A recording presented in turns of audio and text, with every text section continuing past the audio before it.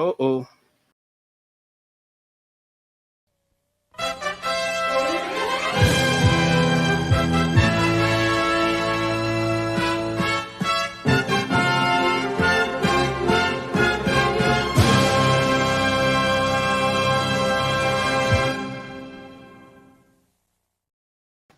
Hey, what time is it? It's unboxing time!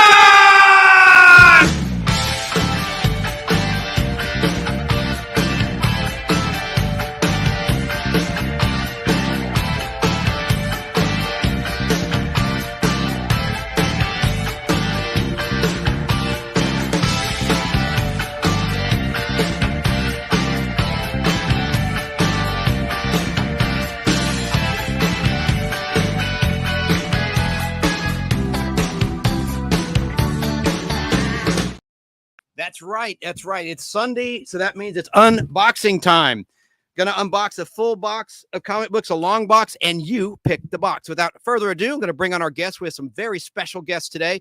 Open by Chance YouTube channel. Hello. Hey. And there we are.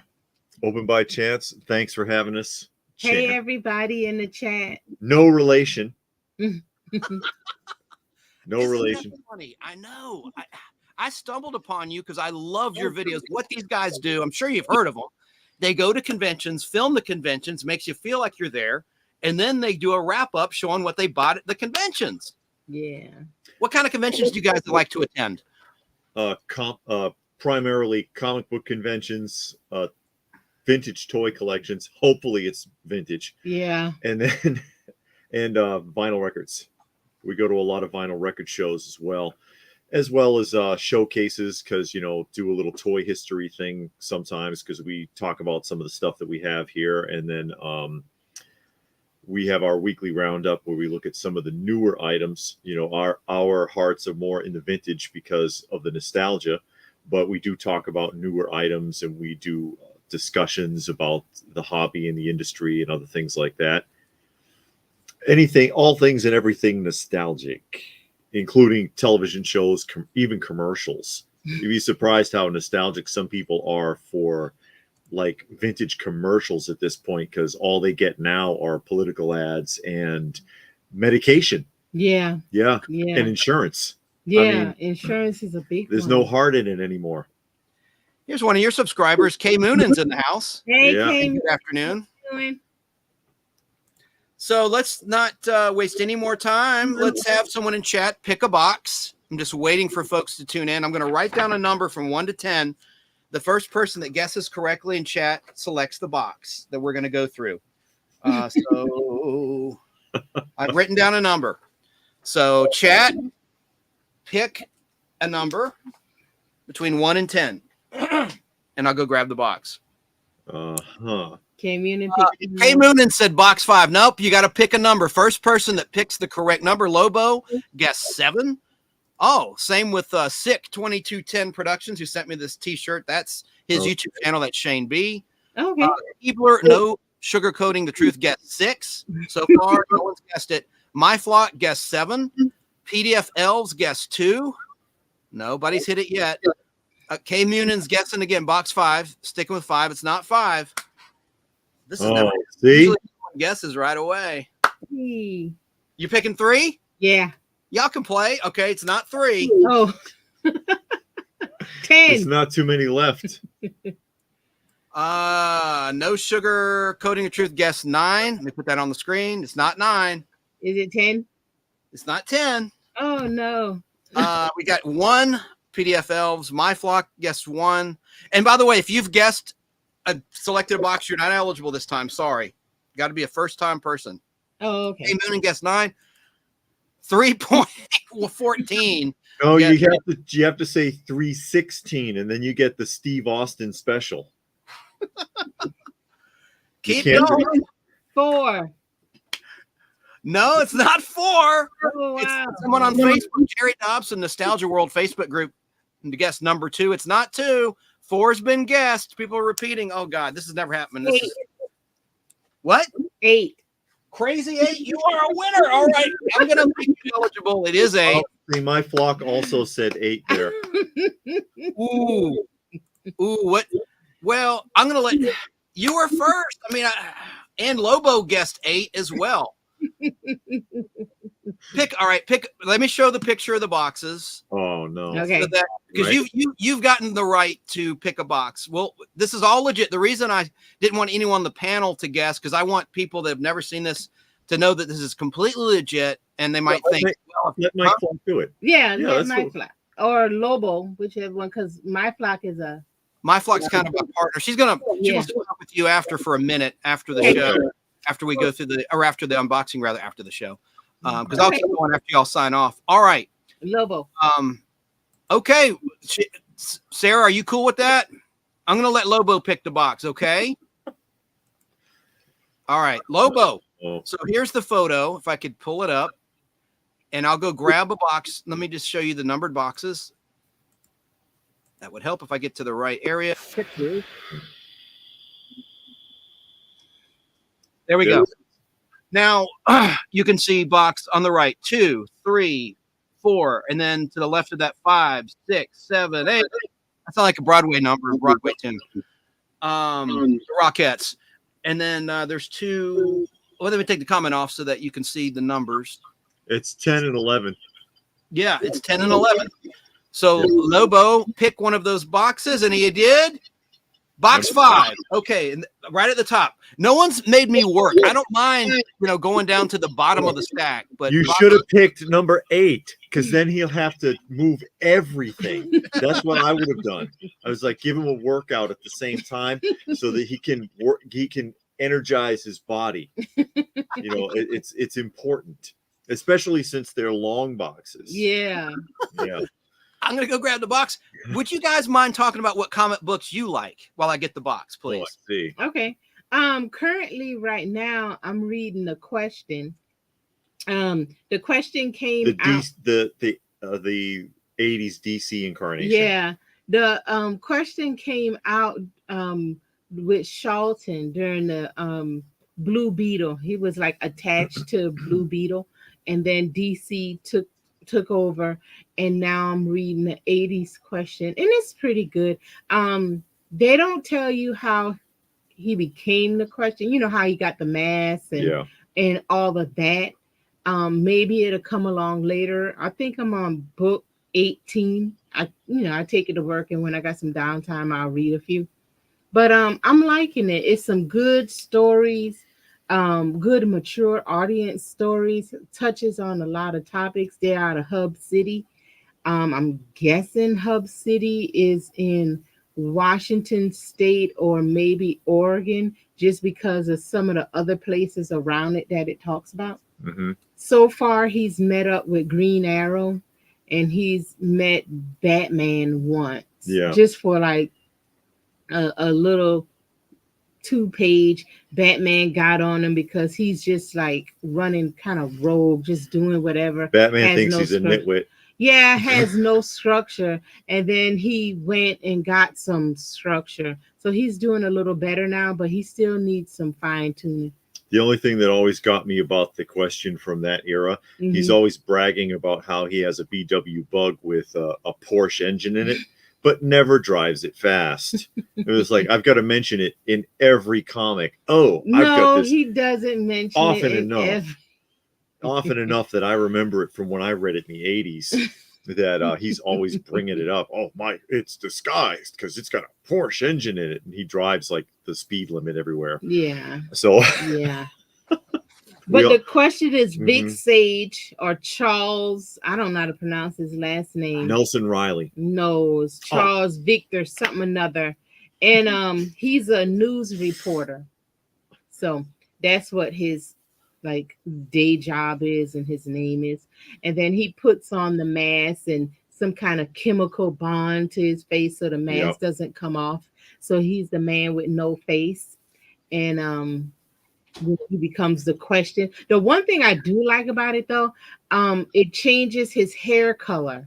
Yes, so the gas. The gas in the mask, or when he opens the mask, this gas comes out and it changes his hair color. Unlike Superman, he just Glasses. Puts on glasses, takes off glasses, and nobody knows anything. Glasses. You know what? I think it would be more entertaining if it was, in fact, Charles Nelson Riley. It's not. Oh, I'm the question. That would be great. But anyway, a little hoodoo. You never watched Lidsville, did you? No. Who's seen Lidsville? Come on now. Nobody's ever heard of Lidsville. I know you. No, people know who Lidsville is. They got to know who Lidsville is because that's from the Croft Superstars. Oh, it's one of their live action Saturday morning insanity shows that people got on them about because of even the term Lidsville. It was a reference to dropping acid in those days. Oh, really? Yeah. And if you watch the show, you kind of feel like that too. It's like, oh my God. But Jerry says there, he says, funny how people say comic books are for children, but they are for all ages. Well, they were initially written for adults. Yeah. Like if you ever watch any of the old shows, anything, even any old movies or old TV shows, sometimes you see a guy reading a comic book. That was common. People, mostly adults, read comic books in those days. Yeah. Up until Sodi. And Sodi ruined it for everybody. Seduction of the Innocent. Yeah. And I mean, Trials when you in read 1950, 1953, 1954? I'm not sure. But they came out with the Comic Authority then, where they had to, change it up, and it had to be more family friendly. It had to be government regulated, and then it made their own regulation to keep the government out of it. But they went from 2,000 comic publishers to 200 in a couple of months. It destroyed the comic industry. Yeah. But that's why people assume it's for children, because they were like, oh, they told Congress it was for children in these trials, and it wasn't. This is adult books. Kids, when they were marketing, if you look at the old books and you see somebody with being chopped up in a cover of a comic or something, that was for people in our age group. And so, yeah, it's just like with the cartoons. Oh, Looney Tunes is inappropriate. Those were movie shorts for adults that were in cinema, that were adapted for television, and on and on. But yeah. Anyways. Hey, Moonin says, I'm with LPH, Lady Pop Hunter. I've never heard of that show. And I've heard of Charles Nelson Riley, that's for sure. Lidsville. Yeah, Lidsville, Sid Marty Croft. Yeah, see? There you are. The only two people on earth that heard of that show. Sid Marty Croft was classic. Here is box number 5. Box number 5. Okay. I've had it sitting here. I just wanted to hear you talk because you're very fascinating. You're both very knowledgeable about pop culture history. We try. Now, when we open it up, it's a full box. Okay. Looks like most of them don't have backing boards, but they're all bagged. Okay. That's what we're going to go through. It's a start. Yeah. You got half the battle is won. And that's right. And let me just do a little video, 2 seconds long. Okay. Little joke video. You'll know this reference, guys. You'll know who this guy is. Because I don't know what's in this box. I've never gone through this box. So who knows what we may discover? Dr. Zachary Smith. He was a blast. He was a blast at conventions back in the day. Oh, was he? He used to go, when I was doing the Great Eastern Conventions in the 90s, him and the guy who did the robot used to tour together with the robot. And they would get on the intercom of whatever show they were at, and they would do the robot and Dr. Smith routine over the intercom at the hotel. Oh, okay. He pinched my butt once, Jonathan Harris, in 1992. I'm serious. We were having drinks at the hotel at the Atlanta Comic Convention, the Century Center Hotel, the Marriott. And a buddy of mine says, Jonathan's having drinks. Come on, we just finished dinner. Come on and talk with him. I was like, I don't know, maybe 19 years old. And he was a married man, but it caught me off guard because when we finished the night, I'm about to go home, and he goes, night yet. He pinches my rear end and goes up to his hotel. Strange. If it makes you feel any better, I got pinched by Snoopy once. That doesn't count. At the at Worlds of Fun in Kansas City. And more so than that, from behind, reached right up between my legs, Snoopy. And I'm like, what the hell is this? And I remember I was working for the Juvenile Justice Authority at this time. And as it turns out, the ROTC from Topeka High School was in the costumes that day, and it was the girls from ROTC. So it was one of the ROTC high school girls who did it to me. I don't know who, but I thought, I was like, wow, that is really weird. No, I don't even want to know who it is. At least it was a female. Yeah, at least it was Nothing wrong with the other. But hey, look, what's cool is on your YouTube channel, Open by Chance, you have a nice figure of you as Captain Kirk and your lovely wife is Uhura, and there's an Uhura comic book. Oh, that's right. Yeah, that's right. That's us all day. And there's behind me is Captain Kirk, the action figure. But I'm getting off track here. There he is. That's all right. There you go. Action figure. Is that the new one or the old one? That's the old one. Oh, okay. Because you know the new ones fall apart.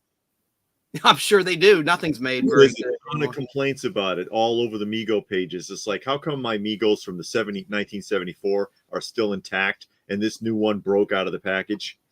But yeah, that's. Oh, they're right here. Yeah. Now here's some books. It looks like you hit a lot of Star Trek. Okay, that's what's in the box. This is a Star Trek box.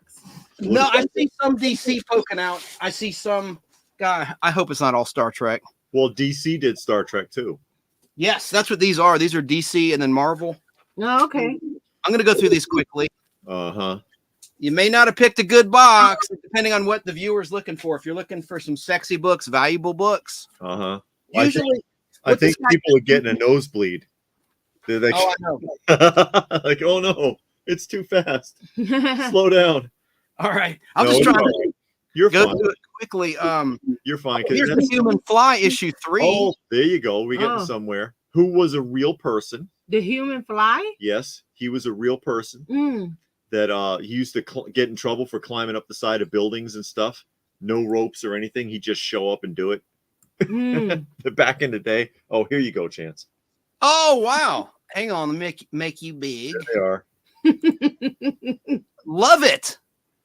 Look at the lovebirds. That's cool. They're reenacting the kiss from Plato's Stepchildren season 3. Well, they're not dressed properly for that, but you know. That's true. They're not in their evening gown. They know the Greek attire. Only unlike Kirk, you know, I tend to stick to the one female. Kirk Very Kirk gets around, you know. You're an honorable man. And Human Fly was a stunt man. I think David said that. Yeah. Yeah. More When they tried to make real people interesting in the media. That's how you get like Evil Knievel and J.J. Arms and people like that. Star Trek. I'm going to go through these quick. That's interesting cover. Never seen. Can you see that? Is it really tiny for you guys? I wanted to have you guys on camera too, instead of just me solo. That's what I've been doing, is just showing the book solo. Yeah. But We people want to see you too. I don't know if somebody might be watching on their cell phone or something. Well, these covers aren't that great, so I'm just going to keep it like in this format for now. Okay. Star Trek Unlimited Paramount Comics. Oh man. I can't remember who it was, but I talked to the guy that used to do the Next Generation comic Mm. at a show once, and he said that he hated the colorist because the colorist always makes his Worfs look like a dog. He's like, I work hard on that. It's good art. he ruins it. But that was the old Next Generation comic, the first series, Next Generation. Yeah, you never see colorists making convention appearances, do you? Or letterers. Some colorists are really good. It depends. I know. You know, and some of them, they're just doing the job. They get no love. Yeah. The unknown talents in the comic book industry. The colorists and there are some letterers I prefer, actually. Yeah. Do they still even have letterers anymore? Because I know a lot of stuff's been done away with. What does the letterers do? Oh, Write the words in the bubble? Those words are handwritten. But they all look the same to me. Well, they want it to be legible. There's Captain America Civil War, more modern book. More Star Trek, double size issue. Oh, Okay. With Tales from the Dark Side, the movie ad on the back. I know it's very hard to I see. remember that movie. I like the show better than the movie. I didn't think the movie was all that good, but the show was. Oh, look, Star Trek. Now we're getting somewhere. Oh no. It's all right. I don't know. Hopefully, Well, I see some Avengers coming up. I mean, we're gonna get some variety. It's about the banter. So, yeah, it's about the side conversation, Yeah, not I so know. much of what the I think books are doing. I think that's what matters Lobo. more so. I'm teasing Lobo. No, You didn't know. no Golden Age LB Coles. Come on. You need to dig deeper. Dig deep. The friend that sold me this collection, what he would do is he'd read a book and throw it in the box. So it's in completely random order. I guess he was on a Star Trek binge because these are all Star Trek. Usually the boxes have been very diverse with what I find in here. Look, there's Scotty getting some. Keebler says he's having trouble seeing. Uh-oh. Well, you could put us in the micro box. Yeah, and the itty Oh, I'm trying to learn how to do that. Let me see. Micro box. You have to dig deep. Like in Oh God. You've seen the movie Like Oh that. God. Yeah, there you go. You saw Oh God. Yeah, Oh now God, you can see haven't you, better. Chance? Yes, love it, David. Yeah. And when John Denver is confronting the priest and he's up on stage and he was like, I need you all to dig deep into your pockets. Yeah. You remember? There's a number one Marvel Star Trek. You got that one, don't you? I do have that. These are old bags, man, from like 1983 or something. I mean, you know, they don't feel right. I need to get to the comments, don't I? But I don't want to slow everything up. No, don't disrespect. Hello. Hey, hello. You are not moving fast enough. We need. All comics are good comics. You had to do everything fast. I'm Hall, on a cell. Yeah, that's what you alerted me to this comment. Yeah, that's right. But there are no real Plastic Man or real Stretch Armstrong Man. Well, there's Reed Richards, Mr. Fantastic, and there is a Plastic Man. Yeah, that one's been done by a bunch of different people. Here's a Whitman Star Trek. Hey, kind of a there you weird go. cover. Yeah. Another Whitman painted cover. All right, now we're getting somewhere. Yeah, we are. I may do another box. Well, you may have time. This is a cool series. We're not going to run out on you. Yeah, we ain't in no rush. We've done all we have to do for the day. I appreciate y'all. I wanted to have a good box for y'all. You're special. What is that? Hold on. This one? What is that? Superman. Oh, Batman. Damn demon. But look at his teeth. There's Oh, that's his mouth. Okay. Yeah, chomping on the Justice League. Man. Okay, I see it now. Okay. Here's a Superman as an angel. No. Justice League of America. David, you have knowledge about these more modern books and this one just got torn. Oh no! Unexpected. No. Oh no! It was gotta slow down. Boo! It's stuck to the thing. Oh no! Look, I don't know. It's bubble gum. Oh, there's dang it. Okay. You can still read the book. Just glue it back together. Just get hot glue and glue Tales it back of together. The unexpected. Oh man! It's from 1976. Did you know she's into those like? I collect that. Look at the skeletons on the island. You want this one? I mean, I do. No, I'll glue it back together. I'll put some tape on it. It's yours. Next time I see it at a convention, or hopefully you invited me over to your wonderful home toy store. No, not store. No, it's not for sale. Museum. I know. Museum. That's it. You're right. I'm sorry. Try.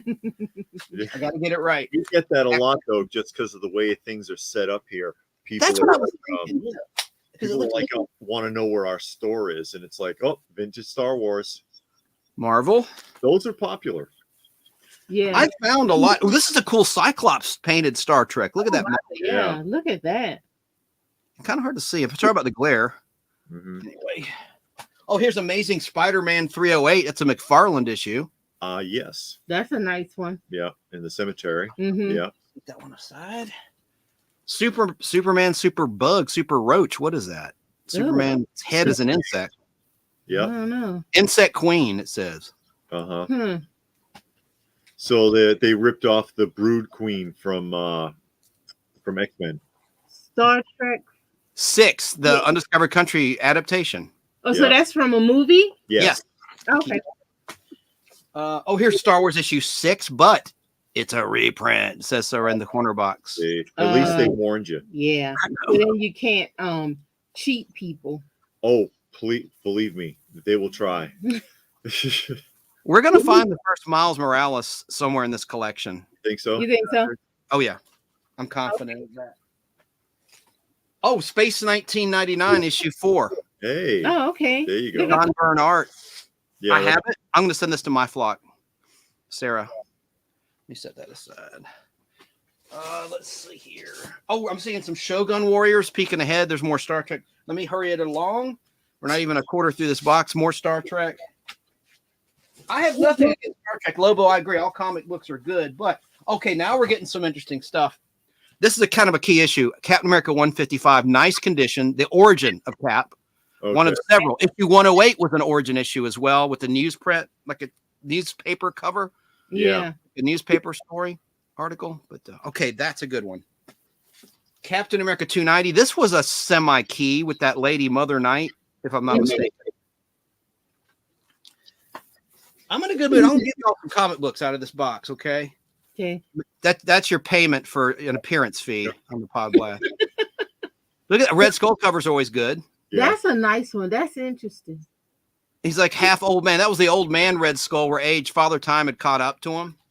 Oh, okay. He wasn't immortal anymore. He's just like an old man. Oh, Superman book and record set. Oh, there you go. Is the record still in there? I can't tell. Let me open it up and see. It doesn't feel like it is, unfortunately. Well, you can probably find the record before you can find the book. Oh, it's not in here. Yeah. I'm sure you could find the vinyl if you wanted to. Separate and for cheap too. If there's no book, I'm going to put it together. That's a good idea. I'll assemble it. The book is probably worth more than the vinyl Oh, really? Pretty good shape. on book and record sets like that, because you could often find the records without the booklets. Look, an empty bag. There you go. You needed that for the other book. Yeah. Ooh, here's a Lady Pop Hunter and a Chance cover because I love bunny rabbits of a pet bunny. Look at that. There you go. Look at that. It's like Alice in Wonderland with an evil rabbit. That's a good one right there. What's 50 hopping down the bunny trail? It's probably from 1981, I would guess, with that 50-cent price tag. Yeah. Okay, that's a cool one. I'm keeping that one for sure. Oh, Spectacular Spider-Man 3, Peter Parker. Not amazing. I know you little Lady Pop Hunter does not like Spider-Man. No. For those who don't know. But I do have a couple of Spider-Man books because they have some good covers.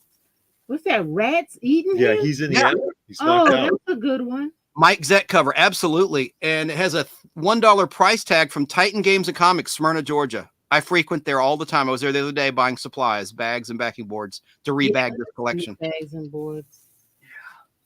Ooh, here we go. Guys, we may find the first Venom, maybe. Here's 2 McFarlane issues in the same bag, 309 and 10. These have a little bit of value, I suppose. Okay. Action. Y'all froze up. Uh-oh. Let me hold the phone. My guests have frozen up. What do I do now? Can they see me? What do I do now? Sarah, help me in chat. Oh, they went away. They're going to come back. I hope. I'm never lost for words. I'm not now, but I just want to make sure my guests are okay. Their signal went down. Let me get my phone. James Install's in the house.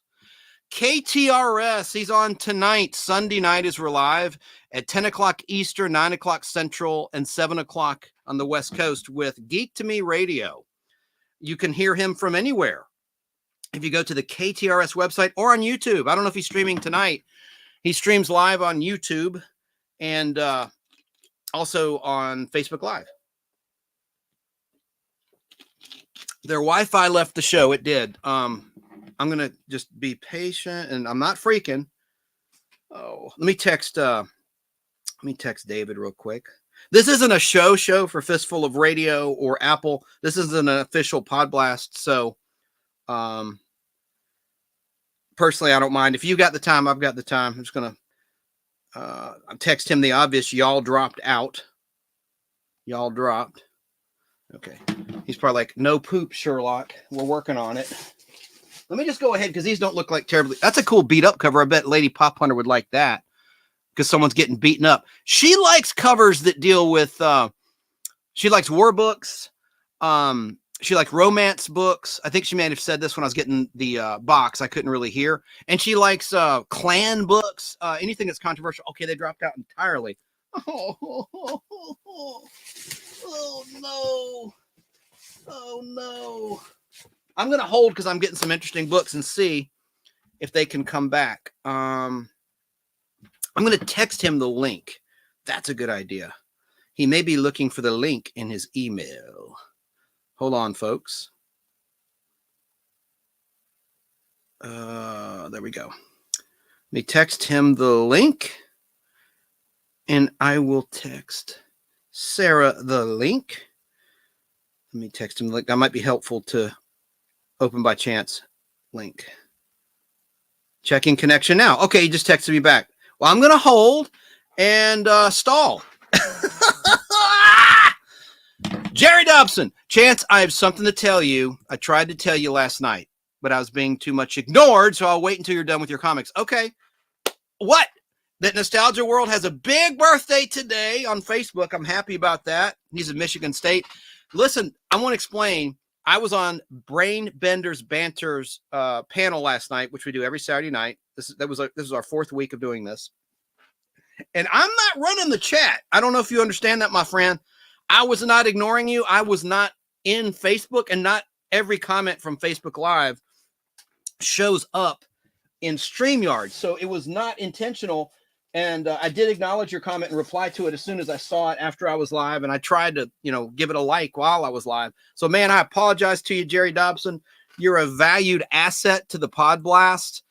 So cool. Well, after the comic books, stick around. Of course, James Enstall, thanks for the shout out. It's a great show. He interviews people currently in the entertainment industry, comic book artists, comic book writers, actors. He had Phil Morris. I was really impressed with his interview with Phil Morris, who was Greg Morris's son. Greg Morris was basically the original black guy on Mission Impossible and a whole lot of other shows like Vegas and stuff like that. Great actor. And he did a lot of game shows too, Greg Morris, like Password Plus. Very personable man. And I love Phil Morris as well. Phil Morris had a notable role in Seinfeld. Tons of stuff. He actually acted in the Mission Impossible reboot on ABC from 88 to 1990, filmed in Australia.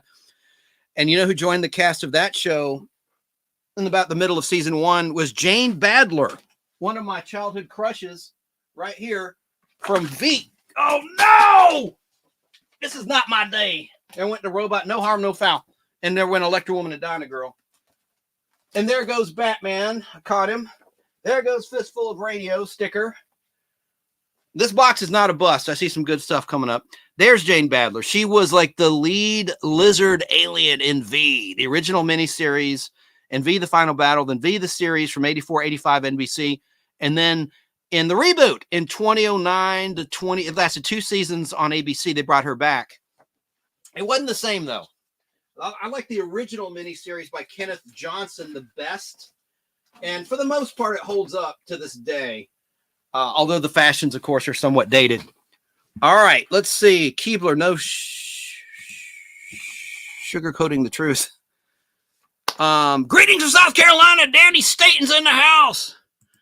Danny Staten's in the house. Keebler, no sugarcoating the truth says, thanks to my producers, my new show has been completed. Show 1 has been completed. Chance, how much did you pay them? They put a whole category dedicated to comic books. Yeah. What, for the collection? $800 for almost 5,000 comics, if not 5,000. I'm late. It's okay, buddy. Our guest dropped out. There's some technical issues going on with their signal or their internet. Maybe their internet went out. So what should I do? All right. Let me ask. I'm going to text David. Should I hold? I can stall and we can just talk and chat. And I can play some clips or something.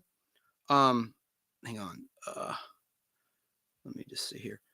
Should I stop until you come back?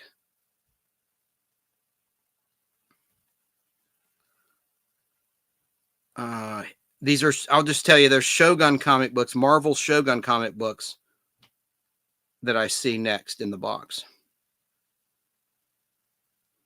He likes Shogun. They collect toys. They love these toys. They have collections. They could talk about their collection of the original Shogun toys. Okay, there we go. Should I stop until you? There they come. There they are. There they are. All right. Sorry. Yeah, I don't know. Sorry about that. That's okay. We don't know what happened. The everything went off, and I went and I reset the box because we don't have we don't use Wi-Fi. It's all hardlined. Yeah. So it's all Ethernet, so it doesn't make any sense. Look here, Shogun. I was just priming the pump because you have these toys. Yeah. Yeah, I have. Actually, I got one right here. Excellent. No, they're behind me. Oh, let me make you big. Let me, if I can figure this out. There. Those are the jumbo Machinders back there. There they are, right behind Lady Pop Hunter. Yeah, and I've got Godzilla's in front. Look at those three Godzillas. Because the jumbo Machinders range from 22 to 24 inches, and then there's the mini jumbo Machinder, which is like about 12, 13 inches tall, and then there's a 5 and a 3 inch die cast version. So they had a lot going on. Happy anniversary, Jerry Dobson, to Nostalgia World. It was yesterday, May 18th.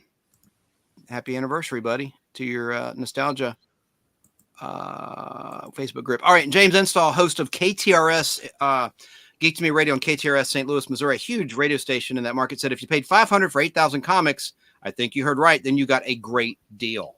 Yeah. Okay. Yeah. There's another Shogun cover. Warriors. A lot of those have printer creases. Really? Warriors run, yeah. Mm-hmm. A lot of those, especially issue 1, you'll find a lot of issue 1 with a printer crease on it. I have 2 of those somewhere. There's some here from this collection I've already rebagged. Now There's issue 2. Now he's going to issue 9. Yeah. There's You that might one. get a whole run out of it. Yeah, he has whole runs. I think the whole run of Star Wars. I already sold issue 107, the last Star Wars, on eBay recently because I already have it. I don't need 2. I don't have a whole lot of space for all these comic books. Okay, let me continue on. There's another Shogun. Here's a Shogun issue 13. Let me get on here. Issue 12. Sarah, you popped in. I gave you the link. Sarah, I'll bring you on. Come back later when we're done with the comics. And if you want to talk to Open by Chance for a minute, I know you wanted to. There's issue 10. Look at that dude. Yeah. Double-headed dude. Double-headed dragon. 3 heads. 4. 5 heads. Yep. It's like hands or heads. It's the Hydra. Oh, I see. Yeah, I just can't. There are 5 heads. It's kind of hard to see. Let me take it out of the bag. It's the Hydra. You have that? No, I don't have but a couple of issues of Shogun. No, I mean, did they make a toy of that? Yeah. If they did, they didn't do it in the U.S. Because all of the U.S. market stuff is copies of the things that were made by Popey in Japan. Oh, okay. But scaled down because they took a lot of the features away when they adapted them for the U.S. market to save money. I'm spying ahead, folks. I see a lot of Avengers in this box. Avengers comic books coming up. So let me get to it. I appreciate y'all spending your Sunday with me. Open by Chance. Oh, yeah. It's all right. Hopefully we won't have an interruption. I know. Yeah, that's frustrating. Issue 6. Maybe I'll get to number 1. Issue 5, they're going down. Issue 3 is in my hand. There's a number 1. I see a number 1. Shogun's a classic series. Number 3 doesn't go for a whole heck of a lot, but it's a classic series. You know what else he collected? The whole run of is Godzilla. Mm-hmm. There's number 1. To your point, now where would the creases be? Nice shape. Probably on the back cover if it's there. I know they had that problem with Micronauts too. Ooh, look good. They had that printer's crease. Mm-hmm. But you saw a lot of that in books in that era, from especially from Marvel. Yeah, that's a pretty common occurrence. And you can't fix it by pressing that either. Oh yeah. No, you can't fix a printer's crease with pressing. How does that affect the grade? They usually give that a pass as long as it's not severe, Okay. because they know it's something that happened in manufacturing. Mm. Oh, Hulk. there you go, classic Hulk. Hulk 224. I think they made a poster or something out of this, right, David? Or was it a promotional house ad for Marvel? That image was used a lot beyond that cover. Ooh, Cap 156, Cap versus Cap. Okay. Nice condition. I'm willing to bet that Cap probably won. It says 2 into 1 won't go. No. Avengers, was it Nebula? Nebula Triumphant. Yep. Avengers 317, Spider-Man. 316. Let me get, hopefully we'll get to some Silver Age Avengers. You should bring it up as a stack and put it in your lap. You're going to get dizzy. Good idea. It's probably, or And hit it's your like head on really the awkward, desk. too. Good idea.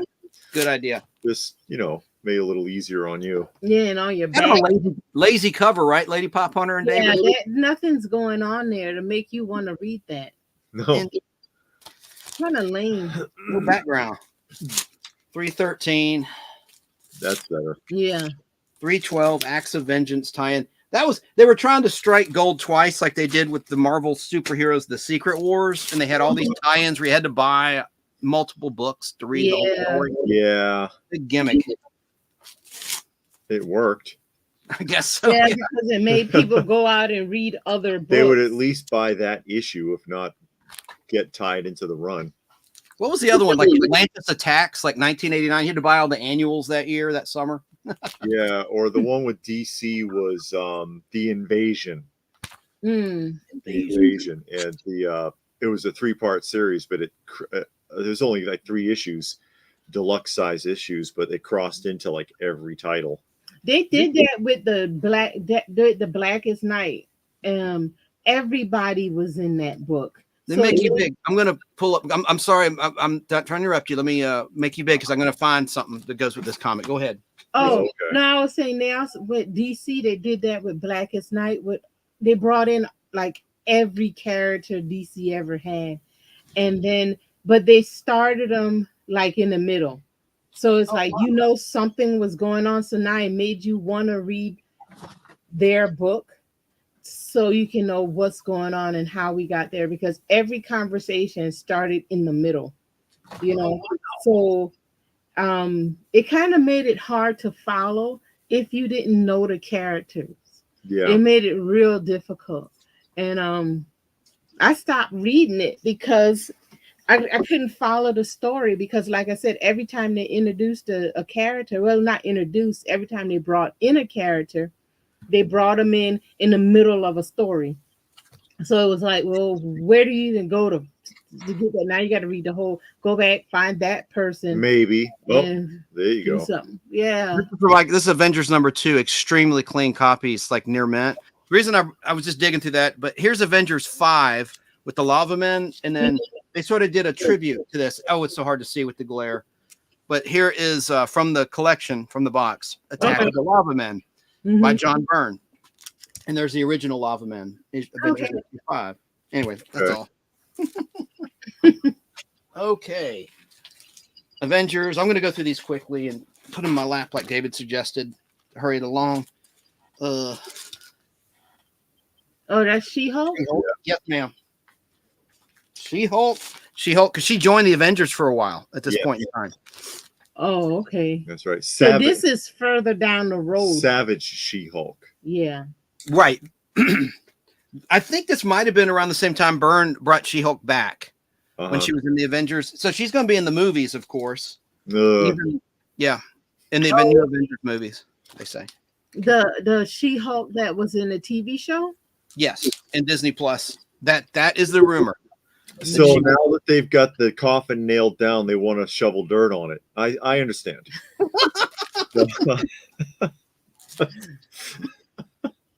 I don't know what they're doing, but I mean, we were talking about that on our podcast last night, our live last night, that these agencies, they need to just put that stuff on the shelf for a while and give it a break, let the dust settle, because people are just so frustrated with everything that's been done with their franchises for a while Yeah. And they give them a break, give them a chance to like move away from it for a while, because even people were making the argument, oh, Disney's going to do another Star Wars film, and it's but we haven't done a film in a long time.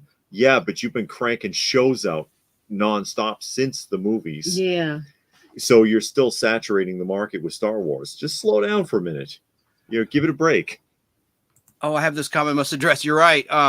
PDF Elves chant, stop being mean to Sarah. You send her a link and never let her up. That's because I didn't know if Open by Chance are coming back. I'm going to bring her up at the end. I don't want to have too many people on at the same time. She's not a comic book collector. No offense. And I love Sarah. I'm not being mean.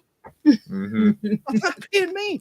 She has the link, and she even said, she texted me. She's fine. She says, well, let me know when I can come up. So that's what we're going to do. Avengers 280. Let me just hurry Those 70s and 80s Avengers titles. Mm-hmm. They're going back in time, so now we're getting to some semi-cool ones, I guess. There's 277, 276. Oh, gosh. Okay, let me get another stack here. Yeah, these go back quite a ways into the Avengers. We might see some cool stuff. Okay. Back. I love these covers. You guys know that with the 25th anniversary, 1986, with the border. And you have some I need, like Heathcliff, some rare ones from the Star Kids comics line. Yeah. And Care Bears. Tough. The Star ones Yeah, are the tough. Care Bears. Those are $100 books, I think, minimum, right? In good condition. Yeah. The Web of Spider-Man one is easy to find. Yep. I find that one a lot. That's the laziest one. Like waving. He's just waving. Yeah. Oh no, that's the There's one where it Namor. just has the Spidey symbol on the cover. Spidey symbol. Yeah, it's just a circle with Spider-Man's imprint on it. Oh, okay. Oh yeah. In the distribute. Oh, instead of a UPC symbol. I got you. Yeah, that's cool. Sarah's giggling, so I'm not being mean to Sarah. This is a comic book show. Open by Chance are comic book experts. Chance is a big Wow. bully. I I'm a big know. bully. Sarah's fine. We talked last night. Oh, there after you we go. did a live stream backstage for like an hour. It was hilarious.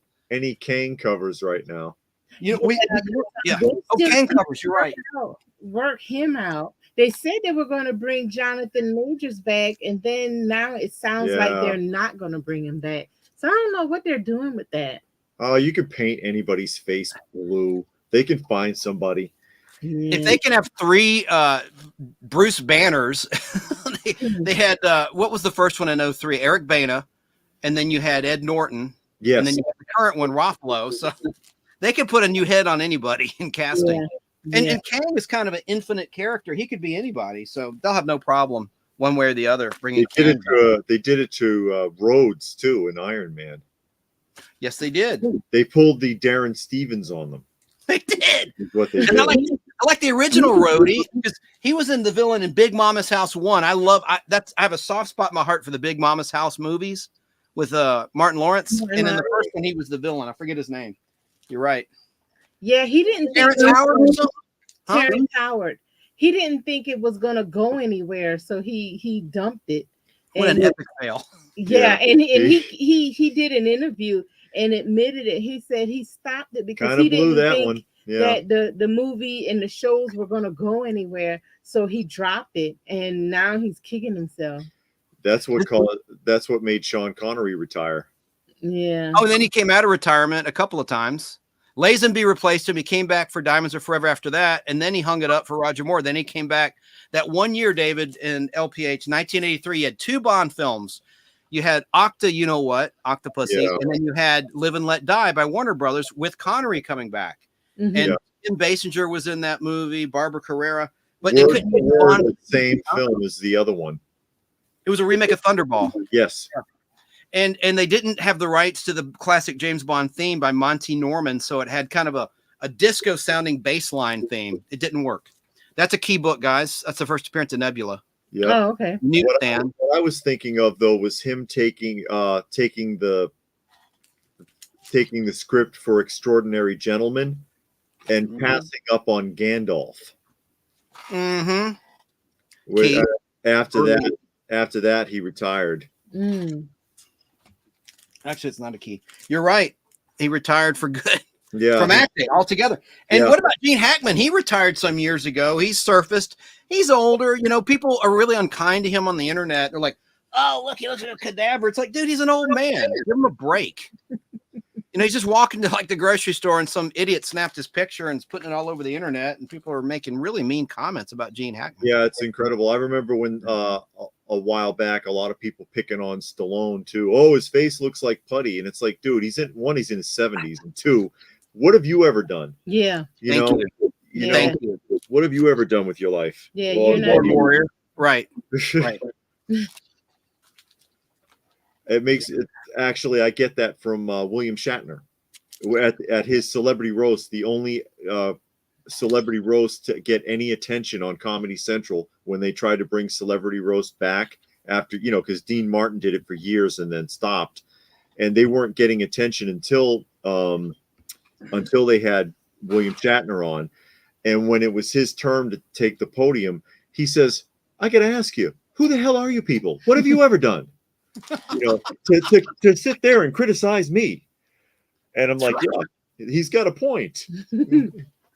Hey, Shane B, I'm going to send you the link when I can today. I want you to come on with Sarah after Open by Chance Skedaddle, and we'll just talk pop culture. There's the Wraiths. You know, guys, about these villains. There was the Rom's villains.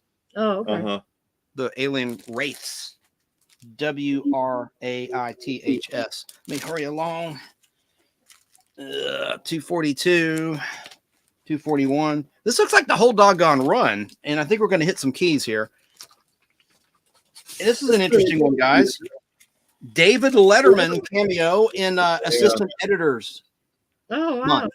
They had all these gag covers the whole month. And the whole premise was, oh, the editors are on vacation. The assistant editors have taken over. So they had all these bloopers, intentional bloopers, and just weird things like this. And look, they even have the DC MC, like the DC comic style emblem there. With the checkerboard and everything. There's Dave Letterman. The Avengers are on Late Night with David Letterman. Hurry along here. These are pretty weak issues, I must say. We're in a bad patch of Avengers. Let me just. It's just like these are the run fillers. Yeah, and look, all these are bent. I need to press these or get them in backing boards ASAP in new bags. Because this is a kind of a. What do you think of this cover, LPH? Boring, interesting, lazy, or good, or what do you think about that force field? John Byrne cover. I don't care for that.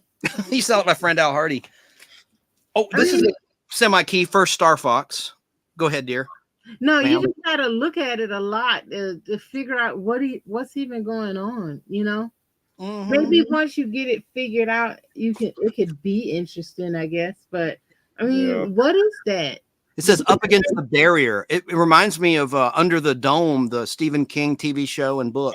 You read the book? I read the book and saw the show. That was a really good book, but it had nothing to do with the show.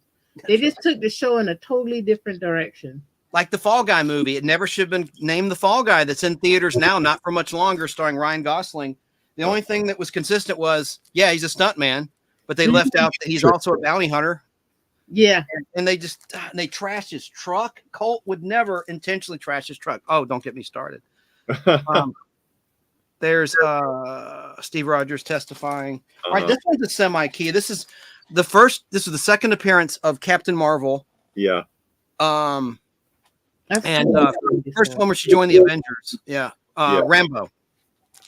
Our first appearance was in Amazing Spider-Man Annual 16, 1982. First appearance. I've got two of them, a newsstand and a direct, my personal. Yeah, hurry along. Whoa. All right. This was an interesting storyline where Yellow Jacket, Henry Pym, is in jail for spousal abuse. He beat his wife. Oh, wow.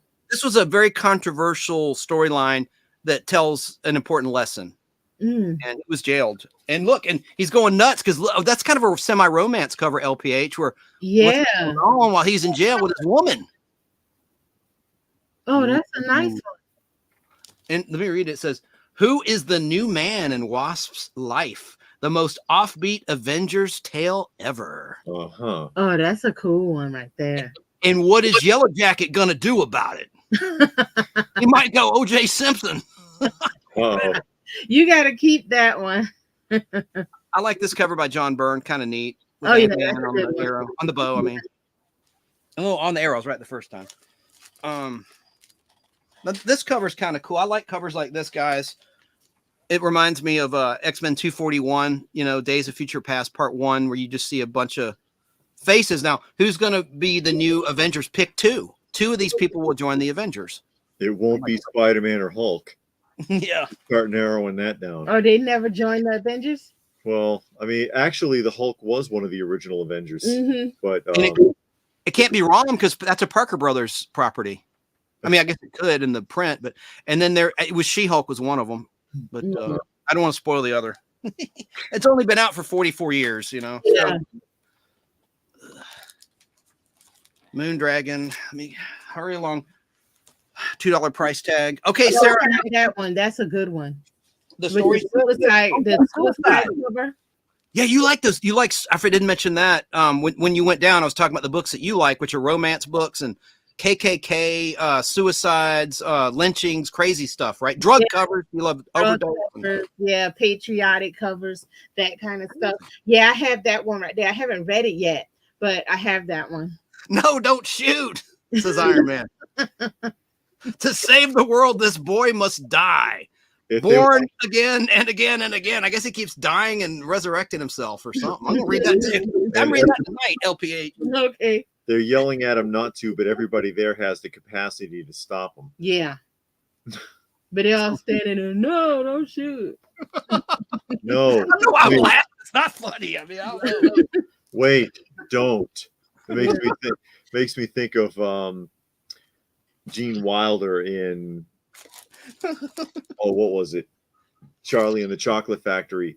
Wait, stop. Don't do that. Yeah. Bad acting. We might come up on the first Taskmaster pretty soon, right? Yeah. Oh, okay. That's 194 and we're at 212. Bent. Oh. I like this guy. He's a very smart guy. He didn't take terribly great care of his comic books, did he? 250. Price tag. He didn't know.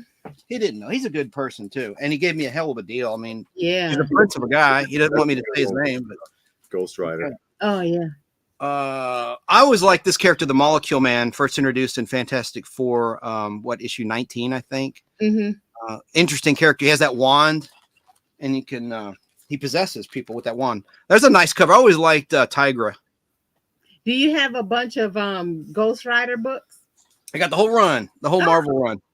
Yes, ma'am. You mean, and do you like the Western Ghost Rider, David? Yeah, I have a couple of those. I'm gonna have to grab it. All right, we're almost halfway done with, maybe more than halfway done with this box. So let me turn up the gas, put the pedal to the metal here. No, not the pedal to the metal. We're not in a hurry. Okay. Besides, you're making your constituents dizzy. Yeah, I bet I am. They're gonna. You're right. I need to slow it down. Let me take a breath. You can slow it down. We're not going to run out on you. Yeah. Okay. You don't want nobody to pass out with vertigo. Yeah, I know. Here's a cool cover. These were hot for a while. Anything with Ultron, that was kind of like the Kang. Oh, yeah. Pre-Kang, got hot for a while. Yeah, you know how it is. Just all that spec buying. Yep.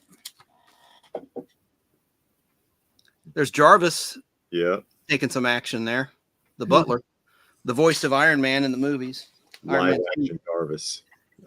Issue 200 double size. I think Ms. Marvel left. This was after Ms. Marvel had been canceled. I loved her new costume she got in issue 20 with the little sachet. There it is.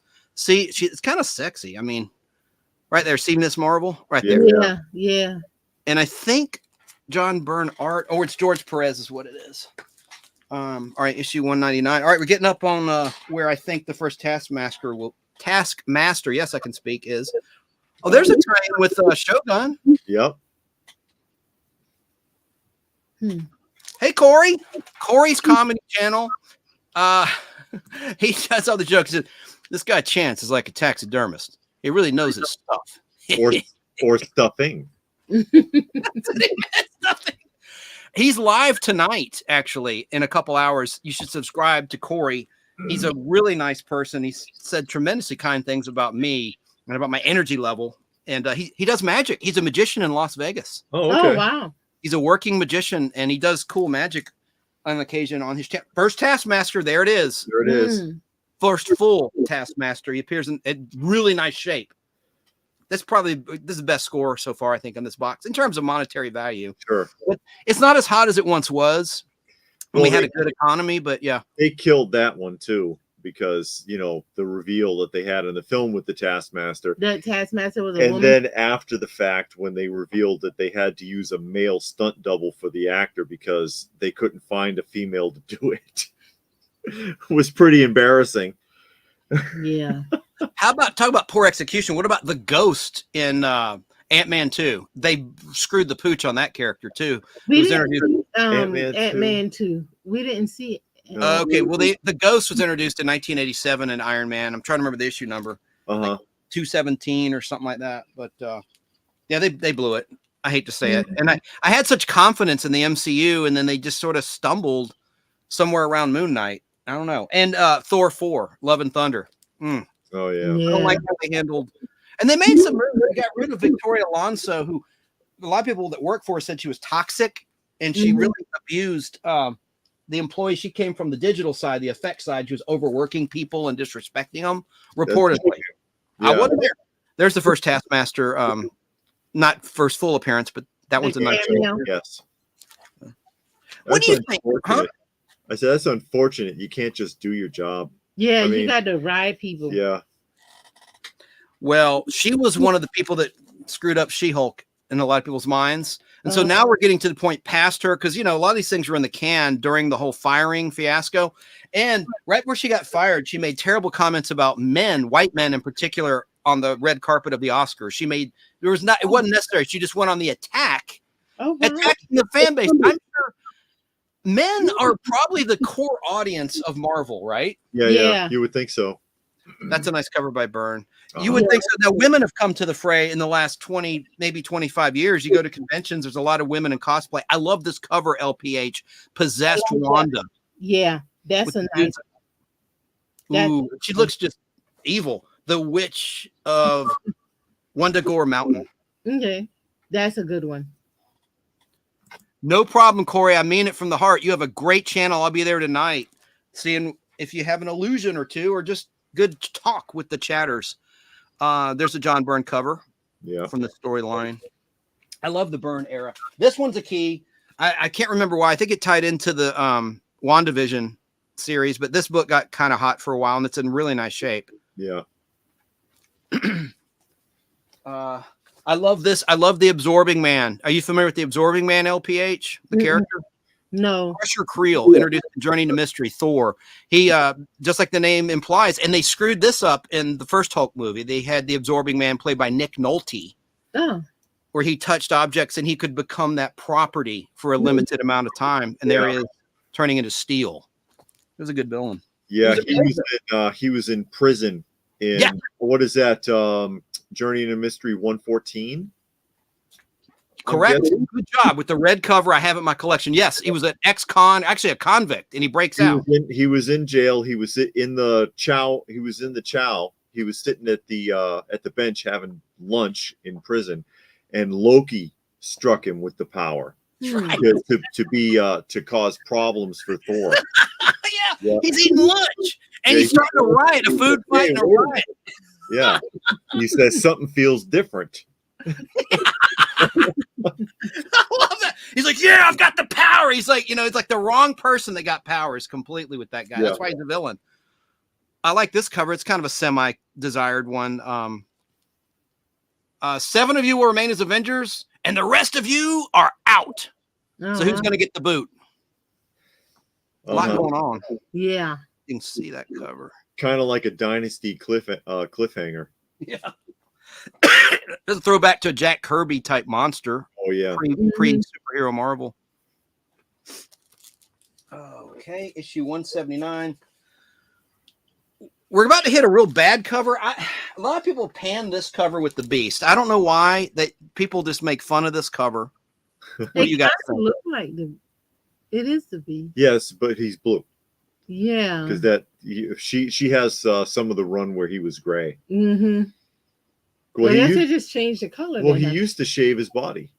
He did. When he was with the X-Men, he shaved, Mm. and then he decided to let it grow out. I'm tired of shaving. I'd be tired of shaving too if I had to shave like 95% of my body every day. He needed a Gillette sponsorship. Get some money from Gillette or something. The razor people. Place. Well, you know, the X-Men were more underground. They weren't mainstream. If he was in like the Avengers, he might have gotten a sponsorship. Right. George Perez era of the Avengers. But then he'd have to wear patches on his X-Men uniform like a race car driver. Mm-hmm. Oh, So yeah. For all of so you know who his sponsors are. This has an autograph on the front. Oh, there you go. Wait, George Perez. Let me see.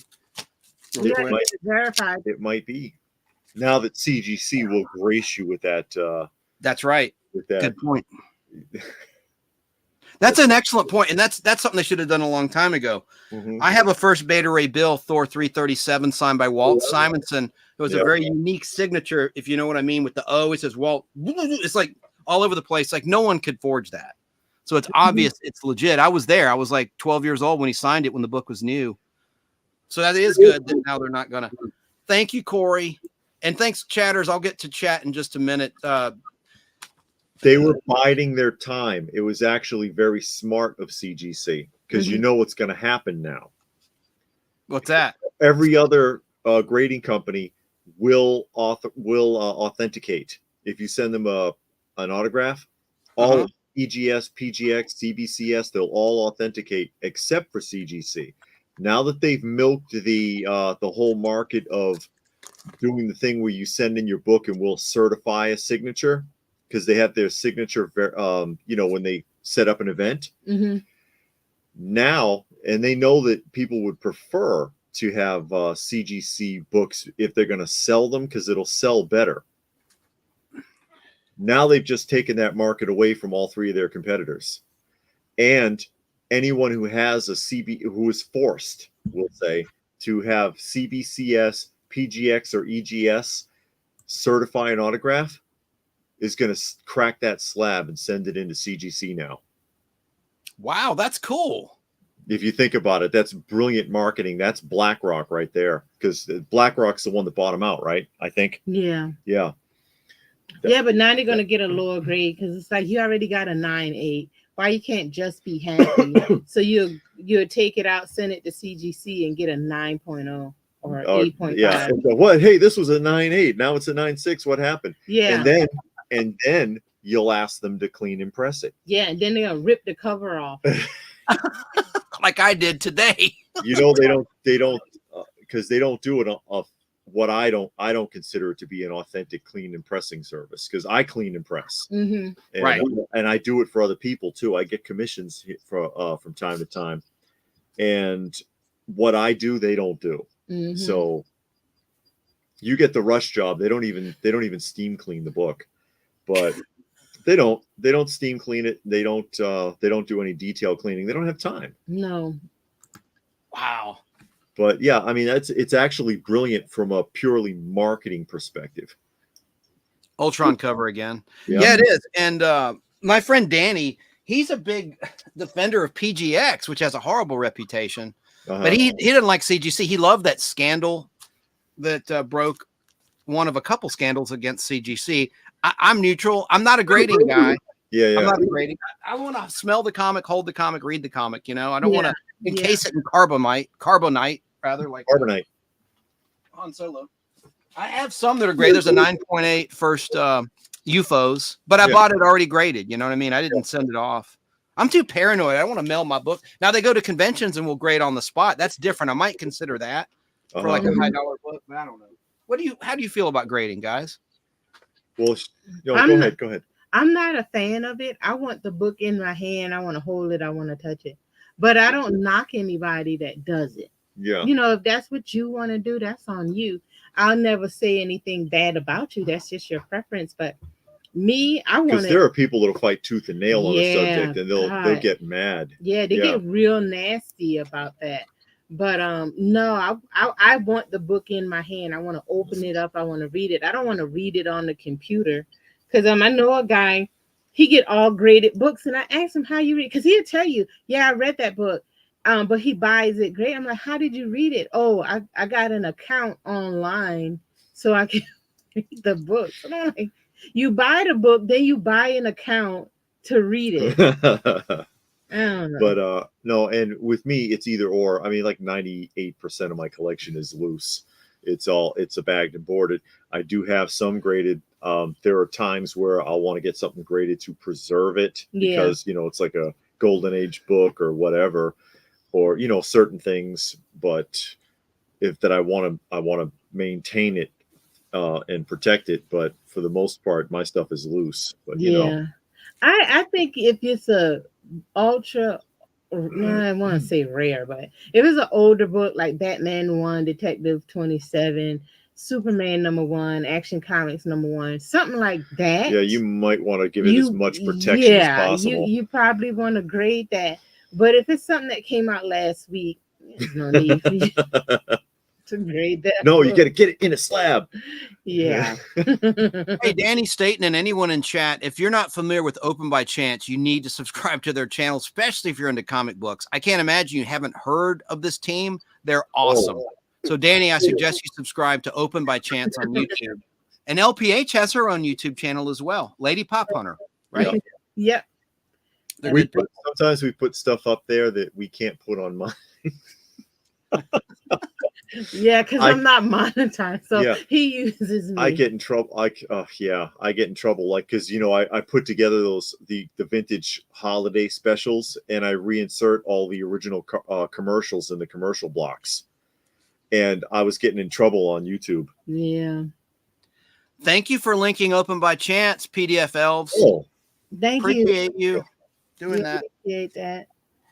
Of course, you have a much higher subscription rate than I do, but I'm sure, hopefully I can bring someone y'all's way. There's George Perez cover. I think John Byrne did the inside art. Yeah, it looks like Doctor Strange.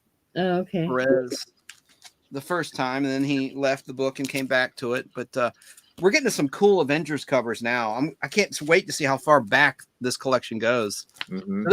So Lobo, you picked a good box after all. I thought it was going to be all Star Trek. Nothing against Star Trek. It's just it'd be a boring video for comic collectors if it's just the same thing. Now, this is the same thing, primarily Avengers, but Avengers is a pretty interesting title. Wouldn't you agree, David and LPH? Yeah, yeah. Well, Avengers is classic. Anyways, going back to the Silver Age of Marvel, and when they started getting into the superhero genre, moving away from some of the other stuff they were doing, which they started with Fantastic Four. That was their introduction into the realm of superhero related stuff. It's too bad they can't get the movie right, but they just can't get the Fantastic Four right on film. They go to Beast again. Yeah, Blue Beast. That's Dr. Doom cover. He's right there. Oh, it's Chelsea Grammer. I like Dr. Doom the way he looks. I like the look of Dr. Doom. Yep. I like that fan art with Dr. Doom and Columbo. That's a good one. Yeah. I've not seen that. You haven't seen that? I love Columbo. Dr. Doom is sitting there with his fist on the desk, and you can see in his eyes, his eyes are getting bloodshot. He looks mad, and Columbo is in the background. It's really well drawn. Yeah. And Columbo is behind him, and he's like, Doctor, just one more thing. And it's done like a Marvel superhero villain team up cover. It's really good. Yeah. You have just to one see it. more I'm thing. sure if you look it up. Yeah, if you look it up on Google, put in Dr. Doom Columbo, you'll find it. Yeah. Cover. But it's a fan art. But they made it look like an actual comic book cover. It's great. And they did. It looks like a classic Bronze Age cover. Yeah. They did really good work on it. Thank you for dropping those links to my and moderators. Okay, let me show another comic. Avengers. Let me get a stack. We're getting to some cool ones now, I think. There's issue 150. Oh, here we go. Here you go, Chance. Oh, hang on, make you big. Hang on. It's a Marvel Spotlight, actually. I thought it might have been a superhero villain team up. Oh, look at that. You say, just one more thing, doctor. Oh my gosh. That I wish they did make a comic then look in cover the- of that. Oh my god. That's And it's retro. Yeah, Yeah, it's got that real strong 70s feel there. I love it. I would buy that. Yeah. And What you- year? You may have already said what year was that published originally? Oh, it's not a No. book. No, it's not a This book. Oh, fan it's art. just fan art. Okay, I was listening. And then Doom That- is looking out of the corner of his eye, like all annoyed. That is bad to the bone. It is. Yeah, I That's- wish that's they good did that stuff. cover. I would buy that book. And it's got that ribbon, the Marvel Comics group ribbon across the top. I love that. Mm-hmm. Very cool. Because you know how Columbo would work people's nerves. Yeah, he did. Especially if you saw the episode with Leonard Nimoy. Oh my God. Yeah. Leonard Nimoy wanted to kill him. Leonard- Oh God, yeah. that I've was seen that one. especially with the coffee, and he was like, "Oh, one more thing. Is there a coffee machine on this floor?" No. No. Go away. There's Yeah, the Scarlet Witch with her man's brain vision in her hand. Oh. Is a cybernetic brain. So that But is yeah, Columbo's great, huh? the inspiration for Brain Guy with the green brain in the dish. Yeah, but Leonard Nimoy broke Columbo because he got all out of character and just told him how much he hated him. Yeah. Oh, also Ooh. food critic. Yeah, Katie, first Hellcat. Yeah, the food critic. He was like, I've seen all of them. I love them. Yeah. aside from your ability to cook, you have no redeeming qualities, sir. He's like, Columbo was classic. What about the ones with William Shatner? Oh, did we see this?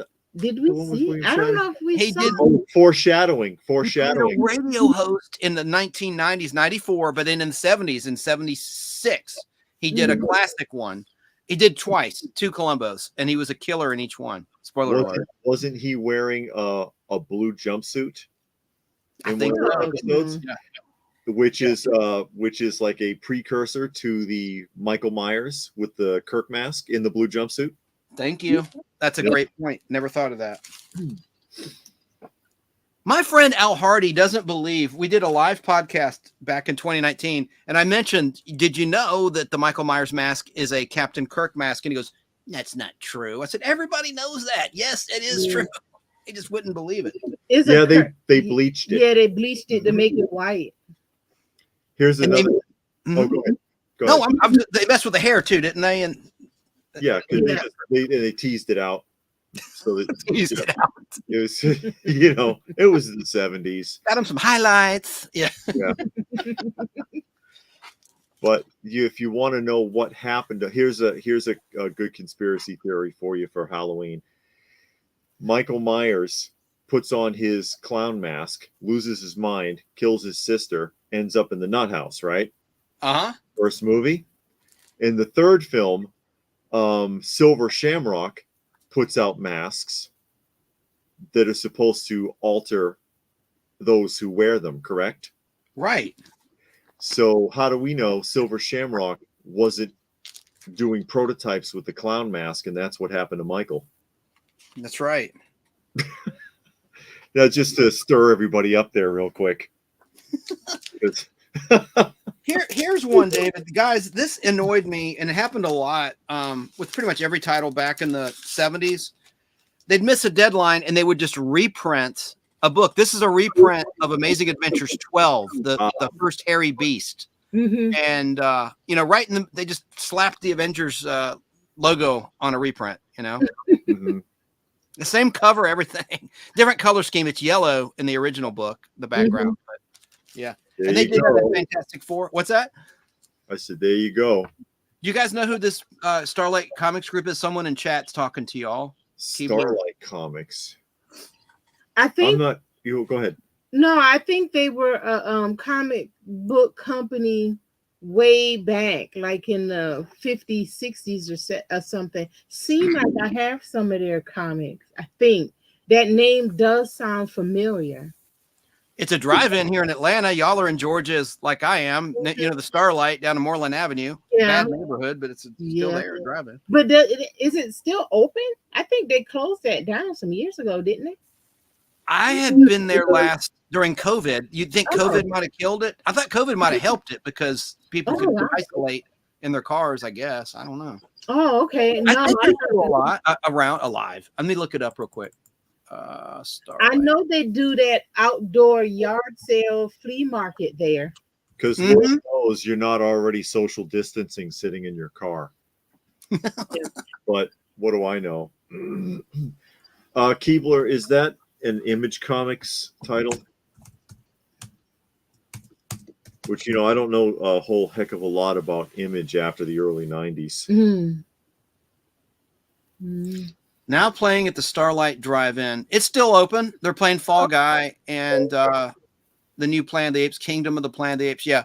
They've got I think they have like 9 screens, which is pretty good for a drive-in. A lot of property. Yeah. Oh, okay. Sprawling. Their food's terrible. Last time I was there, the hot dogs, I never get a hot dog in a movie theater for one thing. I made that mistake. How much was it? About $12? Yeah. And the popcorn was stale. But they used to have, get this, guys, in 07, they had a triple feature for Burt Reynolds, Smokey and the Bandit, Sharky's Machine, which was shot in Atlanta, and Gator. And it was sponsored by a whiskey manufacturer, and they're giving out samples of whiskey at a drive-in. Wow. And Solo Cup filled to the top, not just a little bit. The legality, the liability, nothing happened, thank goodness, but can you imagine that? Oh, wow. Yeah, well, Smokey and the Bandit, the first one, was the only one that was any good. The 2 and 3, 3 was so bad that Burt Reynolds wouldn't even do it. Jackie Gleason did. I guess he needed the check. Yeah, and for 2 and 3 though, Jackie Gleason and his son, their interaction saves it because they're hilarious. But aside from that, 2 and 3 were not well done at all. The first one was really good though. Correct, and Rat was right before Jackie Gleason. Happened to find all those lost episodes of The Honeymooners, the kinescopes. He knew where they were the whole time. That was his retirement fund. And then they released them on Showtime. He did a deal with Showtime for millions of dollars, and then they aired. I'm going to go Will Smith on you. Okay. My hair is messing me up. I'm going to have another Ultron cover. I need a haircut bad.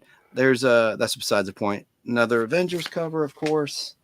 But yeah, Jackie Gleason, and then he sold the rights to MPI Home Video after the Showtime run on pay cable in 1985, and they called them the hidden episodes because the lost episodes was copyrighted to Showtime. Then eventually they syndicated them as the lost episodes. There you go.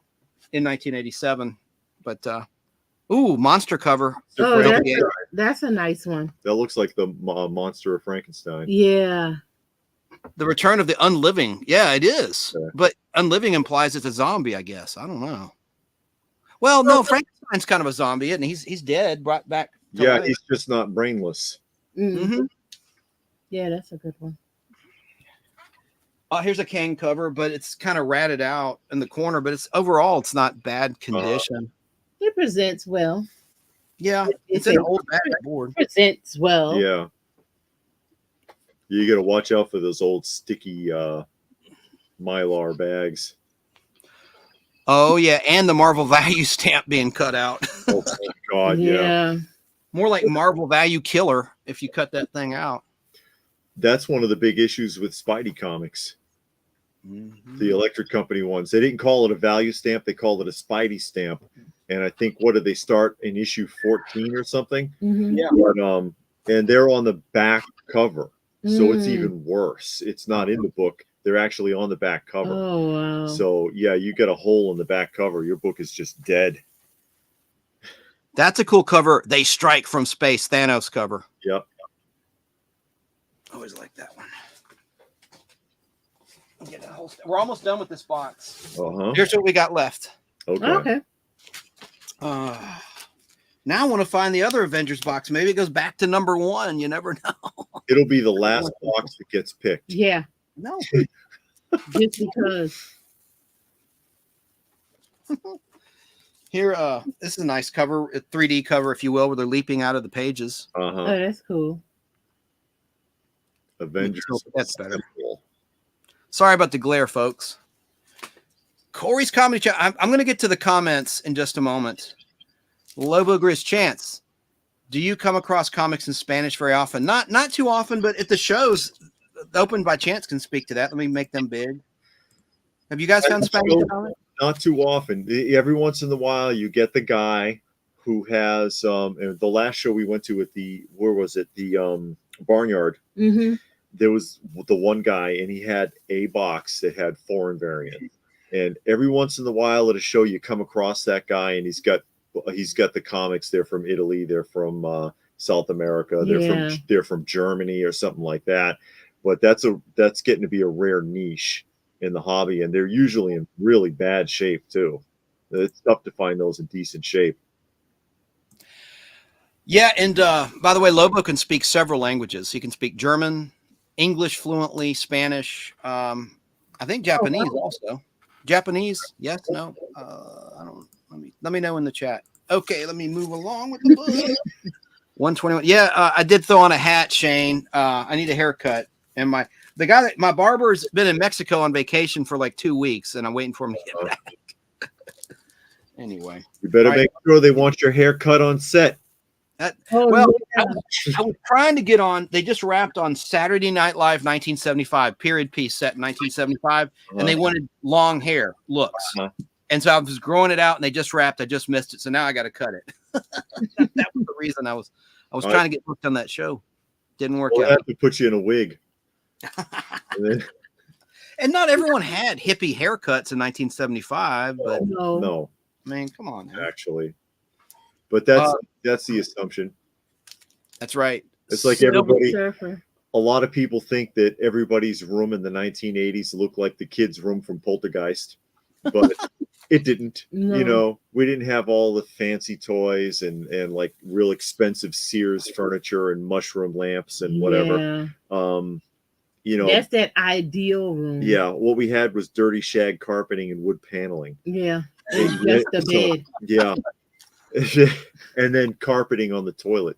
You remember that, Chance? Yeah. I do. How tacky was that? And unsanitary. Yeah, it was on the seat on the back, and then you had that came rug. With a whole kit. Yeah, the matching rug. What, to absorb the urine? I mean, what's the point of that? Gross. I don't know. And then they went to the vinyl cushion. You remember? And then sometimes and then it would bust. It would crack. Yeah. Look at Corey's joke. Don't trust a barber named Nick. But I need a rim shot. That's great. Or tuck. Yeah, you nip and you tuck. But Avengers 115. Oh, look at this. The enraged. You killed my man. I kill you. Oh. What is she saying? You killed him. World, you killed the man I love. And I'm going to make you pay. Hell hath no fury indeed. Like a scarlet witch scorned. Wow. 112 key book. This is the first appearance of Mantis. From Guardians of the Galaxy, the empath. Okay. Yeah. She was a villainess. Oh man. And I need an upgrade. Oh, it's kind of chewed in the corner, but it's not horrible. She was a villain. Yeah. Originally, she sure was. She was a villain to the $1 book when this gentleman bought this from Titan Games and Comics in Smyrna. But there was one also on the south side. He could have bought it there, but I bet he bought it in Smyrna. But I don't know. I'll ask him if he shopped at the one, because I did. I didn't go there that often. But what's that town called, y'all? Well, it'll come to me. It's not near the airport. I can't remember. It's somewhere in Georgia. Somewhere, yeah. It used to be on the south side. 107. I think this has a blooper. There was a book called the Marvel No Prize book. Have you guys seen that one, where it had nothing but errors they made throughout the years that people wrote in and said, hey, there was a mistake. And remember, Marvel would give a no prize, and that was a joke because there was no monetary prize. There was nothing, not even a sticker. It was just a mention. You got a Marvel no prize. And they drew 2 left hands on this guy. Oh no! I got it wrong. All right, one of his hands is a Sith. It's like a blade, Yeah. And they showed him with two normal hands in the book or something like that. It was really dumb, a dumb artist mistake. Well, somebody noticed it. Yeah, it's always that one guy. Yep. And they have had people with two left hands, and things like that. But you should, not you should, I can't tell you I would suggest that you get the Marvel No Prize book if you don't have it. It was a one shot from 1982. It's a lot of fun. I mean, and it's fun and funny. There's the Sentinels rare time where they took on the Avengers instead of the X-Men. Uh-huh. In the question book, one of the books, they got the page backwards. So it goes 24, 26, and then 25 is on the back side. So then when you read It's it, out of order. yeah, but it was made that way. It was put in that way. And then it gets confusing because something's happening. Then it goes to like the end of that. Then you flip the page. And I'm like, what happened wait a here? minute. And then I was like, is it a page missing? And I read it and they had it put in backwards, flipped. Oh, wow. Mm-hmm. Yeah. There's the guy. You see how one of his arms is a blade or his hand is a blade, and they just drew him with two normal hands. That's got to be really inconvenient I know. for a lot of Especially if you're in the bathroom, man. You could really mess yourself up badly if you don't pay attention. If you're a guy. even putting his outfit on. I mean, thing takes up a lot of space. Issue 100, really nice cover, nice condition, has a $7 price tag. Reminds me of Endgame when they all showed up at the end. Avengers Assemble. I like that cover. I wonder if that's where they got that from that book. That scene. I think so. Got from that. And that's Barry Smith from Conan. Great artist. Barry Smith. This guy has a lot of Conans. I'm probably going to find the first Red Sonja. Okay. And other stuff in the Conan when I get to that box. Issue 98. Look at that dude with the mohawk. That's his name. Oh, Warhawk. The Coming of Warhawk. Like a hawk, like a dove and a hawk, I guess. The talon on his little emblem there. Yeah. I'm sorry about the glare. Oh, there it is. You have a great eye for detail, David. I didn't even notice that. Great. That's excellent. Great observation. There. 95. Oh, this is one of my favorite artists. I think he really helped evolve comic art. Neil Adams. Uh-huh. Yeah, I like Neil Adams. And when Jack Kirby returned to Marvel in the mid-'70s, you already had Neil Adams and John Byrne, and I thought Kirby's still the king, but his art was kind of dated. Just like Steve Ditko when he came back out of retirement to Marvel in the 80s with Speedball and other things, ROM, his art looked so antiquated compared to like a Neil Adams or a John Buscema. I don't know. Neil Adams did a lot for DC, didn't he? Yes, he did. He did some drug covers, as you know, for Green Lantern. He did a lot for Batman. He did a lot of the House of Mysteries. Mm-hmm. And he had a little run on Marvel in the X-Men right before it went to reprints. Here's Avengers Annual 2. Ooh, it's bent. Ooh, and that concludes our box. Oh, box 8. Box number 8. No, was it box number? Yeah, it was box number 8. No, you're right. Number 8. Oh, you're right. God, I'm so sorry. Yeah. You picked 8. Yeah. 8 was the choice. Yeah. You are so good. You are absolutely right. Good job, Lobo. 8 was the box. After all. 8 was the box I wanted you to pick because it was on the bottom on the left, and you would have had to dig the whole stack out to get it. Why don't we preview box 8 like a what if? Why don't I grab it? If you got a second, why don't I grab it? And we just look through a couple. You want to do that or no? Do you have time? Yeah, we have time. Won't go crazy and go through the whole thing. I want to be legit and just do one box a week. Except for last week, I did a box and a half because only one of the boxes the guy told me was half full because he made a short box of books that were sentimental to him, and he didn't care about value. I mean, he picked books like his first comic book he told me he ever bought was Amazing Spider-Man 138, first appearance of Mindworm, and so that had sentimental value to him. Sure. Let me make y'all big on the screen, and if y'all could just talk about something, or while I get the box, I'd appreciate it. Because it's going to be a while. Real good. Yeah, at the bottom. So See, I just had to. Oh, David is so mean. Yeah, I do that. Did that on purpose. And it's next door, up 3 flights of stairs. and he's going to have to go next door. He lost his key. Poor There's going to be Chance. all kinds of problems. Poor All Chance. kinds. I know. Poor guy. He goes through so much. And then he gonna get that box, and it's gonna be all Commandy books. Oh, what's wrong with Commandy? You know, that's like that dollar bin book. Oh no, no, I know. It's all 90s Image titles and not even issues number 1. There's going to be 44 copies of Youngblood number 3 Oh, God. inside the book, inside the box. That's what he's going to find. That's I got a question for y'all. Where are you with Dallas? You got there. For those that don't know, comic book people probably won't care about Dallas, but I love Dallas vicariously. I'm reliving watching Dallas through them. They're watching every episode once a week on DVD.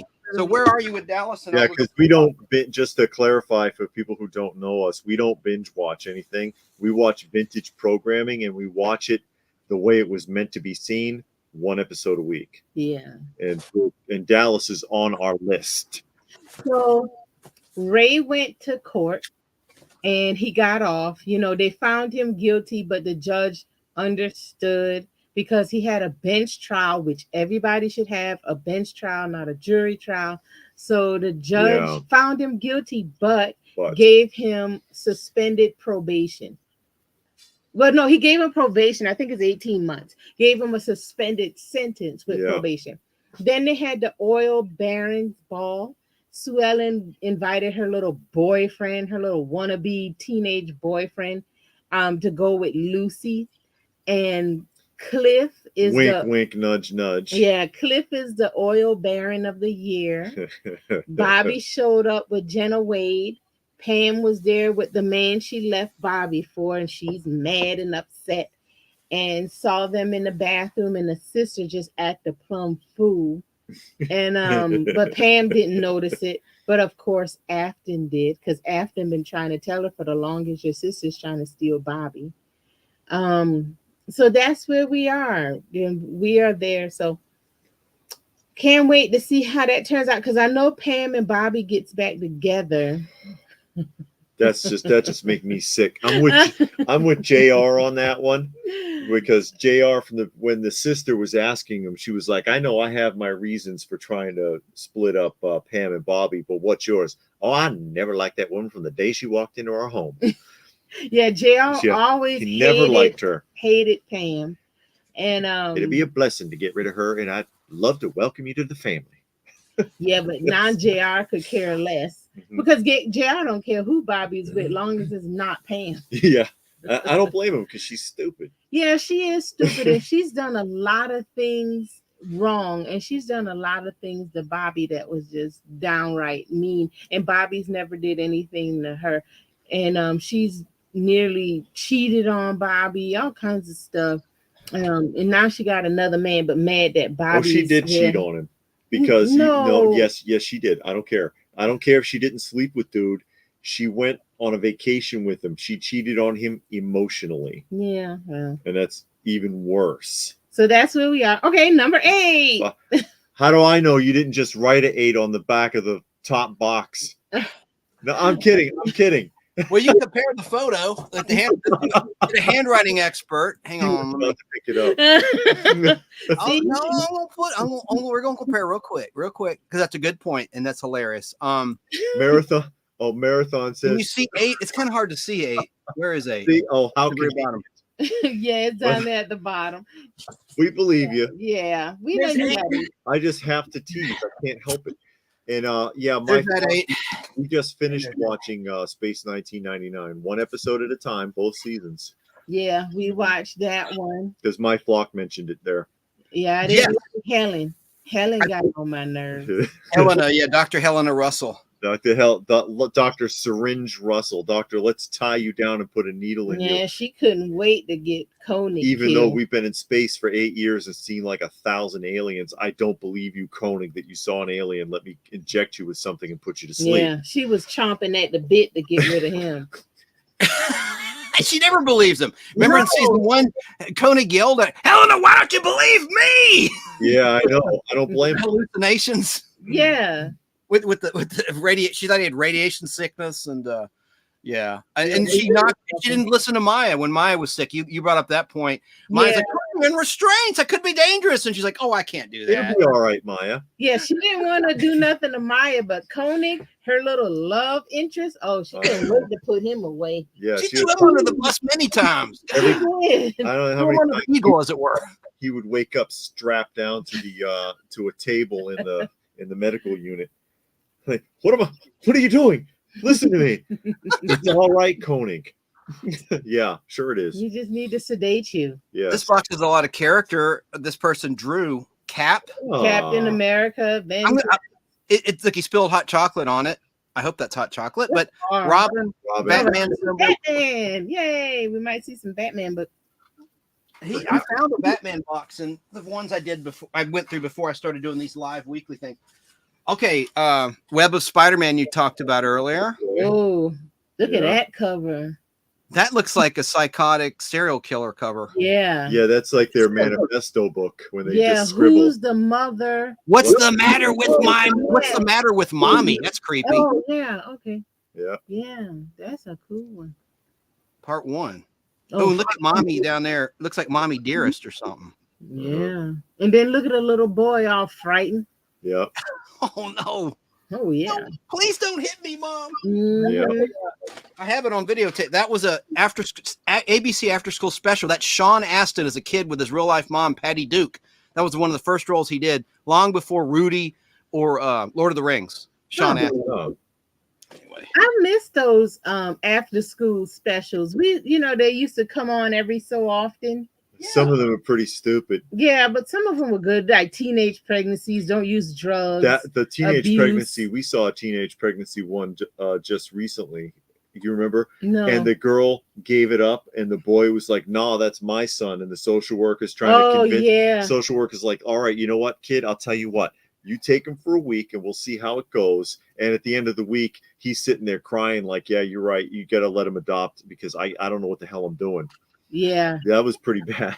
Yeah. And the mama tried to help him, but she had to work and he was trying to have a social life. I can't remember what show that was. But yeah, we said it. Yeah, and I like the one after special Stoned with Scott Baio. It was like a cautionary tale about marijuana. And this guy drowns, like he smokes a joint and he goes on a rowboat and like someone hits him on the head with an oar by accident because he's stoned and the guy drowns or something. Oh man. It's kind of like the Dragnet, like where the baby drowns in the bathtub because a person's stoned or something. Oh no. That's the water running. Well, you know how they used to push that. Like, I'm sure you've seen Reefer Madness. Mm-hmm. Yep. Ooh, Hulk box possibly. Hey, yeah. Mm. Yeah, I like my classic Hulk. Nice. Ooh. Now, see, I'm going to be like Lay's potato chips or is it Pringles? Once you pop, you can't stop. I'm going to go this whole box. No, I can't do it. I'm just looking at a few. But look, here's Shogun again in an empty bag. Shogun 20. Oh, okay. Yeah. Ooh, I'm setting that aside. See, I'm cheating. I got to do You one. got excited. I'm too excited. Another empty bag. Oh, Another Star Trek. Oh boy. It's a Okay, Marvel. we can stop now. It's a Marvel Star Trek. It's an older one. DC Star. Okay, this box might be a dud. Everybody had Star Trek.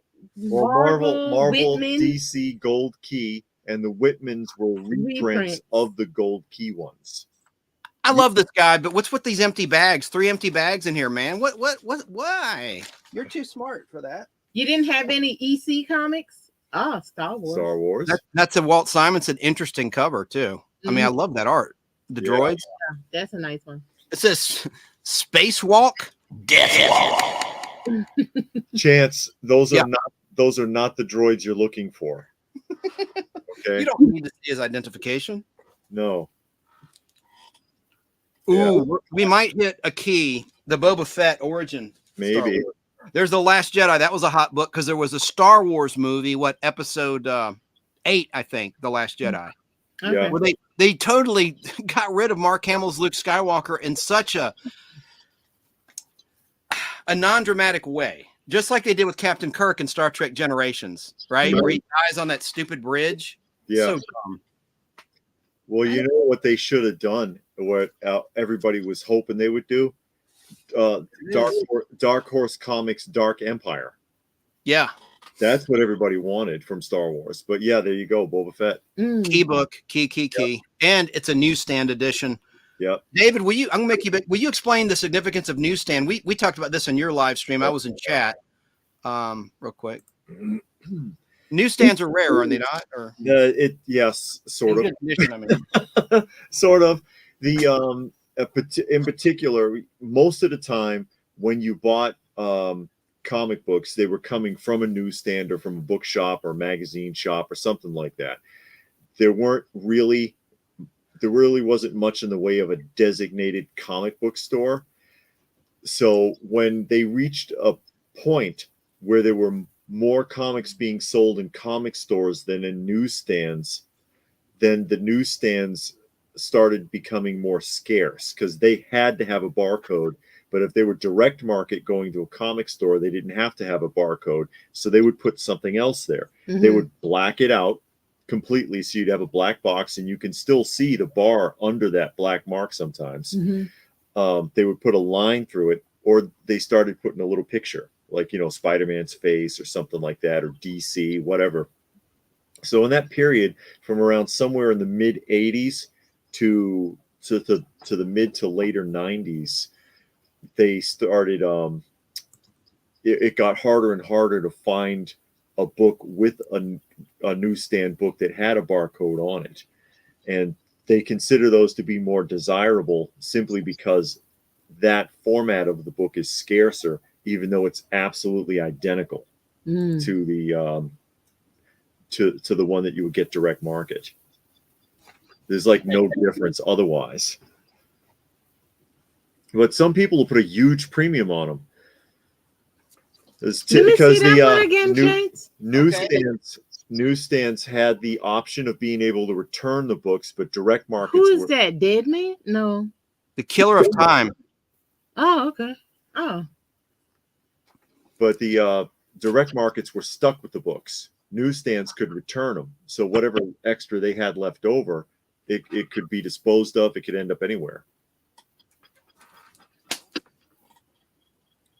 More Star Trek. More Star Trek. Godzilla. Final issue. Hey, there you go. $2.25 price tag on it. I guess tired of fighting with S.H.I.E.L.D. all the time. Mm-hmm. This is a cool series. Superman, Batman. Uh-huh. More modern, but it's still cool. Yeah. 32. Look at that weird cover. Look at Batman. Yeah. I know. It looks almost like homoerotic or something. It's weird. S&M or something. Hulk 143, Dr. Doom. Nice shape. No bag or nothing. Yeah.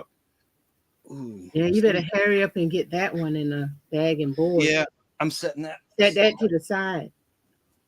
Yeah. Yep. Yes, ma'am. Star Trek. No bag. This is a neat cover I never seen. Holding up the Iron Man logo. Iron Man is. Mm-hmm. That's issue 303. Like I said, this guy would just read a comic and throw it in the box. It's all random. You don't know what it's like. Forrest Gump.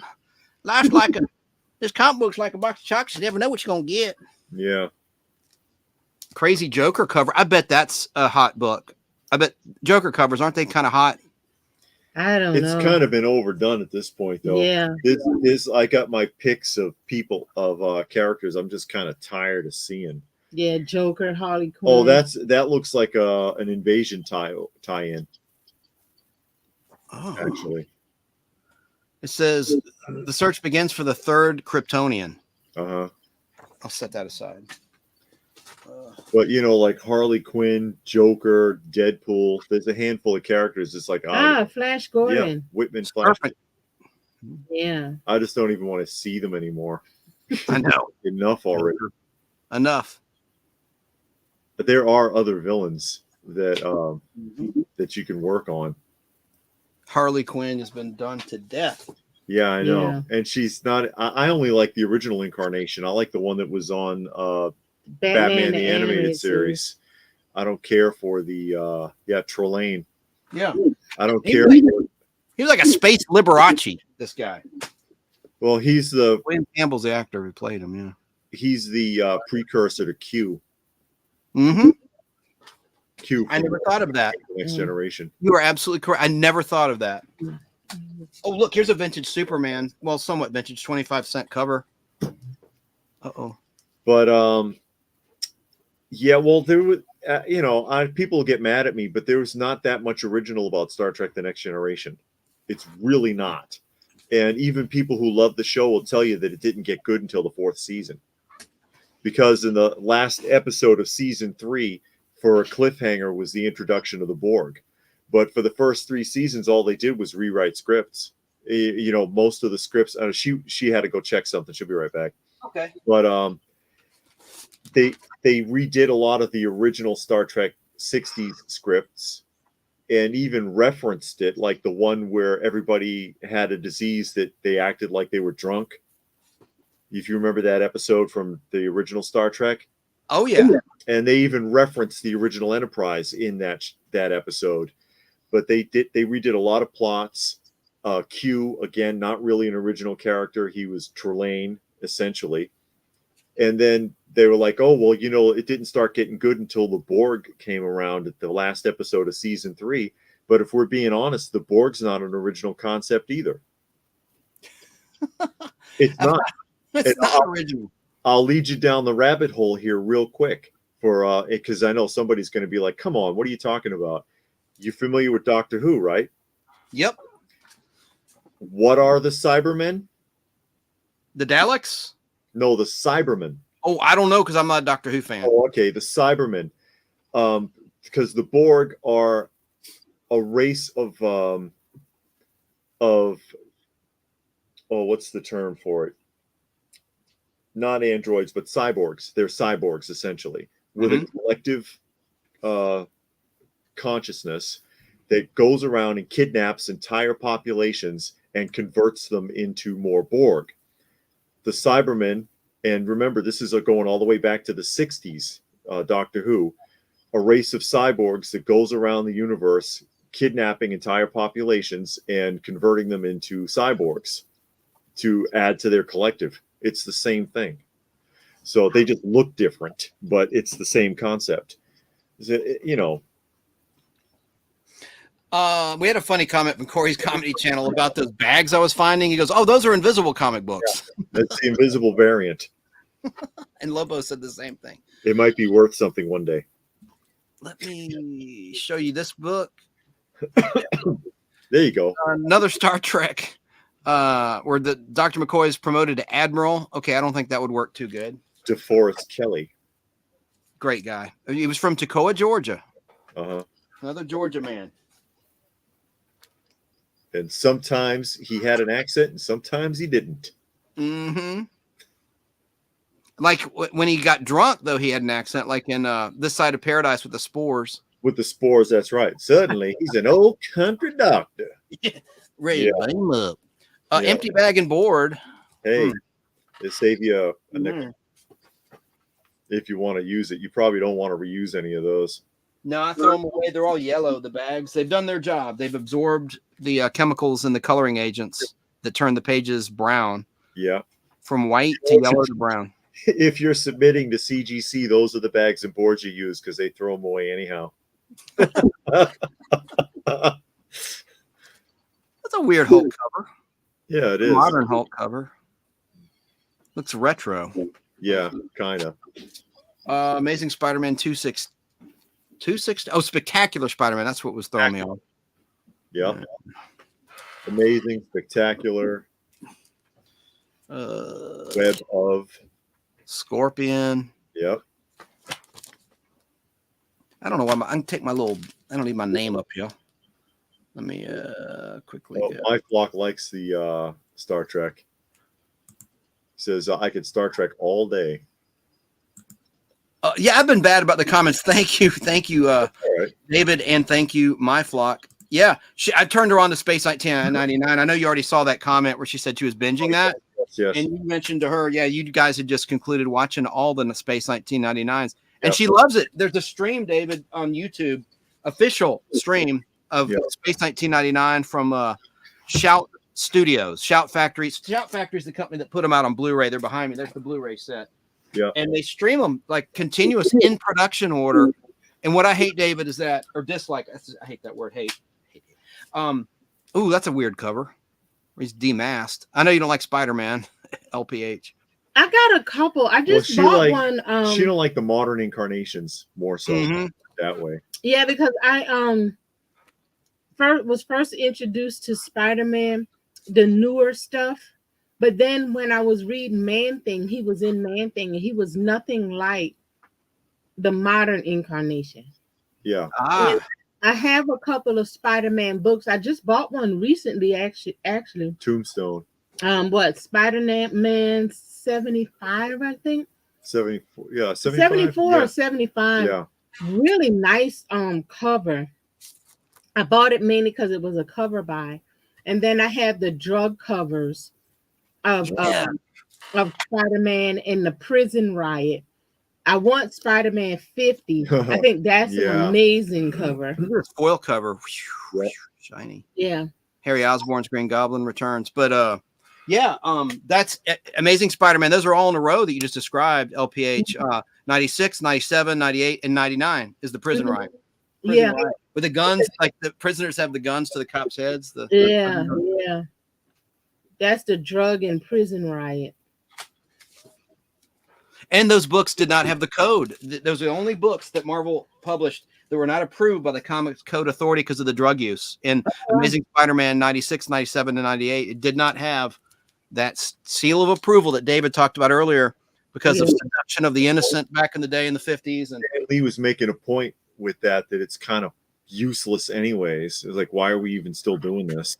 Yeah. I wonder if those books are in here.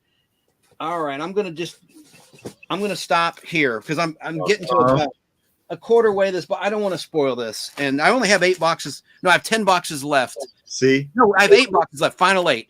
I have 8 boxes I've not gone through left, and I do one a week. What were you gonna say, David? Sorry. No, you got plenty. And then you'll buy another collection. Yeah. Yeah. Hopefully. Maybe. Hopefully. This was a rare instance. I mean, this really is like going back in time to this guy's adolescence, childhood, early adulthood, and seeing what he was into. He was into Superman, Captain America thus far. He has a lot of DC horror he's into. Oh, yeah. Did I say Star Trek? I mean, we've seen a lot of Star Trek. Yeah. I know he's a huge Shatner fan and original Star Trek fan. He doesn't care for Next Generation. I better not say anymore. I'm going to give away who it is, and he wants to be incognito under the radar. Yeah, I run my mouth. Now look at this cover, guys.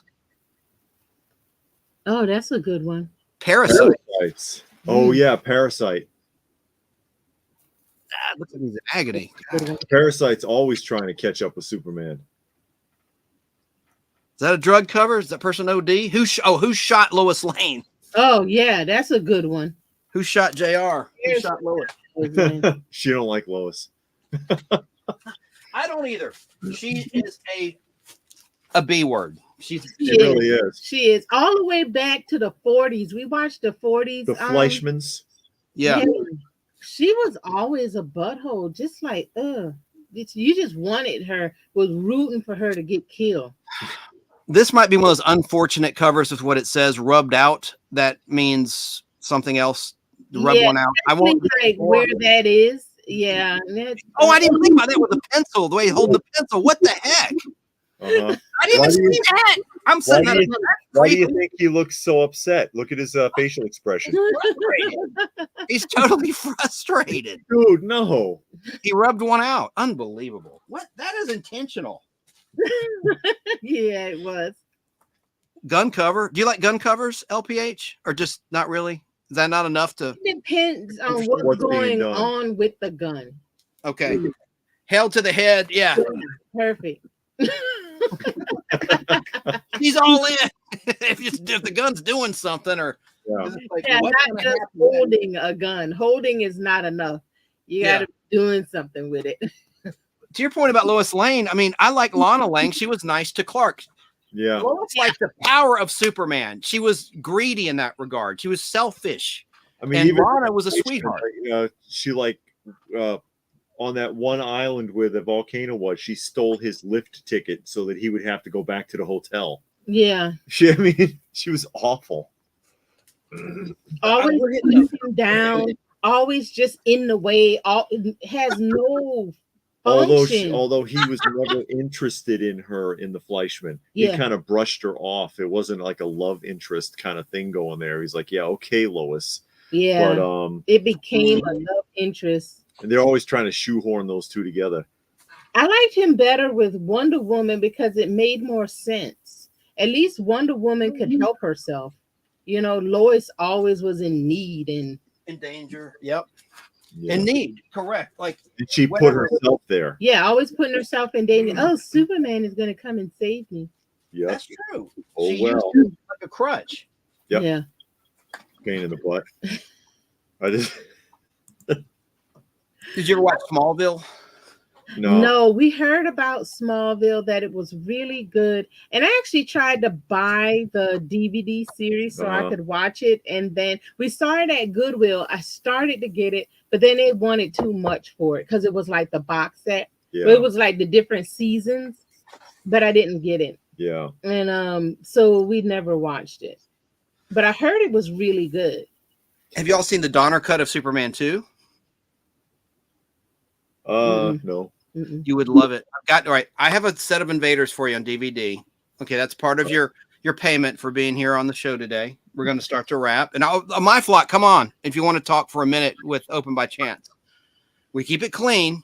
There's a clean show, of course. But well, anyway, in the Donner cut, there's a scene. All right, Richard Donner, really quickly. He directed Superman the movie, and he directed Superman 2 at the same time. He got fired because he was going over budget and spending too much time making the movie. And so when he was fired, the sub-director, Richard Lester, took over, who had done the Three Musketeers, and they reshot scenes and cut out scenes, and they cut out all these great key scenes. And Marlon Brando wanted more money. He was paid millions of dollars for just like 14 days of work as Jor-El for both films. Yeah. And hang on, Sarah. I see. I'll bring you on in just a second. I'm finish this quick point. Anyway, there's a great scene that was cut where the only interaction between Jor-El and Lois Lane, she's wearing the Superman shirt like they just made love, and he's consulting with his father, who's a hologram, and he's like got to lose his powers. In the movie, remember the theatrical Superman 2, his mother says, "Are you sure?" And she takes his powers away so he can, be with a mortal romantically. Well, it was his father, because the Brando people demanded more money when Superman the movie was a hit, and so they cut out all of his scenes, including these key scenes. And there's just a great moment where Jor-El stares down Lois Lane. He knows she's not worthy in the Donner cut. You got to see. I'm going to give you that too. I have an extra copy on Blu-ray. Can you play Blu-rays or just DVDs? No, we got a Blu-ray player. All right. If you promise me you'll watch it, you will love it. It's a whole different movie. It's a better movie, and cool. Sarah's here. What was really interesting, since you brought that up, is in the first Superman, when he first goes to confront Lex Luthor and he drills through the ground, and then Lex Luthor is asking Miss what is her name? Miss Tessmacher. Yeah, Miss Tessmacher, that's right. He was like, "What do you see?" And she says, "Dimples." And then he says, "Okay, dimples." And then the machine guns start firing, and he does when it first went to DVD, not DVD, when it first went to VHS, they cut that whole scene out. He drills through the ground, and then suddenly he's walking in the door. And all of that, the flamethrowers, he gets frozen. Yeah, the liquid nitrogen that sprayed on him, all of that was done away with. Great action scene. That was actually not in the theatrical. It was in the special edition, and it was in. What's confusing? It was in the TV version that ABC aired starting in February 1982. So it is really fuzzy, our memories, David. It really was never in the theatrical, but it was on the TV and extended versions, which ran in syndication. And then it was put on the DVD. You're right. When it was released on DVD, that was the first time that scene was restored. And they did the same thing in Aliens. Yeah. In Aliens, where they had the robotic guns that was stopping the aliens. When it went to VHS copy, they cut that scene. Wow. Because I saw it in the theater. When I saw it in the theater, and when I got it on VHS, and when I watched it, I was like, "Where the hell are the robot guns?" They were. I saw it in the theater. But you know how it is. Yeah. Hey, this is Sarah from Southern California, My Flock on YouTube. She just hit 1,000 subscribers. She wanted to ask you a couple questions just for a minute or so. Okay. Sarah, hey, how you doing? Hey, Chance, how you doing? And hi, Open by Chance. How you guys doing? Hello. Sarah, how are you? I'm all right. I just wanted to say, first off, I do love your channel, and it's all Chance's fault that I'm there. So there you go. And Okay. I love the 2 times you had him on. That was fantastic. And also, a couple other things here. Also, sorry, I don't type very well in chat. I have dyslexia, so I don't spell very well. Sorry about that. So, but something I wanted to say about Space 1999.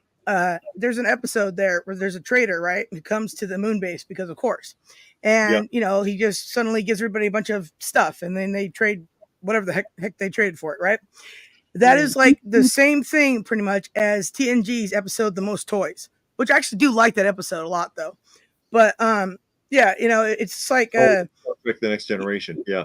yeah. I was noticing there's so much like, you know, TNG and Voyager episodes there, and like the Doctor's always getting kidnapped, like Harry Kim and Voyager, like always. Yeah. Yes. Cool. Anything else? Sarah, stay with me. I'm going to put you backstage in a second. Was there anything else you want to say to Open by Chance? I'm going to say goodbye to Open by Chance, but then we'll keep going. Is that okay? Yeah, that's fine. Otherwise, I'll see you guys at your at their channel, of course. And thank you for coming on to Chances, because you know, Chances, you know, he's cool and everything, you know, but you know, he needs a little extra help. And anyways, it's good to see you guys, and it's good to actually talk to you guys too. So thank you. She's my assistant, Sarah the Sweetheart. Thank you, Sarah. You're welcome. Now, I'm going to put you backstage. Is that okay? I just said that. Did I just? Okay.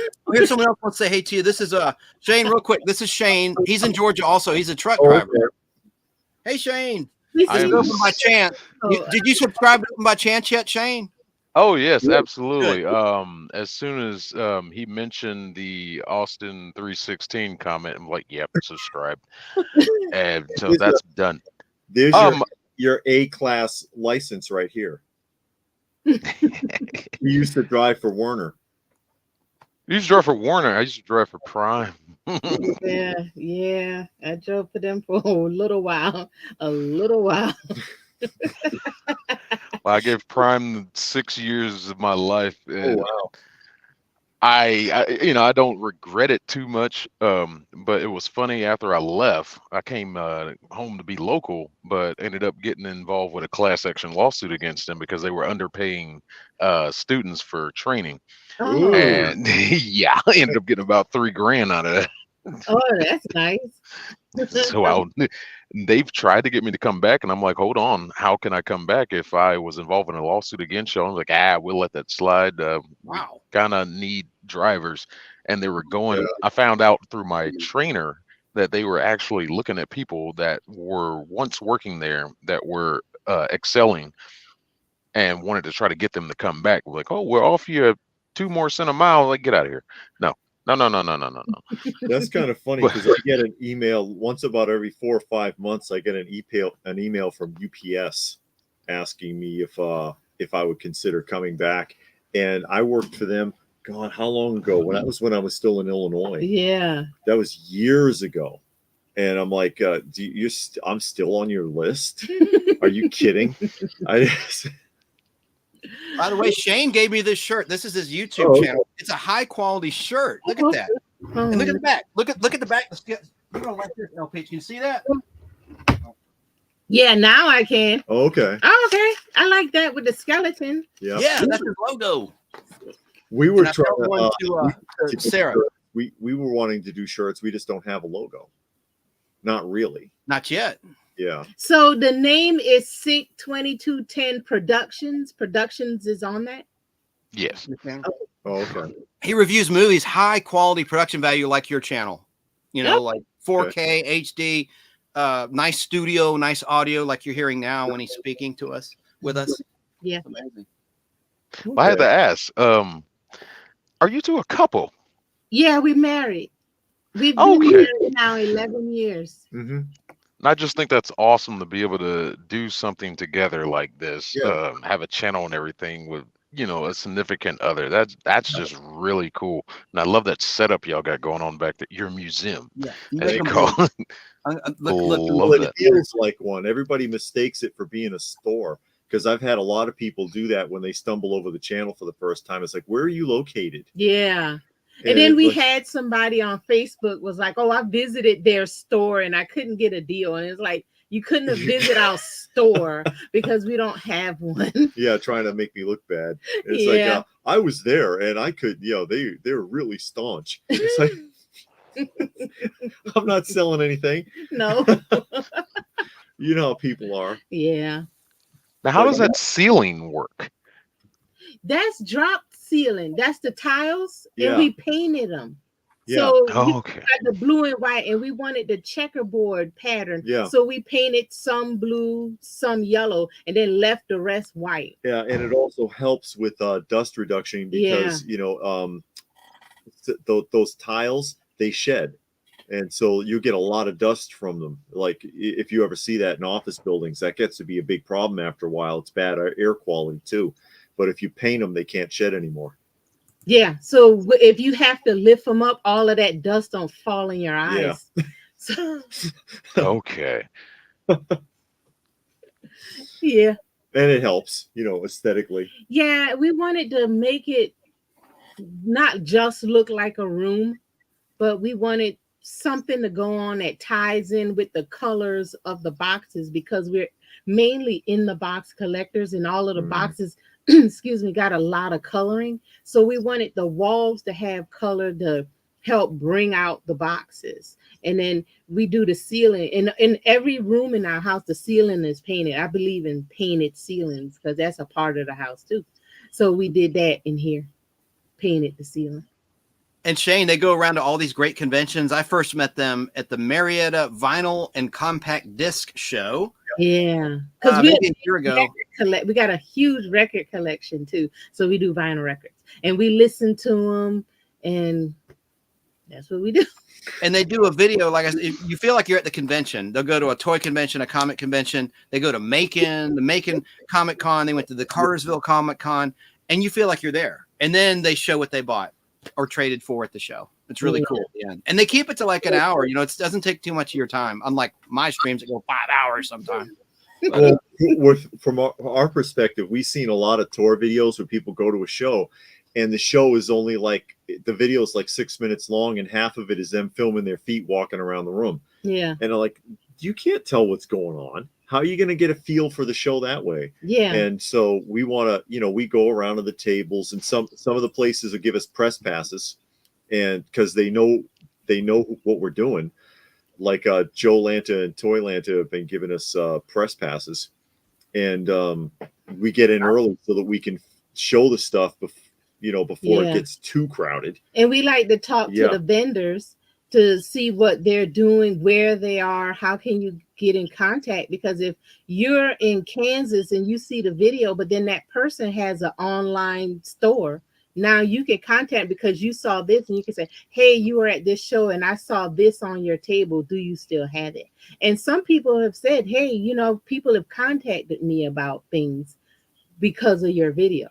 Yeah. So, and that's the and people know Open My Chance. I've been to shows and people will come up and say, hey, I've seen it many times. They're well known in the community, in the collecting community. And they do a fantastic job. They really do. They know a lot too. I've learned a lot from watching their channel. And they do live streams. They did one last night. Kind of rare. Usually on a holiday, they'll go live, a holiday weekend. I've noticed that seems to be a pattern. And, we've been trying to do it more weekly now. Yeah. Because, gives us something to do, and plus people like it, and then it helps with exposure. Yeah. Get more exposure.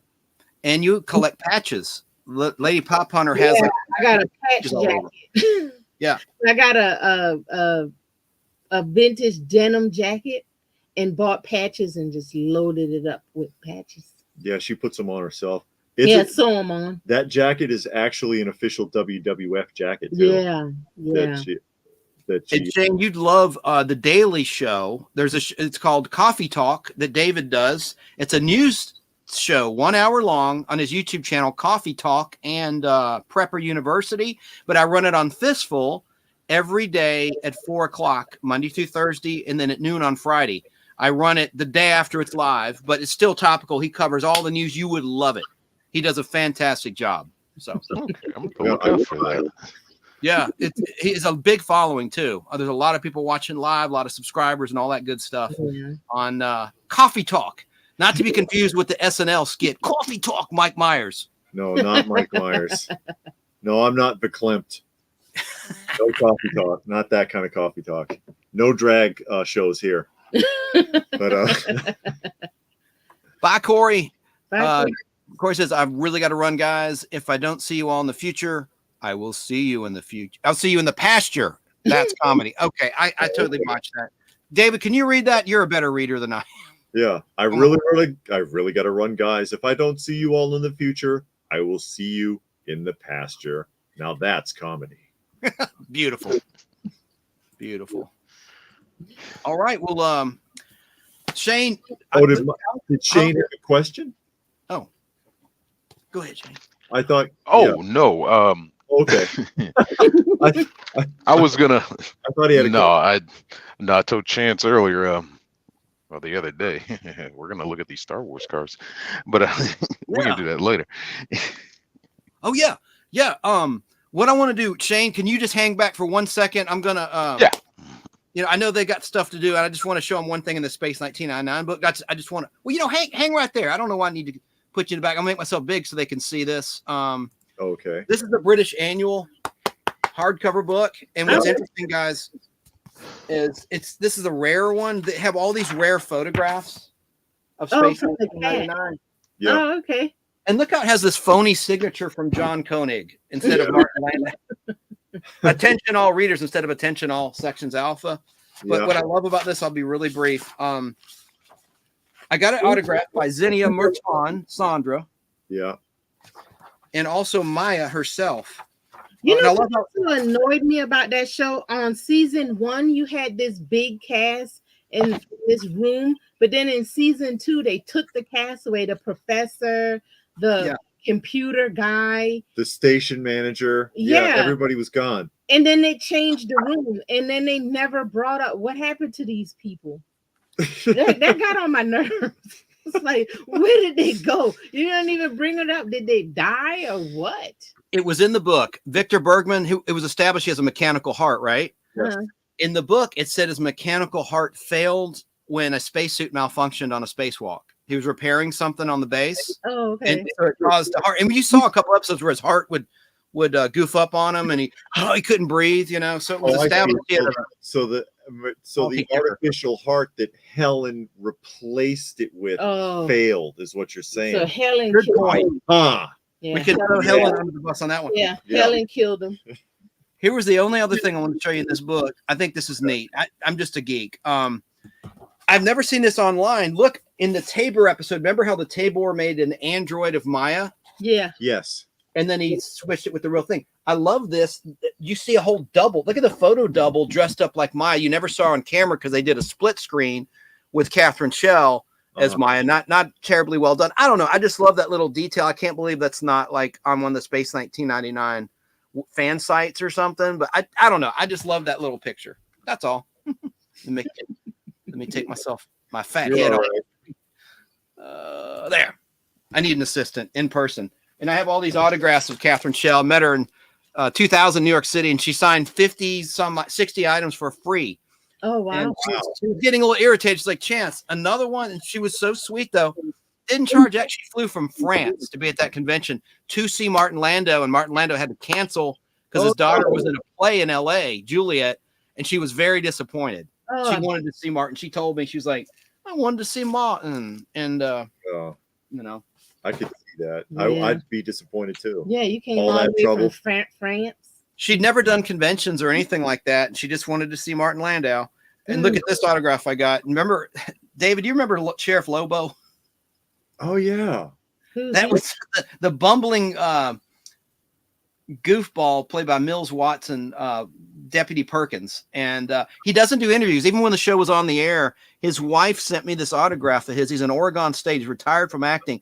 Great character actor. He got typecast playing a cop, whether a good cop or a bumbling cop or He played a cop in the Incredible Hulk in the second TV movie, Death in the Family, the one where this stepmother's trying to poison it doesn't matter. Poison her stepdaughter to get her inheritance. Anyway. Wow. Oh, I remember that one. Yeah, they're in the swamp. It was a 2-hour movie, basically, right before it was a weekly show. I love that one. And William Daniels is in it as the crooked doctor who's poisoning with fake medication the stepdaughter, and he's the voice of Kit in Knight Rider, and he's still alive. He's still married to his wife. They're in their 90s. Anyway, guys, you got to run or open by chance. Is it about that time? Are you good or what? Yeah, dinner. You want to get dinner started? Okay. Yeah. I'm not running you off. I just respect your time, and you've given me a lot of your time today. Please subscribe to Open by Chance. They're great people, great content, and you'll learn a lot, and you'll feel like you're at the convention. And go meet them at a convention if you're nice. And send them stuff. I'm going to get y'all some comics in this collection, and the Invaders DVDs and the Superman Donner Cut, Superman 2 Donner Cut are yours next time I see you. Well, we got to get together anyways, Chance, because you wanted to buy. Yeah. And take a tour. Mm-hmm. Yeah. Yeah, and we'll talk offline. You're I know we're not going to say where you're at, but you're in the East Georgia area. Mm-hmm. Very cool. Yeah, middle of nowhere, Georgia, double secret location on double secret probation. What's funny is Shane's south of me 45 minutes. You're east of me 45 minutes, almost exactly. The distance. Oh, wow. Okay. Yeah, I'm down here by the racetrack. Oh, there's Atlanta Speedway. Yeah. Yeah. Okay. Yeah. That used to be my sales territory for Auto Trader. I used to go there every week. I know the area well. Work for Auto Trader? I did. I was the guy that I did the advertising. I took pictures of the cars and I designed ads for full page ads, half page ads for a long time. Okay. Yeah.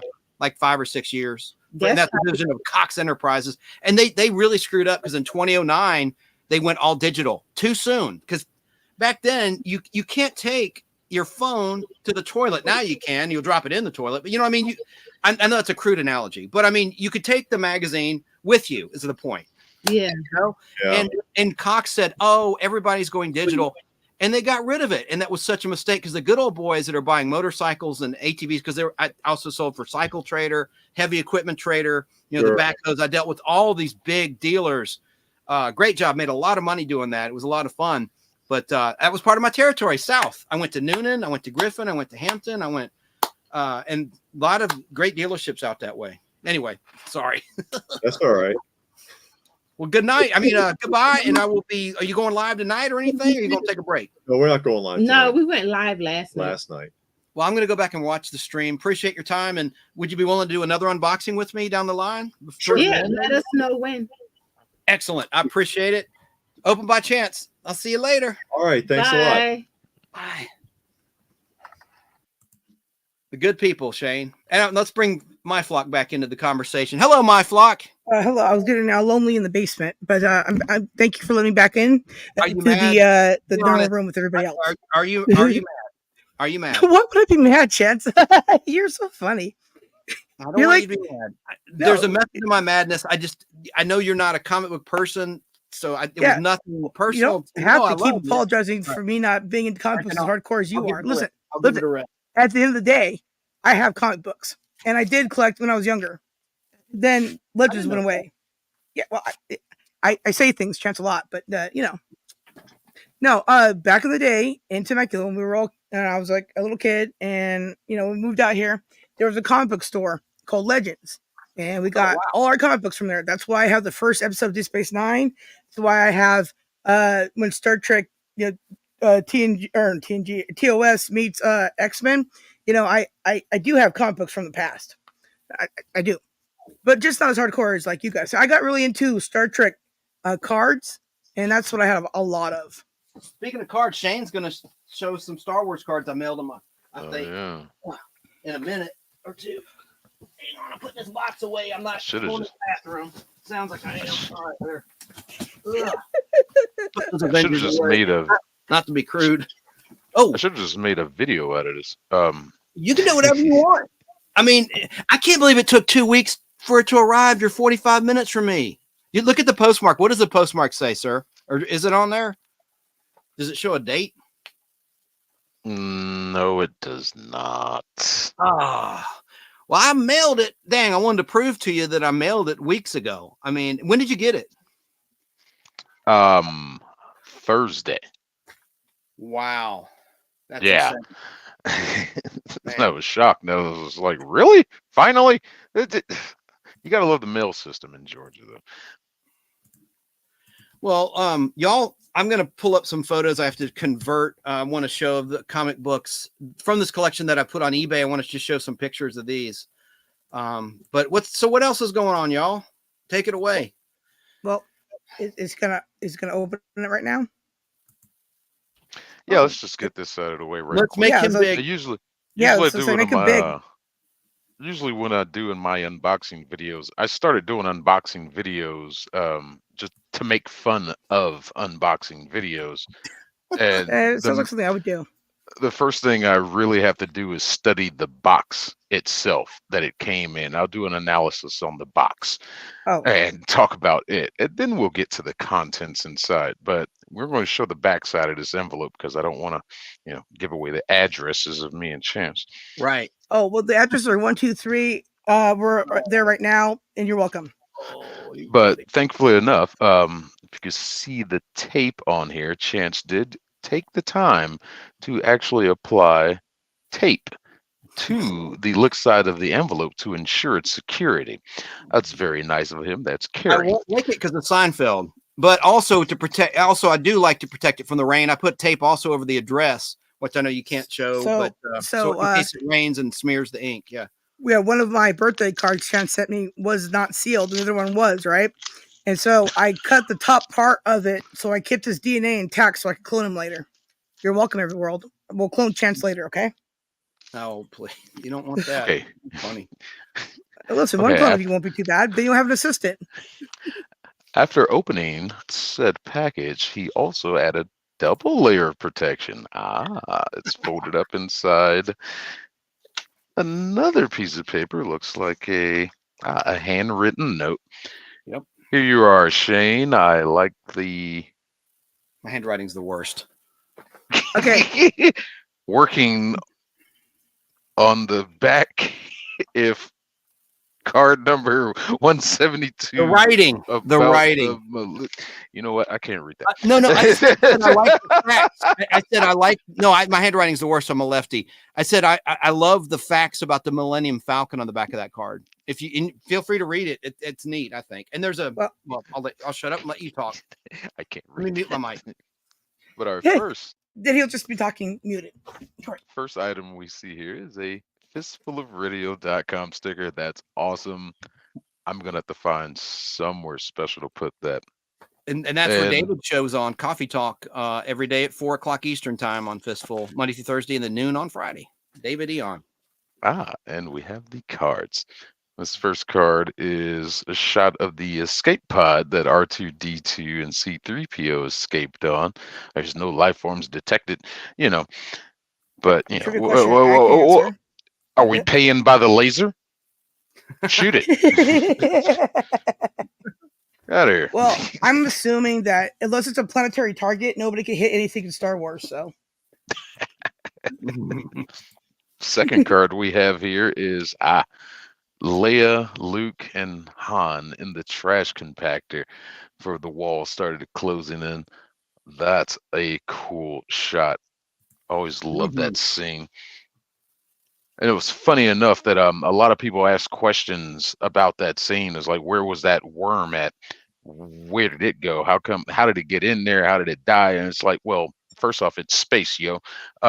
Parasitic I heard space organisms before. get on ships all the time. Mhm. And George Lucas himself said that there was actually a space that worm would hide in when the compactor activated. So that's why the worm is there. Do you know It's which toy compaction. showed that creature? There was a Kenner toy released. It wasn't released individually. It was in a set. Do you know which set that was, Shane? No. It was the Death Star play set, which I have. They actually made a toy of that thing. Oh. And it had a tail. It was longer than just that little eyeball that popped up in the scene. It was kind of like a long, and you saw part of that too when he pulled Luke under. You saw like a python looking body. Yeah. That creature.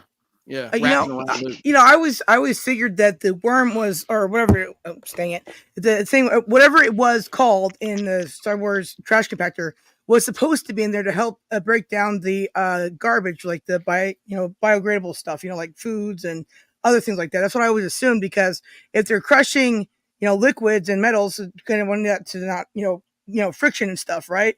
And that there's something live in there, it could be breaking down, whatever that is in there. I obviously put too much thought into it, but that's what I always thought. Oh, that's cool. I like that. That makes explanation. sense.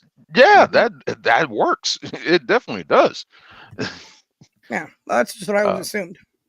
Our next card here, we have Princess Leia, played by the great Carrie Fisher. Late This great looks Carrie, like yep. at the ceremony at the end of New Hope, or as they call it now, New Hope. Mhm. I'm sorry, Michelle always look hot in that metal bikini. Just freaking amazing. There you Yeah, go. and what you can't see in this picture is her long pinky nail that she. But Oh yeah, yeah, the family show. and Forgetting all those extra scratches. There you go. next card is also another Princess Leia. It looks like when they're making the escape off of the Death Star, and she's holding the blaster. This is a great I picture. have a beanie that looks just like her hair. Hollywood is looking for and trying to make strong female characters. Here's one right here that you'll Mhm. never replicate, no matter how hard they try. You're not going to replicate Princess Well, yeah, Leia because or sometimes Ghana, whatever you want to call they get it right, and then people try to rewrite what is already right, and it turns out to be like Mulan, where in the beginning she was like a wigling, and then this time she's like supernatural. I'm like, wow, you missed the mark both times. The heck.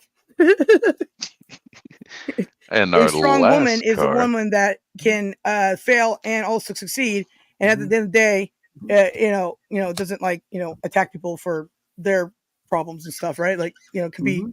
reasonable, but at the end of the day, also, I'm a weirdo, and there you go. But still, Yeah. And our last card is a great group shot of them also escaping the Death Star of Luke, Leia, Han, and Chewie in the background. that Chewie, that who reminds me. never really got as much respect as he probably should have. But What are you talking about? He got a whole movie with his family. What are you saying? we And he's don't talk immensely about that old. movie. Wait a minute. Wait a minute. What happened to Wait a that minute. family? By the way, what I got to say about that is, I used to give that show a lot of crud, right? And then I saw what they do now, and I'm like, oh wait a minute. Excuse me. I'm sorry. I love that movie now. It's really good. I love the all that about it. It's my favorite work. Art Carney's in it. That's good. And then the cantina scene's like the best part of the whole movie. So I've just clipped that out many times just to hear her sing, because Maud's best. But there you go. There's the movie. Oh, her song was definitely the best. Basically, get out of my bar. And what I'm also noticing on the back of these cards, though, this is one of the droids escaping. It has a little description of what's going on, little fun Yes. facts. But the rest of these look like if you had the Puzzle. whole set, Mhm. they come together to make a big picture. So now I'm gonna actively seek out this entire collection. Oh, he's got the But whole set. He's got like all the puzzles yeah. made. They're hanging on his wall. This is wallpaper. I just want you to know. He showed it to me never, but I'm gonna make it up now because I said so. There you go. We'll do that. I'll show you this set. It's all in a photo album. I can get it right now in a minute. And there's Right a joke on. card, Shane, where the jokesters at Topps Cards drew a goldenrod on C3PO. They drew a penis on him, and Oh parents my goodness, complained, family show. and they had to. I'll show you in a second. It's a pretty valuable card, and then they corrected it so that it's card 207 on the green series after the yellow. There were 5 series: blue, then red, then yellow, then green, and then orange. And orange was the first series to show the creatures in the cantina. They kept those under wraps to protect the mystery of it. They wanted people in the theaters to see it, those monsters. Chance. Mhm. Can I do something here? Can I read the cards that you sent me for my birthday? Please do. This is great because I'm doing something behind the scenes while I listen. make to her you. big. Make Oh, her yeah, big. yeah. You don't have to make me big so much. I'm not on camera, but Oh yeah. Well, let me Sick, do it. you talk, you move your mouth while I move the words, and then We'll do everybody it will be like that. confused. We'll do it like that. Well, we'll have to get that done. All right, cool. Because I sound so dang manly.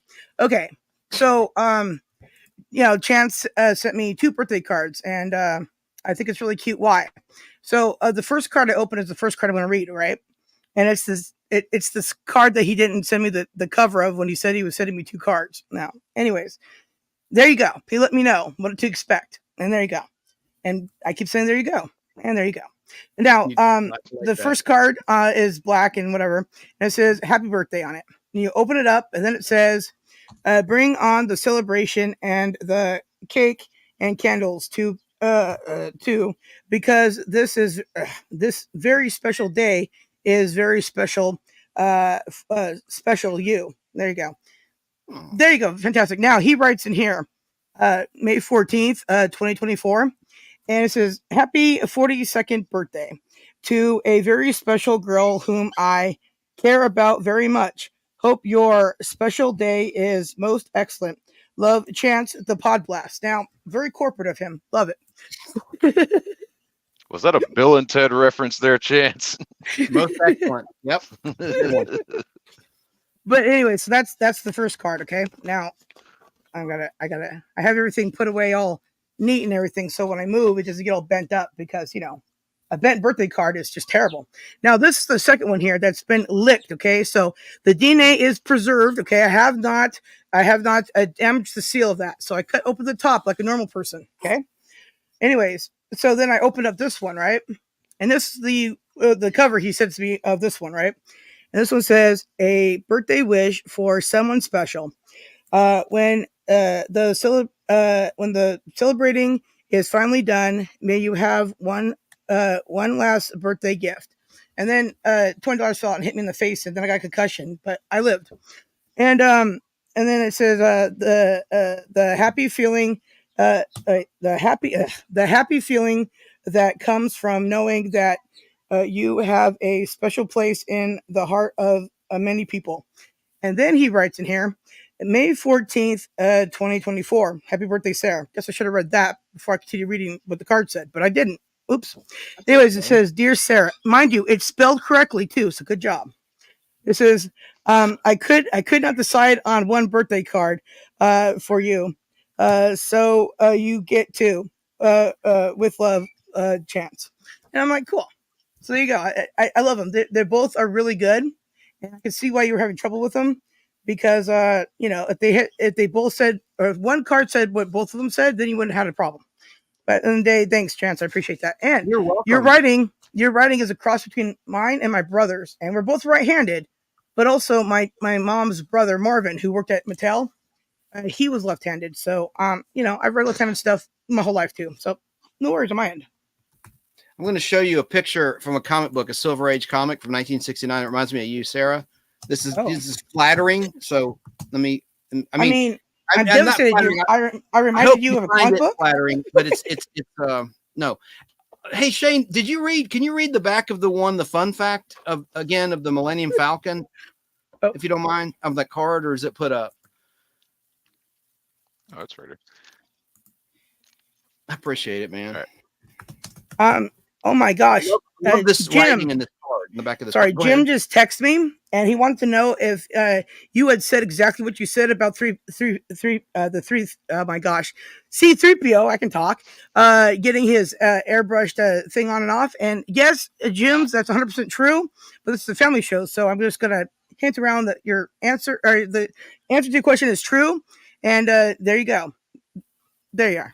I always think of that card when in Empire Strikes Back, when Han Solo's yelling at C-3PO and he goes, "Hurry up, Goldenrod! You're going to be a permanent resident!" When they're trying to escape Hoth, when they're invaded by the Empire. And I think Goldenrod, because of what those jokesters at top did. I'll show you that card in a minute.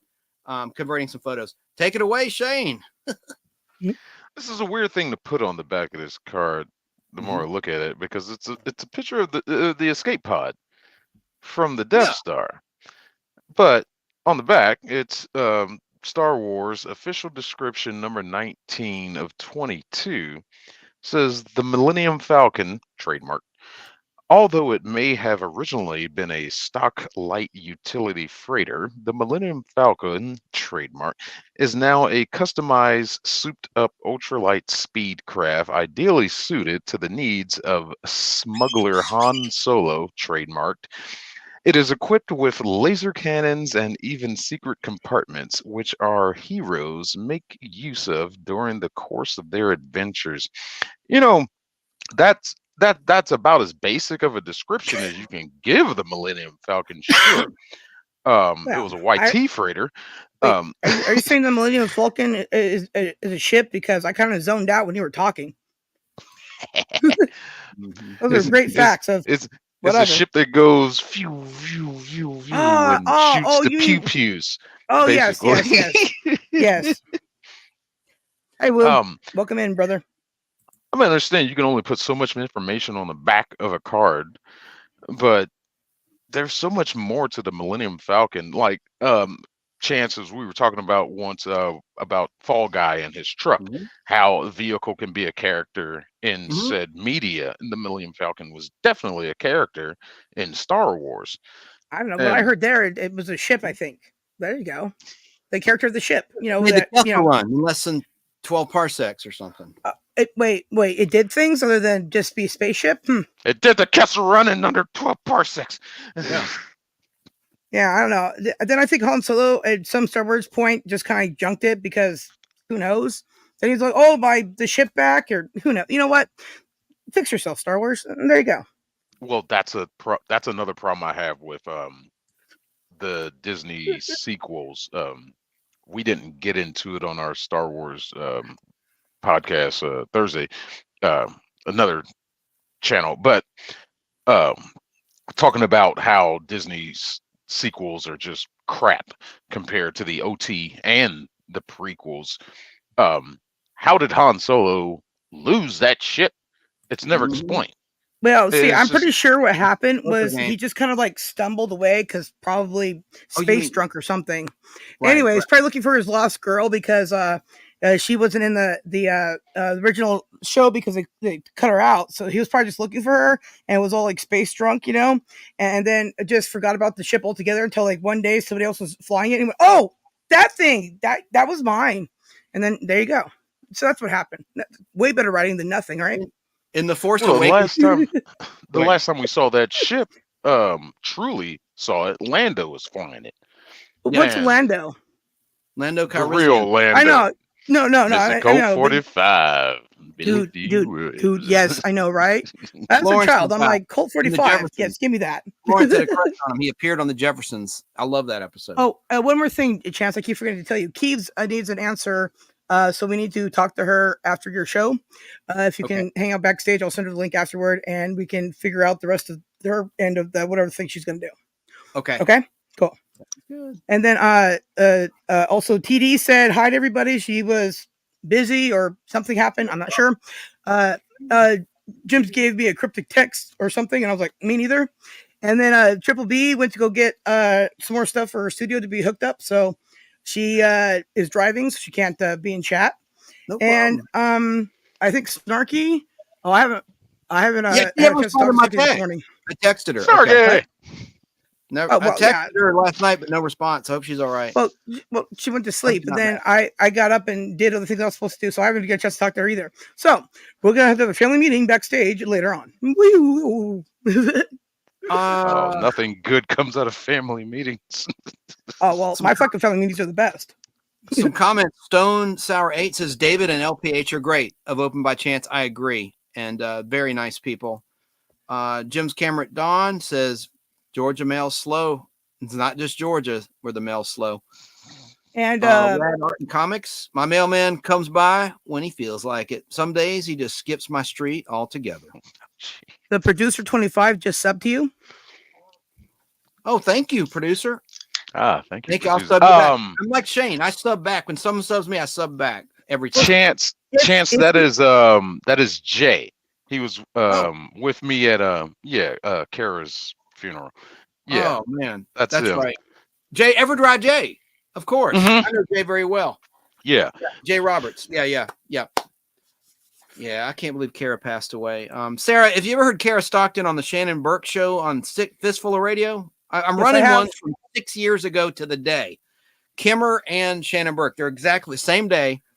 Thankfully, someone preserved both those shows. And so Kara passed away, sadly, a couple years ago in 2022. Did not know that. And her I boyfriend thought- had just died, who I work with at Cumulus, really creative guy, Steve Stone. He was a voice artist and he was a creative director, a very intelligent guy. Man, he passed like within 2 months of Kara dying, and they were a couple. Wow. Yeah. Wow. Terrible. Yeah. And they were, I mean, they were like, I think in their 40s. He was probably in his 50s. She was 42, I think, your age when she passed. Oh, wow. Well, yeah. Young, yeah. That's crazy. Sad. Yeah, she's gone. Yeah. Unbelievable. Well, you mentioned that she passed away. I kind of assumed that meant that she was gone. Yeah, I got that. Yeah. But yeah. So Producer 25, Shane was just talking about you. Appreciate that sub, and I'll sub you back as soon as I yeah, can. I was I'll do it immediately. I was following sick around the internet the other day. It's pretty crazy. I want to show y'all some pictures real quick. This is what I was doing behind the scenes while y'all were talking. I want to show you some of the comics that I've cleaned up from this collection of the boxes I've gone through so far. Some that I've sold, some that are ending tonight. Like this one's ending in a couple hours. Look at those covers. Amazing Spider-Man. I'm not making this a commercial, but I put new bags, new boards. Don't they look nice? Yes. On my eBay channel, _nostalgic_podblast right now is up to $71. The high bidders in Canada, though, with zero feedback, so I blocked him from bidding further. And I don't know what to do if I should cancel his bids. Hopefully he'll get outbid, but I just have a feeling it's going to be either a crazy ex messing with me, or it's going to be a deadbeat that won't pay. Money first. Yeah. Yeah. You got to have money to exchange for goods and services. It's how it works. So there's those books. That's a nice collection in real nice shape. And then here's this one that's up, a Captain America lot. It's got bids on it right now. And look at that one on the far right, bottom right. There's Wolverine and Cap. I already have that book. That's why I'm selling what I already have copies of. That's going to be something in the future. Now that Fox can do X-Men, because Disney bought Fox, rather. I said Fox. I meant Disney. Now that Disney can do X-Men, because they bought 20th Century Fox, matter of time before Wolverine and Cap tangle. And I think this will be a hot book down the line. They haven't fought yet. Yeah, but MCU. They won't really fight. It'll just be a bunch of CGI. So, and of course, it won't be a fair fight, will it, Shane? Because Cap, all he has is a shield. Wolverine can tear him asunder. It'll probably be what they're doing with the this Deadpool and Wolverine movie. It's an alternate timeline. The TVA is brought back in, this organization that destroyed the MCU absolutely completely thanks to the Loki show. They'll probably do it in some aspect like that if they do it. Right. Here's a lot I have up. Machine Man, no action yet. But I think it's a nice, if you want to get them all, there's only like 19 issues. So there's a good chunk of the 19 right there. One of the nice things about having all the multiple universes that they can do all the stuff with, you don't have to worry about continuity because none of it, really connects anyway. So at the end of the day, it's easier. You just go, no, that was alternate universe. Now this is how it really connects in this universe till the next movie. And there you go. Well, I mean, Fox gave up on continuity with X-Men through those movies. How many times did Professor X die? Right. In Logan, he died. He died in X3, the Last Stand. He died. Yeah, look. Listen, the continuity. Problem is, what is that? He died. I think. I mean, they all did, but that was alternate reality. Yeah. Yeah, I remember watching Star Trek, and I'm like, where is the continuity? And like I always say, the worst in continuity ever is Baywatch. Oh my gosh. That's right. The problem is all those X-Men movies are connected. They're all connected because of one freaking character, Wolverine. And they even make references. Oh no. They even make references in the newer X-Men movies back to the old ones. And it's like you can't connect all these. It just doesn't work. And then it killed Mystique. I was like, hold on, stop. Just clean off the chalkboard. Let's start over. And I don't know what Disney's going to do with it, but it's going to be just after terrible. what they did to Star Wars, I have no hope for the future on that stuff. Yeah, it's funny because I stopped watching like all the stuff like 2016. I stopped watching regular TV. and movies altogether, because I was just so tired of nobody can make something new, something good. They have to remake everything from good to terrible, and then kill everybody off or make them all like not the character that, I mean, basically just said this is the title of the show and has nothing to do with what the actual thing is, but you better believe it has everything to do with it. You're like, wait, what? Yeah, I left. I could not. I YouTube full time, and then this weirdo named Chance pops in my life. He goes, "Hey, we remember all that stuff you don't like, but I got some stuff you will like." And I was like, "Wait, I can watch things again?" And there you go. Shane, to your point about the Millennium Falcon, before I forget, I did like in The Force Awakens episode 7 when it showed the Millennium Falcon for the first time and you heard the traditional Star Wars theme. I got goosebumps. That's probably the only thing about that movie I liked, is when you saw the Falcon on Tatooine in the desert and they basically have like a car cover over it or something, if I'm remembering right, and they reveal the Millennium Falcon. Jakku. And Daisy's flying it, and I just thought that was so cool, just for the sentimental, the nostalgia. No, that was Jakku, also known as not Tatooine. How many dirt planets do you have in the Star Wars universe? Jeez. Listen, dirt is like the easiest thing to do, because like you don't have to, make it do anything, right? It's The filming permits. This is dirt now. This is planet dirt. And planet dirt's my favorite. But then they have planet sand where it gets everywhere and it's coarse and it's terrible and Anakin cries. J.J. Abrams only when he directed, but I did like the Chewie "We're home." That little moment. Even though they're older, we all get older. I mean, I don't know. Just that was a nice little. Just the kid in me was smiling at that moment. Anyway. Yeah, and they used that in the trailer, of course. But well, anyway, yeah. After that, what they did to Han Solo, I couldn't stand it. Like you turned him into a deadbeat dad. I know. Like, what is this? They did that with Superman too, and Superman Returns. They did that with Indiana Jones.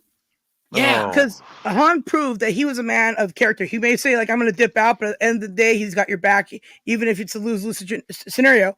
And then he's like, "I got a weirdo son. I'm out." I mean, don't get me wrong. I mean, that kid was my son too. I'd be like, I questioned many things, but at the end of the day, it was just like out of his character. And then he just suddenly he's dead. And I'm like, that was anyway. So I never finished watching that movie because I'm like, okay, well, anyway, it's terrible. And then I see like when Picard comes out, and it's like kill off everybody for no reason and the worst possible way. And I'm like, well, this is a Star Trek, so I'm not watching that anymore. That's now Doctor Who or something. Because then they have this MacGuffin tool here that's like engineering tool. You can't stop the warp core breach, a magic tool, but make it fixed. I'm like, Anyways, I like Lower Decks. That's funny. Quick comment about my Spider-Man lot. Bottom center, Red Art and Comics is the cover with the black suit is the first time Peter learns it's an alien, which becomes Venom, the symbiote. It's an alien creature, a parasite that we saw first on the big screen in Spider-Man 3. Yeah, that was awesome. I remember the dancing and the emo. That was so cool. That was my favorite part of the whole thing was that, I think, and when he catches the tray, that was pretty cool. I did like that. That was fun. Spider-Man 3, everybody. And Rad Art and Comics says Disney want to use mutants until 2028. Then contracts with Fox actors expire. Then Disney can fully reboot them with new castings. Great. Till then. Okay. Oh, until Cap and Wolverine tangle is what you mean. And then Rad also says Kevin Feige needs to be replaced. Ow. He's not leading Marvel or Star Wars down a good path. I can agree with that. That's the sweetest thing I've ever heard. It's, hey, come on, guys, you're not doing this right. We're like up here going, this is the worst thing ever. Nice way of putting that. Rad Art Comics says Disney/Marvel has become too big and corporate. Not enough creative choices are left to individual creators. Committees decide what algorithms work best. Woke.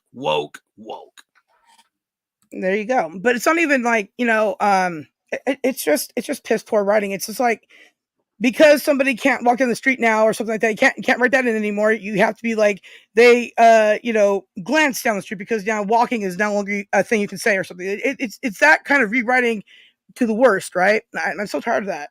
You know, let's But look what they did to as someone who- He-Man. yeah, Freaking as someone amazing who- as it is. Sorry. yeah, someone who no, you're fine. Someone who's worked recently on a Disney project, they treat people very well. I mean, they do. So, and Al Hardy worked for Disney when they owned Kicks here in Atlanta, 101.5 FM Well, WKHX, which has been destroyed. It's no longer Kicks Country. It's now the New Country, which is a terrible rebranding effort by Cumulus. But I well, digress. But Disney once owned Cumulus, not just that station, but the whole cluster. And I didn't work for them yet. Al says they were treated top notch. Just saying, hey, look, getting back to Star Wars, I already sold this. That's the second to last Marvel Star Wars cover. I sold that on eBay. And Ooh. the girl in that reminds me of a friend of mine. Looks just like a friend of mine, Kate Johnson. Kate looks just, I showed her that cover and she Oh. even sees it. Usually when someone says Oh. you look like this, you're like, no, I don't. But she agreed. I do kind of look like are you talking about the purple the lady? girl holding Or the gun. The purple. Yeah, I should have well, elaborated. there's Right. in the two holding a foreground. gun, so I mean, Look, like, purple, you know, purple. Yeah, looks like my friend Kate. yeah, okay, She's she's like 33. purple. And I sold this iconic cover. It went for out the door. I think I got 120 for that book or something after eBay fees and all that. And then I sold this one, the last issue with the Pride cover, if you will. It's just a silly looking cover. But I sold that one Well- too. I can't remember how much, like maybe $60, 50, something like that. But it's a You know, newsstand. That looks like something that From was this collection. they would have gotten in the Star Wars holiday special. You know, that looks like that. And I then mean, like Luke Skywalker in there. I mean, as an adult, I was like, wait, that's Luke? Because I mean, no, what? no, it's just not Yeah. good art. Cynthia is the artist. And then there's a Godzilla lot I've already sold. That did better than I thought. It doesn't matter what it sold for. I sold this lot for peanuts, but that's okay because they're not really key books. Sold this. You have I hand delivered this to a buyer in Georgia. Jeff Hey, Logan. What? Sorry, Who's asking you a question in chat? Okay. He wants to know: do you have any Zen, whatever the heck that word is, Ninja comics? Blasphemy! Do I have any Zen? No, I don't think so. Intergalactic. There There you could go. be in this collection. I'm going through 8 more boxes. I've already gone through part of box 8 today. I gave you some bonus action. So I've got 8, including that box. I have 8 more long boxes. So we're getting down the final 8 starting next Sunday. Haven't figured out who my guest will be. Shane, do you want to be my guest next week? Can you handle a whole box, or you got time for that? Or are you busy Sunday? Sunday, I should have time. All right, then we'll do it. And then because you know about comic books, right? Yeah, I got a decent knowledge of comics. Okay. And then And you can Google the rest. K-pop will be my guest with Papa Wheelie the week after that, June 9th, I believe, if my math's right. Yeah, I think June 9th. Maybe, no, there might be 2 Sundays before that. Anyway, I'll figure it out. I have a calendar in front of me. So I might have Zen Intergalactic in this collection. I'm not sure. And then to your point, Rad says to Woo Riders DG, Zen is awesome. Also rare. It could be in this collection. I don't know. We'll find out together, won't we? Rad Art and Comics says was popular at the same time as Bone and Elf Comics. Cool.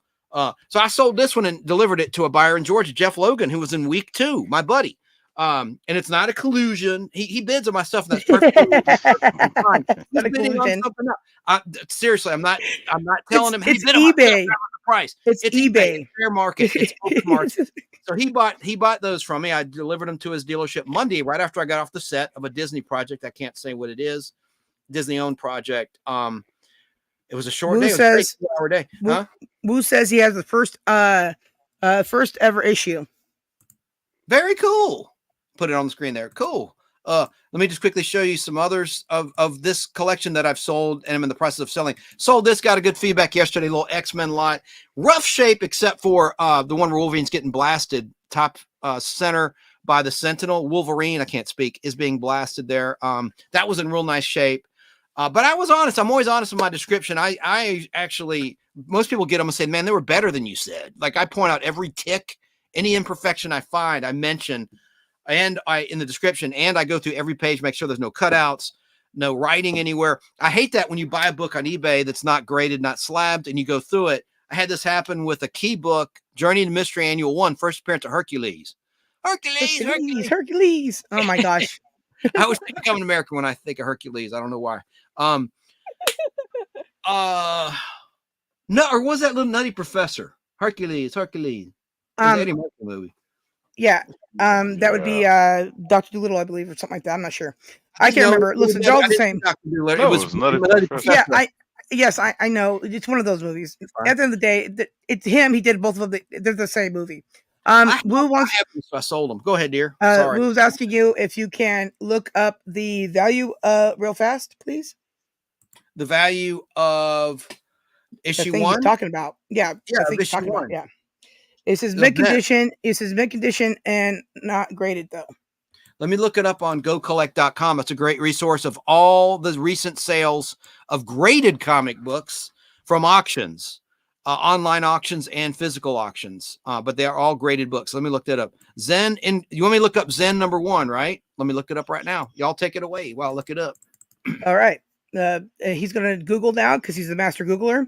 And also, hopefully, none of that requires a D key. And there you go. Zen does not. Intergalactic does not. My D key, folks, fell off of my laptop from typing too hard. And the D key doesn't work. It just fall off. It disintegrated. Okay, it disintegrated. The Intergalactic Ninja Mm. 1. Go Many collect. words that you None of type it. with D in it, where it just said, "I'm out of here." I know. I have, Yeah. you know what I have to do? I have to highlight and copy and paste D to type D on this particular computer. But I have, okay, Hmm. That There's D none that really are took a graded. pounding. Hmm. there is Yeah, there is a 7.0, only a 7.0 that's graded, and I'm not a member. You have to sign in to see what it sold for. There's only I'm seeing only 3 that are graded, a 9.6, a 9.2, and a 7.0. So I don't have any information.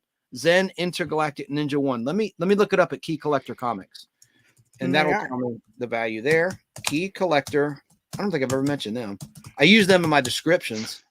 On eBay. Listen how hard he's pounding that keyboard. No wonder that D is gone. See, I can't type, right? I've never been able to type like a normal person. Plus, I have carpal tunnel now, so I'm not even going to try. So my one finger, my pointer finger, right, types in my phone, and there you go. That's how I type. Cool. And I damaged my phone last night after we were live. I mean, in a private chat, Sarah. I dropped it when I was recording that clip of Dr. Smith saying, "Who knows what we may discover?" off of my Blu-ray. I dropped it. I'm just going to get a new case. I'll show you in a minute. But Zen, all right, Zen number 1. I guess there's different covers because the other one that Go Collect looked different. Low $15, mid 50, high $150. It's the first appearance of Zen. It's from 1987. I didn't know it was that old. Let's see. Let me look up Zen. I'm gonna try Go Collect. Maybe I didn't see the right one. I can't believe there's only 2 that are graded. It doesn't seem right to me. Go Collect. Well, PDF Elves, not only that, different cover. when I see Chance in chats now and he's typing away in there, I can hear him typing from my house, and I'm not even talking to him. So it's pretty interesting. I mean, yeah, you see the way he types in chat, man. I mean, you hear him typing here, it's just like blah, blah, blah, blah, blah. I love it. It's very epic and stuff. It's like, now I see a Zen 1 from 2014. So which version do you have? I see a Zen Intergalactic Ninja Hard Bounty number 1. Okay, that's different. You didn't say Hard Bounty. You just said the Intergalactic 1. Intergalactic Ninja. All right. Well, let me get back on track. Back on track. 150. Hope that answers the question. Say at 150. So I sold this one. Let me get back to comments so I can take that off. Yeah, 150 at the high end. At the high end. Oh, and there you are, Woo. Oh, damn! I took off the wrong thing. How dare you? Okay. Getting back on track. Let me look at some comments. Thank you for keeping up with the chat, Sarah. I can't always see chat. There it is. And Red beat me to it. He probably went to Key Collector as well. 15 for low grade, 50 for mid, 150 for high. Very good. Thank you. Thank you so much. It's rare. This is PDFL. Mine is in number 0, gold edges. Okay, so it has a bunch of variant covers. Gold edges all the way around. Okay, almost done with what I was showing you here from the collection I've sold so far. This is up now. This is a pretty cool set. Top left is a second appearance of the Falcon. Cap 118, Silver Age lot, 1969. And here's the one where this chick reminds me of No Flock, My Flock, No Flock. This one, 123. I'm trying to say too much at the same time, and I'm effing up bad. All right, look at this girl, Suprema. This reminds me of this is the character reminds me of Sarah. And what she's saying there, damn, you can't zoom. I should. And look at the left. There's Arnold Schwarzenegger, 1969. Holding that shit. What are the characters supposed to be saying? Which one? Which Suprema, the deadliest of the species. Let me look on my phone. I can read it that way. Okay, but it cool. reminds me of you. You're not evil. You're not a villainous. You're a good, kind-hearted person. Don't misunderstand. But wouldn't it be great to play a villain? And you could say stuff like you could say shit like this. Oops. Family show. Find it. Oh, I'm stuck on this Arnold Schwarzenegger ad. Hold on. To somebody, one person's hero. Okay, Chance. One person's hero That's is another you, person's my villain. flock. You're Suprema, except you're like a heroine version, a good version, not a villain. But here's the alternate. Here's the alternate universe era. This is the alternate universe, my flock, from a different timeline. Listen, the guy in the background saying, "Quiet, all of you! Suprema is about to speak." And then she says, "For months, I have trained you in secret until our time to strike. And now the time has come. Before this day is ended, I will be queen of crime throughout the states, and you will be my army." That's like your flock, except you're assembling an army for good, not for nefarious evil reasons. But it must be you. Right. Well, see, you got to remember, Chance. Remember now, you are training me and others how to use StreamYard. I'll shut up now. And other things too. But at the end of the day, what it is, one person's hero is still going to be another person's villain, right? So, it won't matter, how anybody sees me. At the end of the day, it's how one sees themselves. And you know what? I'll just own it. I don't care. Whatever. I'll be your hero and your villain, whatever it takes. There you go. Okay, I've shown all the comics. So now we can move on from that. I've shown all the ones that I've sold so far and the ones that are up now on eBay. Little commercial over. I always ship, by the way, the day someone pays. If they pay by 2:00 Eastern time, I'll ship that day or the next day.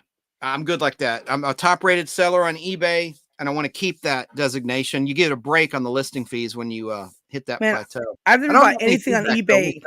I've never bought anything on eBay. For those of us who have not, is it a simple, easy website to use that makes sense? Yeah, it's pretty straightforward. Best thing, probably I'd say if do you have a PayPal account?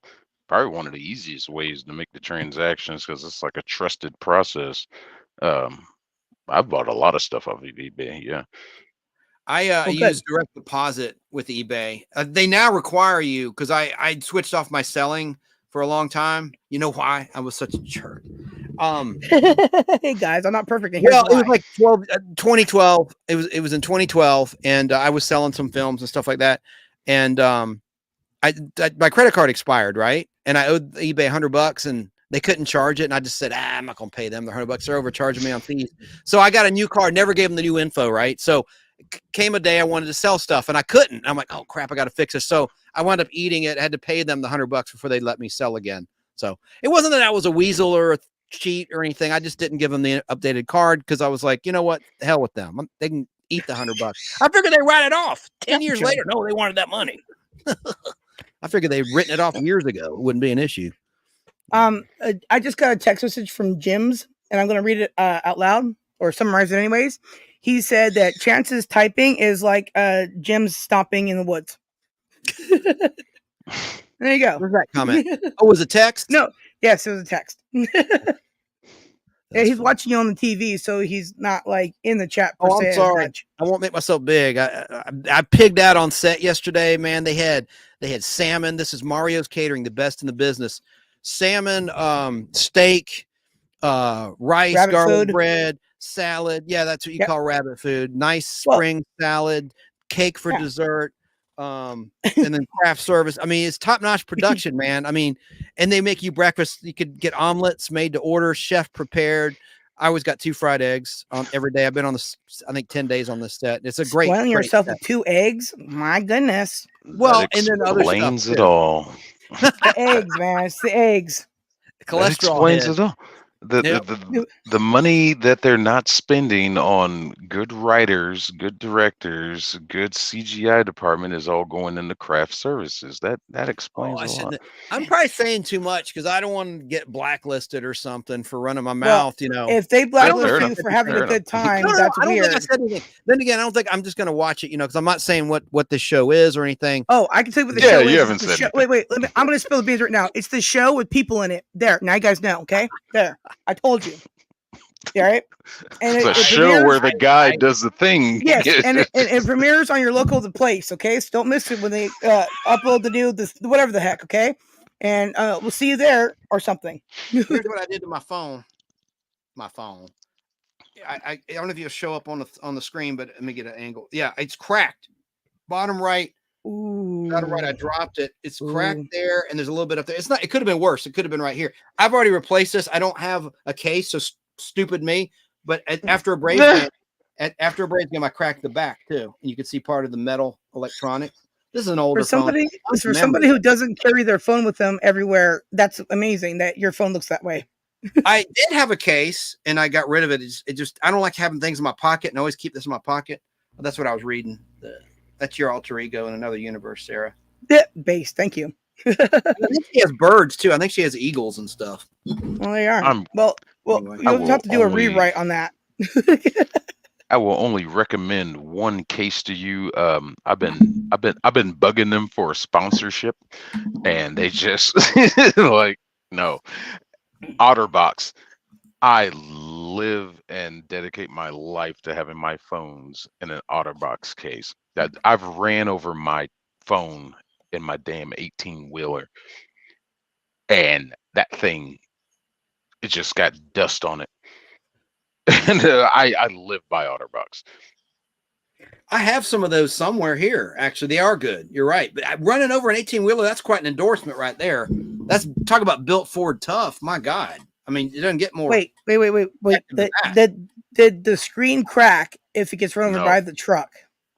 The okay, on the tractor itself, you got your front tires, your steer tires, and then you got your drive tires, the two right there where the trailer starts. I ran over I didn't realize I dropped it. It fell out my holster, and I started to drive off, and I went to grab it to put it on the charger. I'm like, wait, where's my phone? Da, da, da. So I jump back out the truck, and I'm looking, and I see it's behind my drive tires. I'm like, oh, and I ran over it. Wow. Screen side up. Oh Did no! nothing. Did Nothing. All right. nothing.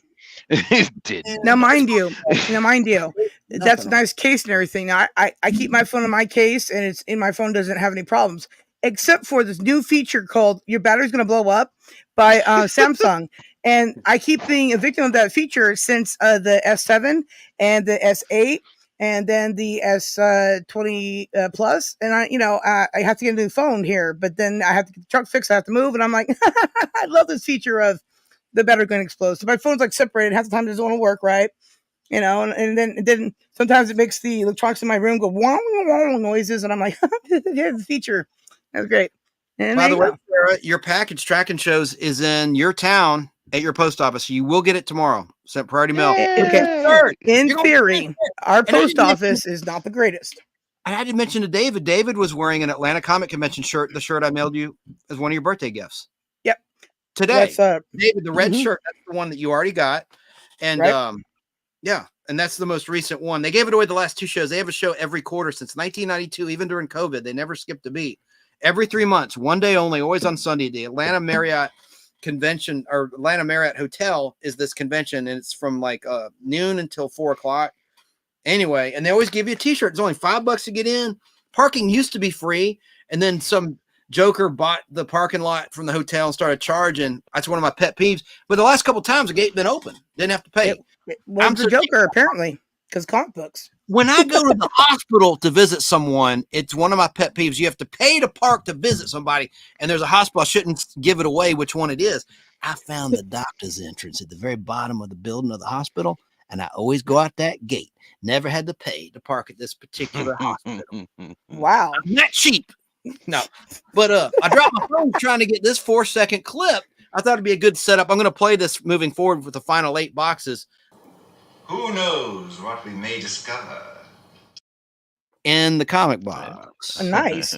And then your stream will go down every time because Disney. And I got kicked my ass once. I already said that tonight, 1992, the year that Atlanta Comic Convention started. But Jonathan Harris, that's from The Derelict, episode 2 of Lost in Space. I'm going to play it again. I just love the way he says this silly line. Because they're landed on, they're about to go into an alien ship, a derelict in space. And he thinks it's Russian agent. He thinks it's humans anyway. So he's nefarious. But this show's not nefarious. But anyway. Who knows what we may discover? All right. Now, hopefully the Disney bots won't get on me because Disney now owns that show because they bought the 20th Century Fox film and TV library. We already said that earlier today. Yeah. Which includes Lost in Space. Yep. That's a Disney property now. Well, later, Jims. Later, Jim. But yeah, no, I was gonna say something. Oh, you know how they have those AIs that can simulate people's voices, right? Mine, yours, anybody's, right? We should get one that says the thing that he said to you after he pinched your butt, and then you could play that. I'm just saying, for posterity and all that. Posterity. Woo Rider, sports fan, he says, I need the Timberwolves to beat the Nuggets in Game 7 tonight. Cool. Right on. Playoffs. NBA. NBA is going on. Yeah, they usually go until June. That's when the championship is. Listen, I don't sports. Early June, mid-June. The New York Knicks got eliminated from the playoffs by the Indiana Pacers by blowing a 3-2 series lead. Hey, that's the story of the Hawks. The Atlanta Hawks. They're a first round team, have been for years. There were sometimes they advance, but usually first round they're done. I used to be a partial season ticket holder of the Hawks. Chance, did you do any sports in school? Soccer. I played soccer for years. That was because I'm short. I can't play basketball. And I wanted to play football. I was very fast. I had records in track. I did track also briefly. And I did track and field. I thought I would get hurt. Ma didn't want me to play football. I wanted to be a running back. I thought I'd make a good running back. Even though I'm small, I was fast as hell. And my catching was okay. But I think I could have gotten better with practice at catching. Because you got to catch. Running's great, but you got to catch the ball. I had a teacher in my senior year. I had a teacher in my senior year saying, "Hey, I'm going to be in the track and field. I want you to join the track and field, and I want you to stop putting discus, right?" And I was like, "Okay." So I did, right? Now, discus and me don't get along because I don't like frisbee either. So no thanks. So discus, no, I'm out. But shot put, the first three, you do three wins, right, in a row or whatever, to letter in it, right? So the first three meets for the first time I was ever there, I lettered, and it was crazy. Anyways, then I lettered. That's cool. Yeah, and I lettered twice in ROTC, so I lettered 3 times in high school. Letter in ROTC because they allowed it because I was there for all 3 trimesters, all 4 years, and I didn't fail the class ever once, and I got the sergeant's award. I got a bunch of stuff, man.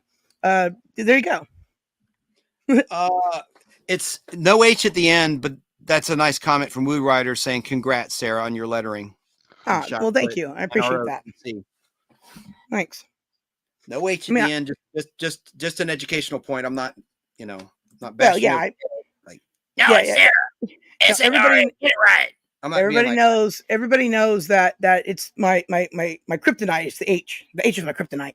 I told you my weakness. It's just like I hate when people call Christopher Reeves, which is an easy mistake because George Reeves was Superman. Easy mistake to make, but it's so irritating when someone says, "Oh, I love Christopher Reeves as Superman." It's like it's singular, not plural, but I get it. Well, listen, I saw him duplicate. I saw him duplicate himself in that Superman movie. Okay, so it's Reeves. All right.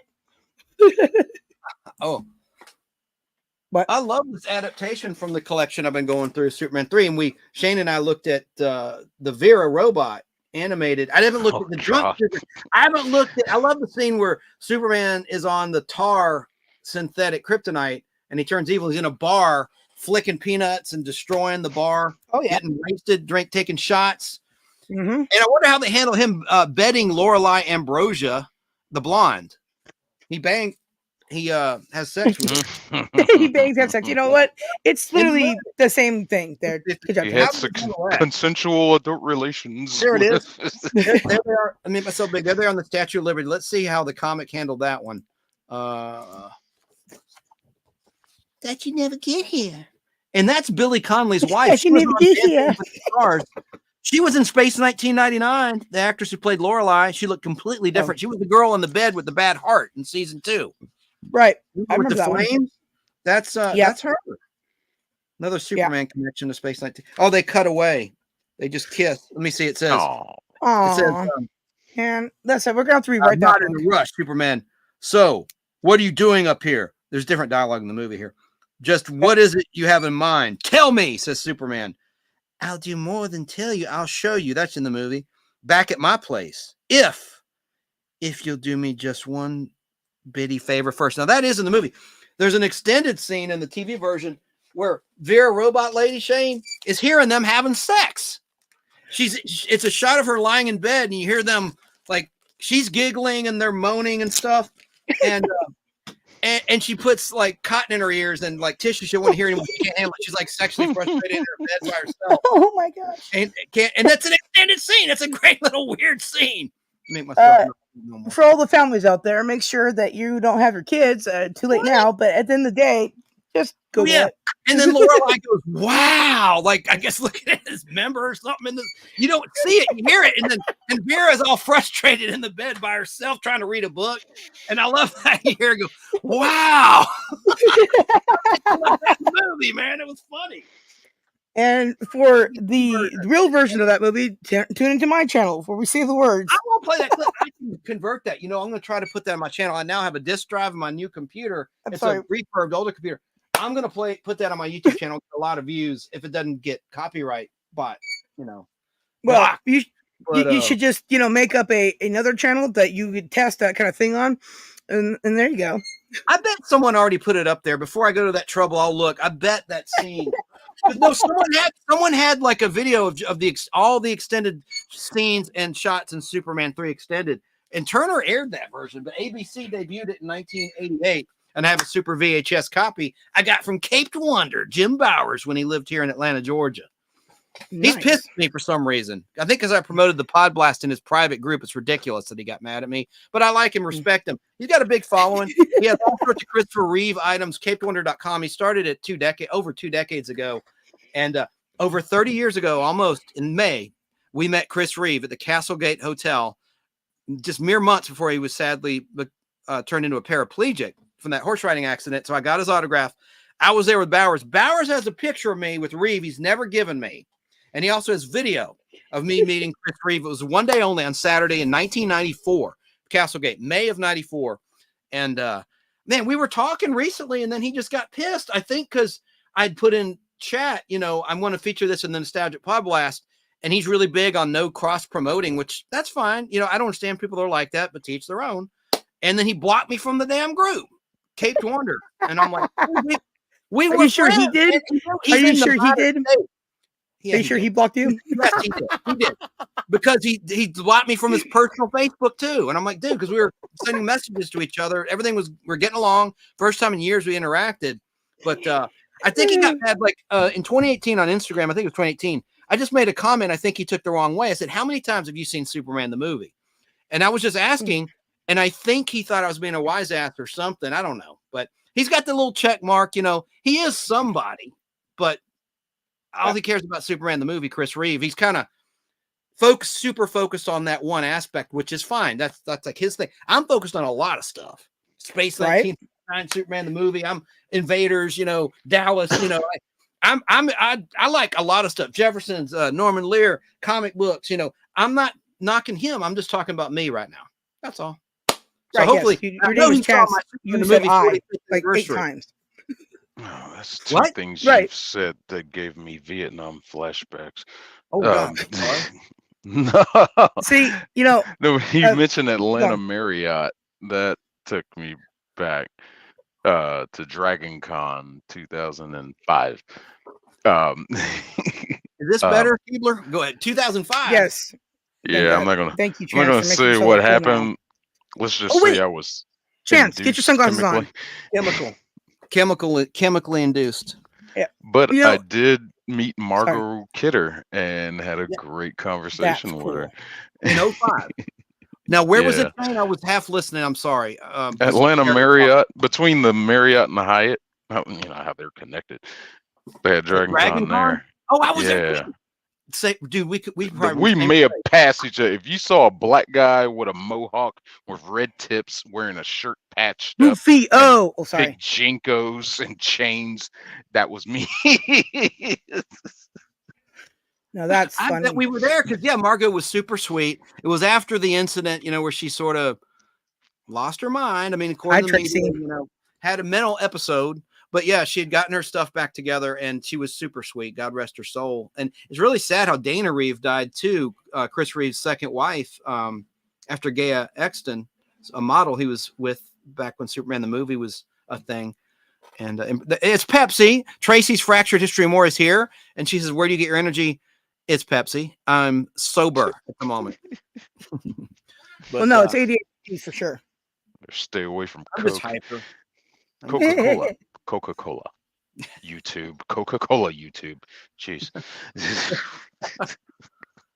I'm going to stop talking and breathe. Hello, Tracy. Breathing. That's what people do. And I'm going to look on YouTube for the Superman 3 extended. I'll try to find that Lorelei, that funny scene with Vera listening to them having sex. Hi, the elves in chat, and Tracy is in chat. Oh, you just said that. I just realized that. And then also, Tracy went live yesterday. It was good to see her.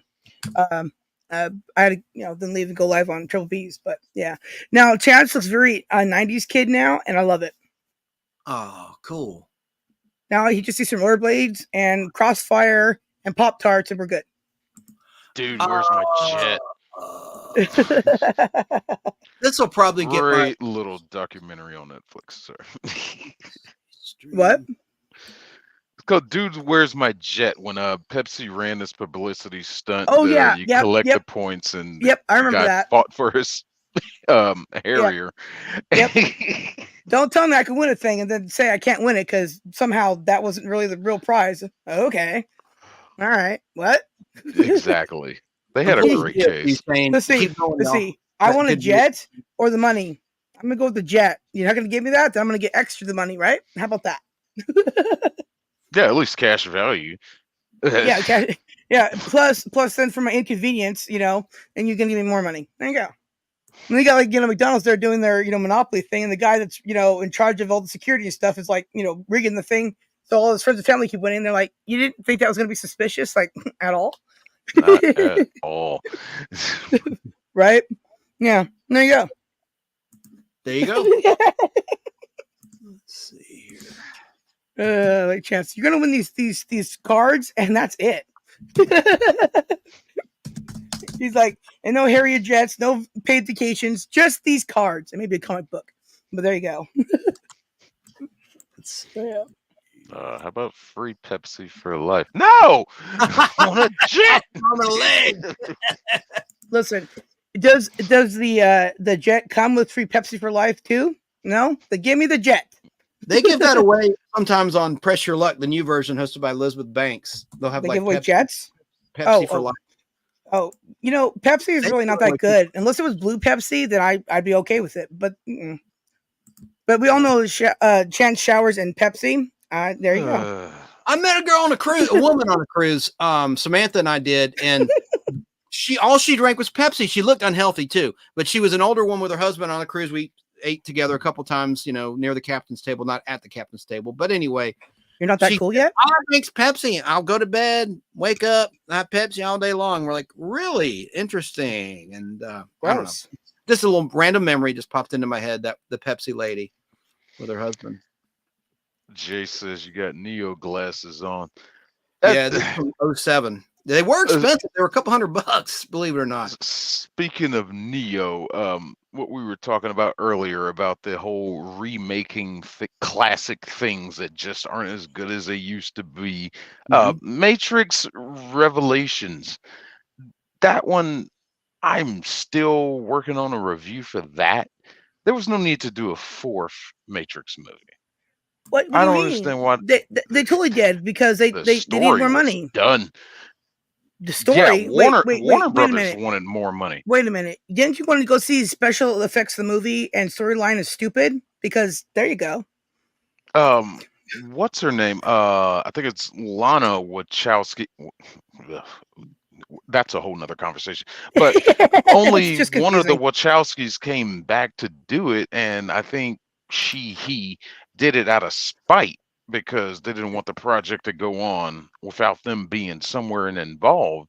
And I've read so much on that movie before I watched it. No, that was your first It mistake. was You really cared. done out of spite, and you can see it in the movie how they're taking stabs at Warner Brothers themselves in the freaking movie. And it's like when they put it on the cutting room table and the final draft, and it's like, here you go. This is what we got. And the Warner Brother executives are looking at it and they don't even notice it. And it's just like, it's good. Let's go to theaters. Let's go. And it's like, hold on. Did you hear your company being insulted in the Right. movie? Right. Oh, okay. To the theaters. Let's go. Let's. Oh, To the that movie Batmobile. was Let's so go. awful. That's The that is, Let's go. School. Hey, leave it. Don't insult Batman, okay? It's still got some redeemableness. I mean, even though we saw that Superman, Batman thing, I got to like the part where they're about to fight, and I'm like, I can't anymore with this, and I left. I can't. That movie was just the Batman look. versus Superman? That was just ugh. It Awful took movie. too long to get to the point. And I was out. I'm like, I don't care. This is why, and also then I left. And there you go. producer wants to know when's he going to be a guest on the show. You know anything Never. about comic books? I'm Batman. Over my dead body. I'm adding. I found the Superman 3 extended. It's called Superman Gets Laid on YouTube. Of course it's hey. called that. I found it. I'm going to try to play it. Hopefully Family the show. won't get blocked. Family Except show. for- Family Turn it show. out. The crazy thing is, it was cut from the movie, yet it aired on national TV. In 1988, and they put interesting credits in there too. And I'm going to play the scene with the Vera robot just for you, Shane. That's what I was doing while we're talking. Okay, hang on, it's loading, processing. All right, cool. Well, it does that. Now I forgot what I was going to say. I think I'm disgracing this cool shirt by wearing the stupid hat turned backwards in these shades. I I'm like, don't think so. It's sick no matter how you look at it, because 90s were sick too. Uh-huh. So you got a problem with being sick? Then why are you being sick to begin with? I look like Drysdale, like bum's son in the Beverly Hillbillies 1993 movies, just sitting on the couch watching TV with a stupid look like this. You know what I'm talking about? Yes. Yes. Well, anyway, so I'm going to What? try to play the clip in a second. Go ahead, Sarah. I was got just, it I was already. just gonna say, the only thing that would make it look terrible is if you had your Podblast pin on your hat. That would be weird. But otherwise, you look fine. Very 90s. Very good. Thank you. I'm going to play. Here's Yes. a little bit of the opening credits. I'm just going to play Lorelei Ambrosia's credit. Pamela Stevenson, who's married to Connolly, the stand-up comic. You don't see much of him in the States. I think he's still performing in Europe or whatever. Billy Connolly. He's Scottish. But here's what you didn't see in the movie. Remember in Superman 3, Shane, it had that stupid comedy bit. Just slapstick. Stupid slapstick, and that's the opening credits of Superman 3, where there's a bank robbery and this bucket goes on top of this guy. It's stupid. But this is how the movie opened on the extended version, where you heard like the theme. Let me just try to play it.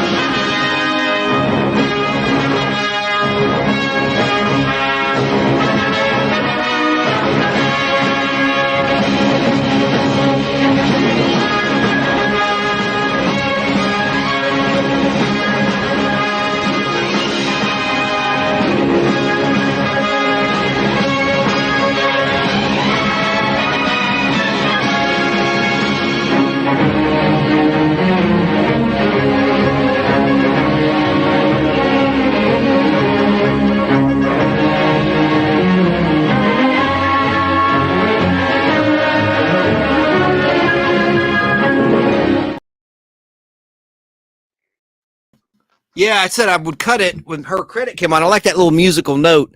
So here's Superman gets laid, and then I'm going to try to play the Vera robot that traumatized Shane B as a young man.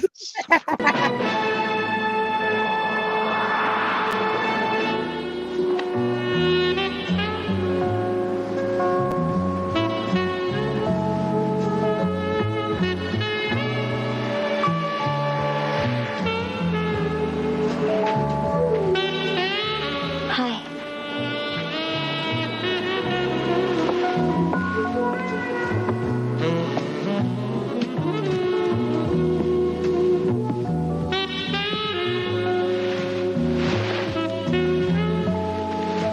How about a little après-ski?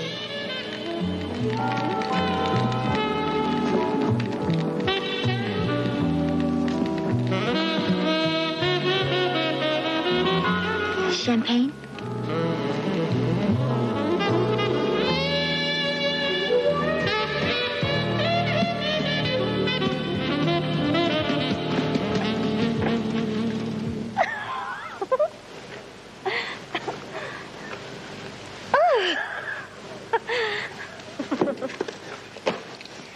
Wow.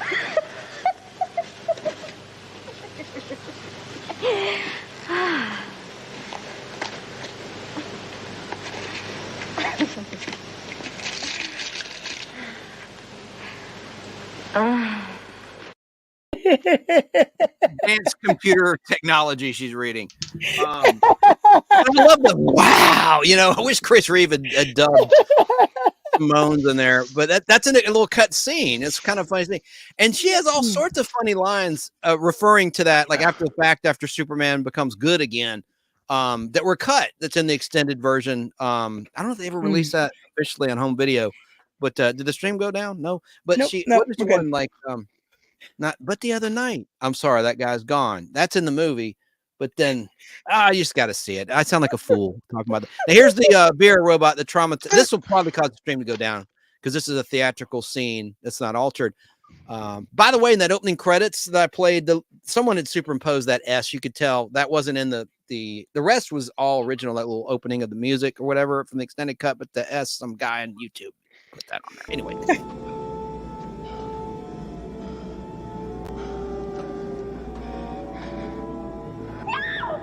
Don't leave us alone in here, Superman!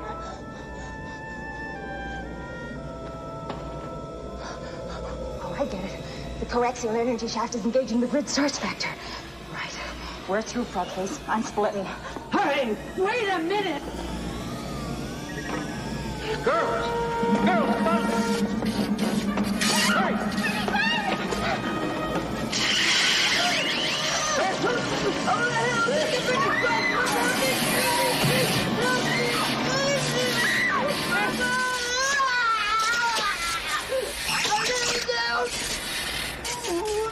Sis? Oh my God.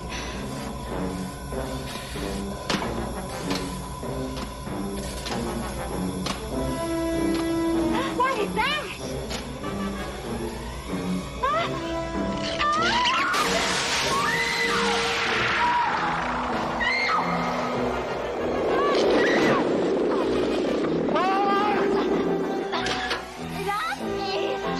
It's your Baba Duke.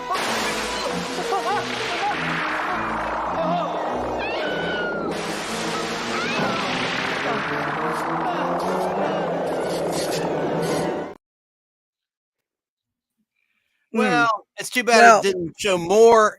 I was going to say, too bad they didn't go down. Did it go Thanks down?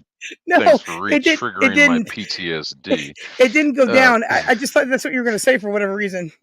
Well, Superman shows up with this chemical and he gets rid of that Vera robot pretty quickly. Basically, he just zaps her and then she falls over and then that's the end of that creature. But that was pretty scary for a kid. That's like thanks for that. Yeah. Yeah, I don't know. You guys get all scared over the thing. That's hilarious. Okay. Mail you a bag of dog poop. Wait a minute.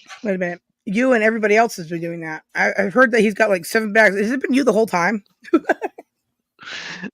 There we go. Let's Anyways, see here. ow, I'm gonna just try to elbowed. find that picture of the fembots. all right. Wait, that's Marky. Wait a second. Oh my! Wasn't Marky expecting post. that.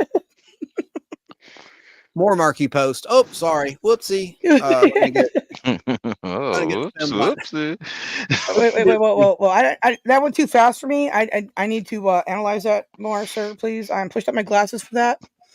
Research purposes. Research purposes. It's always This is research a rerun purposes. for you guys. We showed this last night on BBB's. We haven't mentioned shout out to Brainbender's Banner. We had a fun little chat last night on her channel about nostalgia.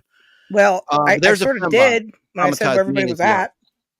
This aired Halloween night, 1976, episode of the $6 Million Man, part 2 of a 3-part crossover. Kill Oscar, part 2. Anyway, that was a fembot, Right. kind of a rip-off of Westworld, but they took it to another level with the eyeballs. That was a new thing, and I think it made it a lot scarier. And the little speaker mouth, I think that's kind of cool. You could tell around, it's like they cut up in like a mannequin head and put all those wires Well, in there. I'm Prop guys, just but I think it's still saying. cool. I'm just saying that, put the picture back up, please. I need to analyze it real quick, please. Now, if you can see that even if the face was on it, my face does not protrude like a mile long. And also, it's just obviously really poor angles there they chose to use because, I mean, look at the face just like shoots off the neck. It's just like obviously not real at all. And then they somehow put like just the face cover on and then the face is no longer like, extended. Very, very odd. Right. It is odd. It's very odd. Some others. Yeah, they could, but I mean, this is 1976, summer. There's no excuse for angles, man. They knew what angles were back in the 70s, okay? Well, fair point. And that's the same robot. That's the Linda robot, one of the secretaries of OSI. That was a cliffhanger end of part 2, that $6 Million Man episode. Also, and why are their Franklin ears? talking to that speaker, the John Houseman. He's like threatening to blow the building up with a hurricane. Right. Because So the weather. now, if you put the face back on there, now it's going to have lips. Now, I don't see any mechanics there that would cause the lips to be moving. Correct. So You're absolutely right. You're absolutely right. I overanalyze everything. I'm sorry about that. So, yeah, I mean, it traumatized me. Jamie's fighting in part 1, which is a Bionic Woman episode, this lady, and Well, just thank goodness that none of these fembots had guns coming out their jugs like in Austin Powers. She's fighting this lady on the left, and she had like this little spray that would knock people out, the humans out, like a chemical, and spray it right in their face. Yeah. They used ether back in the day. Ether. They did in a Bugs Bunny cartoon also. Well, of course they did. There Bugs we go. Bunny did it. It's real. That's what I wanted to show. It's like a 1, 2, 3 in the proper order. Fembots. Hey, that the same thing in Mike Myers, Austin Powers 2. Boom, boom, bam. I love that. I know. I just mentioned that too, but hey, listen to me. I'm listening to you. That's a wonderful scene that makes no sense. That opening of Austin Powers 2, when he finds out Vanessa is a fembot. Apparently, y'all been making love all night. You didn't know something was off. even though they write it off as, that's what's called foreplay. But still, the weight. See, of course she was a fembot the whole time because everybody said so. They're like, oh yeah, we already knew. So what you're saying is the whole first movie, you knew she was a fembot the whole time, or did she just sort of get kidnapped during the movie and you were going to tell him when he discovered that, she was, because he hadn't had it in so long because he'd been frozen. So, I mean, odd. Well, then where is she? Again. There's the fembot toy by Kenner. It's rare, but yeah. Good point. Yeah. And yeah, that was a cop-out, wasn't it, Shane? That Liz Hurley's character's been a robot the whole time. Not only is it stupid, it's just a cop-out. It's the worst cop-out since Princess Leia is Luke's sister. They didn't have intelligent writing where she had to make a choice between Han and Luke. I saved her. I mean, what a cop-out that was. The first movie was written without the intention of any more being made. Right. And it was a how do you say, they took a chance on making that movie, and the popularity ended up with the Oh. That movie, the success ended up spawning the next two. Yes. And Yeah. why make them sister and brother? I mean, I think he still could have done without that.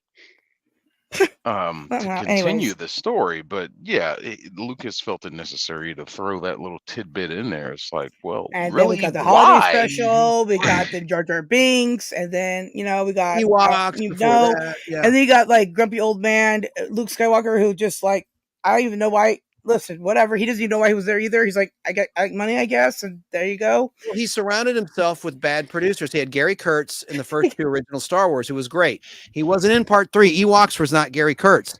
Then he got Rick McCallum for the special editions and for the prequels. And Rick McCallum was a yes man. Gary Kurtz would, I've read books about this, would actually tell George in a nice way, this is not a good idea. Let's not do this. And he didn't have that. All of a sudden, Lucas, it was his way or the highway. And that's why he had a lot of mistakes. And Han shooting first. What do you mean? I mean, Greedo Mistakes? shooting first in the special Greedo. Mistakes. There's such a I don't know how sweet many way of saying it. times Cluster F. I'm so used Anyways. to seeing memes. Han shot first. It's in my brain. I meant to say Greedo. I don't know how many times I've watched that scene on the original cuts over and over and over, but you can clearly see Right. Greedo's shot first. Yeah, and if Han hadn't, I mean, listen, no wonder Han. I know exactly why Han shot first. It's because his girlfriend wasn't allowed in the movie, and there you go. That's right. Jenny Cresswell from Space 1999. I just love that little detail. Nobody cares. Nobody knows. But and then instead of like putting her back in or something, we get these like remastered things of some CGI thing just pooping, and I'm like, what? Why did I become 5? Because I mean, even when I was 5, I would not have appreciated that. I've been like, why? That's Han's lost girlfriend in Space 1999. And I love the ID badge. That was a cool thing in season 2. They didn't have that in season 1. A photo ID. I think that's smart. That was like a lot of 1999 fans bash year 2. They said, "Oh, Fred Freiberger came along. He turned into a monster of the week." I thought he made it better. He incorporated humor. Well, and I like the weapons they had, the laser cannons, and they made changes. And that's what Open by Chance was saying. What happened to all these characters? Why did they change the main mission, the big set, to the more compact command center? The command center made more sense because you're underground, and main mission was always getting blown up, right? So they decided to change the base to a more strategically secure setting. That makes sense. Like a Pentagon or something. The thing I don't really understand there about this, right, is first off, right, assuming that, there's that one part where they talk to Earth of the future, right? And then they end up in the Stone Ages because I forget how that happens. But anyways, they talk to Earth of the future, right? Now, from what I understand about the moon as it is today, in the year past 1999, because science, and well, I mean, our moon itself, right? How it controls the tides and all that stuff, and every year it gets further and further away from Earth and whatever the heck, right? So I would assume that this is just what I would guess from science, is if the moon was gone and somehow it survived, it's going through space, right?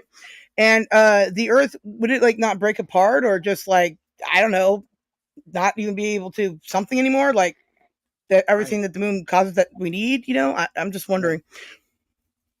Well, there'd be tidal waves. I do Right. like how they And explored that in tsunami. the show. Like I got a mint print of Another Time, Another Place season 1, where it's an alternate universe where they find themselves 5 years down the line, back, and they visit Earth after the moon broke away, and like it's all effed up. There's just one Santa Maria, California is the only habitable place on Earth left, and yeah, it's like these like dome cities and stuff. But also what I think is funny too. That one, season 2, correct. Right, and then also too, what I think is funny too is in the series itself, right? It talks about the fact that they were talking about how on Earth they were breathing in fresh air and how they missed it, right? Because the moon got an atmosphere, right? And it was like it's like fresh air on a spring day. And I'm like, according to everything you've ever said before that, the Earth is so polluted that no, and therefore you wouldn't even know what fresh air is, let alone how it would be in a spring day. True. Hey, look at the comment from Lobo.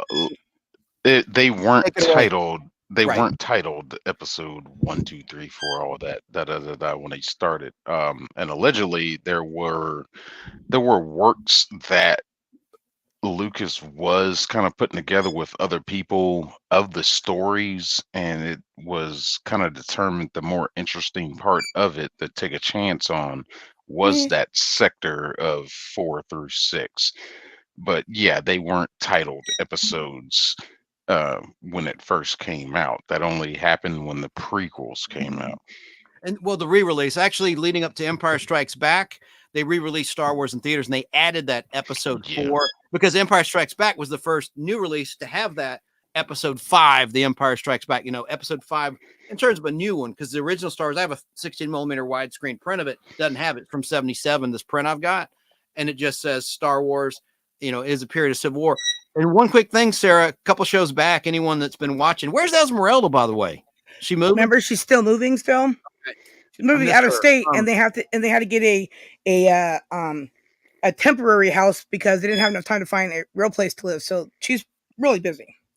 Remember, I was talking about the scene where Darth Vader in the very first Star Wars is strangling the rebel soldier, picking him up with his brute strength.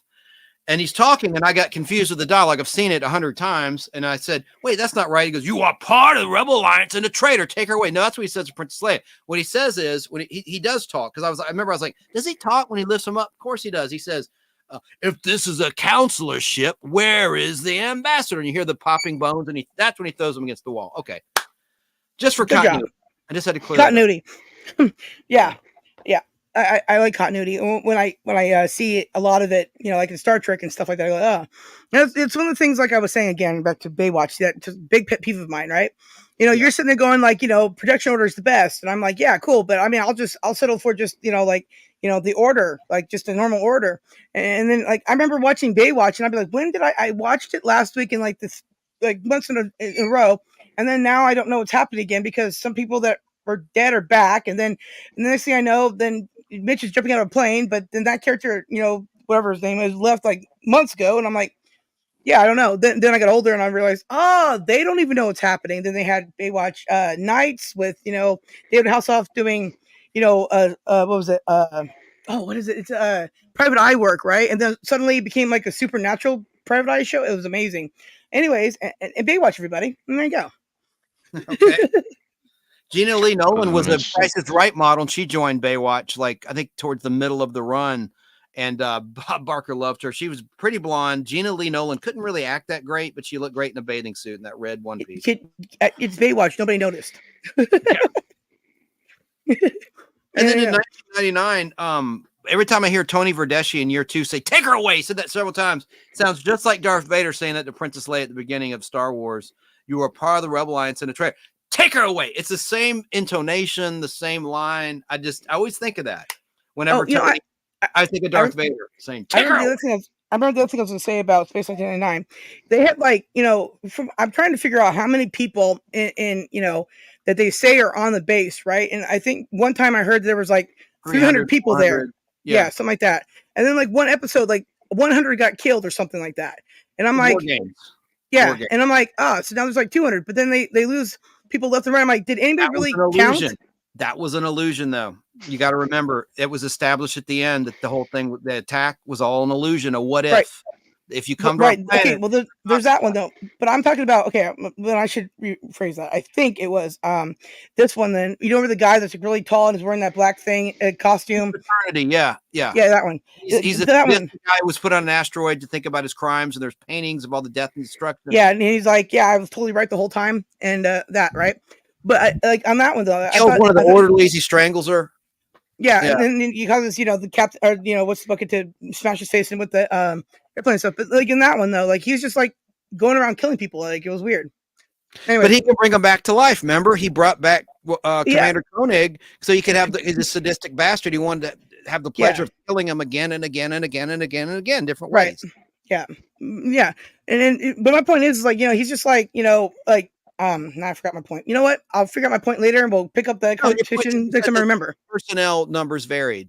But they can't have kids because we only have so much life support to sustain ourselves. Whatever the line is in one of the episodes. Right. Well, in every episode, like we can't even have kids. You know. Right. Yeah. And everybody's always trying to steal their resources, which is like 3 of them. 3 resources they have. They're going to steal them every time That's too. a pretty good birth control. You know, how can you just say you can't have kids? You know what? Except for the episode where they have the kid. Hey, you know, I don't want to. You know, maybe you say the A word, but who knows what they're. I mean, it's all fiction, though. We're talking the hypothetical. It's not real. We're acting like it's real. But it is real. I've lived it every week now. But the thing is, too, then they have the episode there where that lady did have a baby, and the baby all of a sudden just grew up, like the episode of TNG, The Child, right, where Counselor Troy just suddenly is pregnant, and then she has a kid. Right. Yeah. I was like, oh, look, another exact episode. Cool. Played by a future James Bond villain in For Your Eyes Only, and a feature Indiana Jones villain in The Last Crusade, Julian Glover, and a future AT-AT commander in The Empire Strikes Back. And there you are. Targets. They targeted the generators, the boss. What? Yeah. Maximum firepower. James Bond. I love James Bond. Yeah. It's just good stuff. I like good James Bond. This Listen, crap that they you're cute. did. You know, I didn't mind Daniel Craig coming in. He's just hot. So Casino Royale was fun. Well, it was good. I like Quantum of Solace. Okay. When they got around to like Spectre was trash. And then No Time to what is it called? Skyfall was awesome. Yes. That was Home Alone James Bond. And that last one, I don't remember the name. What it's called? Is it A Time to Die or No Time to Die or whatever they called it? Well, anyway, they also went to space, so there's that. Well, Moonraker is my favorite Bond movie because of that aspect. I'm a sci-fi nut, and I'm like, I got James Bond in space, awesome. And Roger Moore, my favorite Bond. Sorry, Roger that's Moore. He's cause just a lot of problems. He's cause just a a cute lot of cutie, though.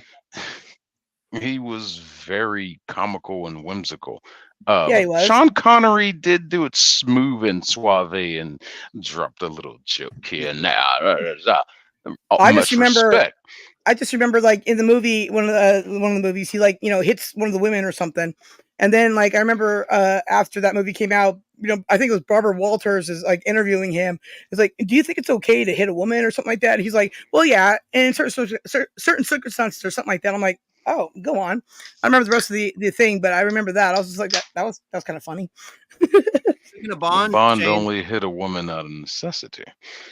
Well, listen, I would hit them too, no problems. I mean, that's not my point. I'm talking about in real life that because they got to make the movie about real life suddenly. I'm like, but it was a movie, guys, and the chick was bad. So like, what? I mean, I would hit her too. Like, huh? You can. I'm waiting to get a chance. I'm waiting to buy a box set. I'm thinking now might be the time because I want all of them that have been made to date. I had a tip and for price savings. Yeah, this is an import I got off Amazon UK, and if you're a member of Prime, I'm sure you are. It even extends to overseas shipping. So I got this because I'm cheap.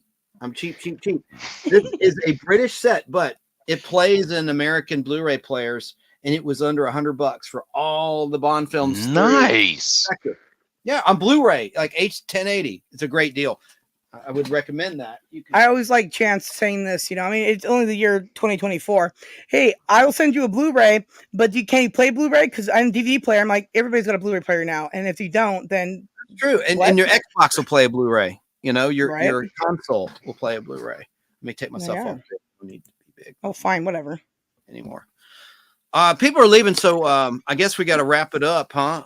No, you don't have to do anything. It's your show. You do what you want. Well, remember, there's always replay and everything else. Got almost 4 hours, and I do need to make myself some supper and feed. Well, this yeah, I got to.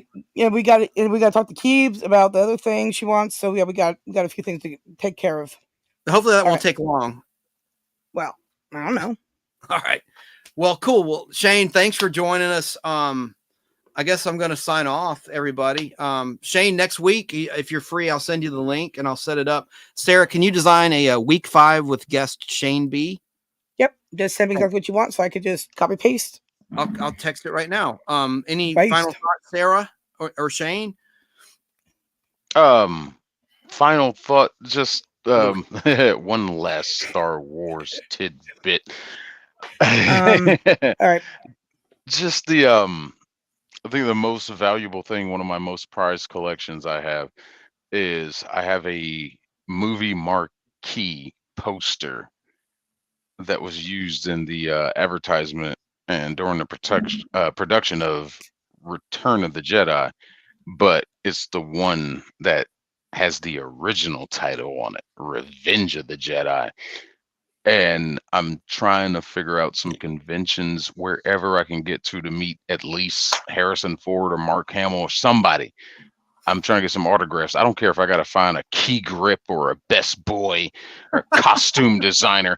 Yeah. I want somebody involved with that movie to autograph Stormtrooper number that poster. 55, whatever. Yeah. I don't care. But that bleeds into a final thought of let's not forget about the classics. I know you two don't. This age of Hollywood we're dealing with right now, this whole remaking everything that's already classic. Kingdom of the Planet of the Apes, that's a great one. That is just awful movie, awful. I don't understand why Hollywood just won't leave stuff alone. Let's just let the classics sit. If you want to do it again, re-release it, because we just saw a success with the Phantom Menace being re-released, and it hit like number 2 in the box office. And it was like, wow, just re-release the stuff that people actually like, and stop making bad remakes of good stuff. Well said. Well said. And I do like Darth Maul in episode 1. There's so many negatives though that counteract that, but I do like that fight and the music and with the operatic. I just Duel think of the Fates. The double. What's that? Duel of the Fates. Duel of the Fates. Thank you. Yeah, that's the track. Very good. Yes. Duel of the Fates. Great piece of music and a great moment with that double-edged lightsaber. And him getting cut in half was kind of cool and violent, like Luke getting his hand chopped off in Empire Strikes Back. It was a cool little shock and surprise. Kind of well done. That cool little thing. Yeah, that's hand chopped off. Cool.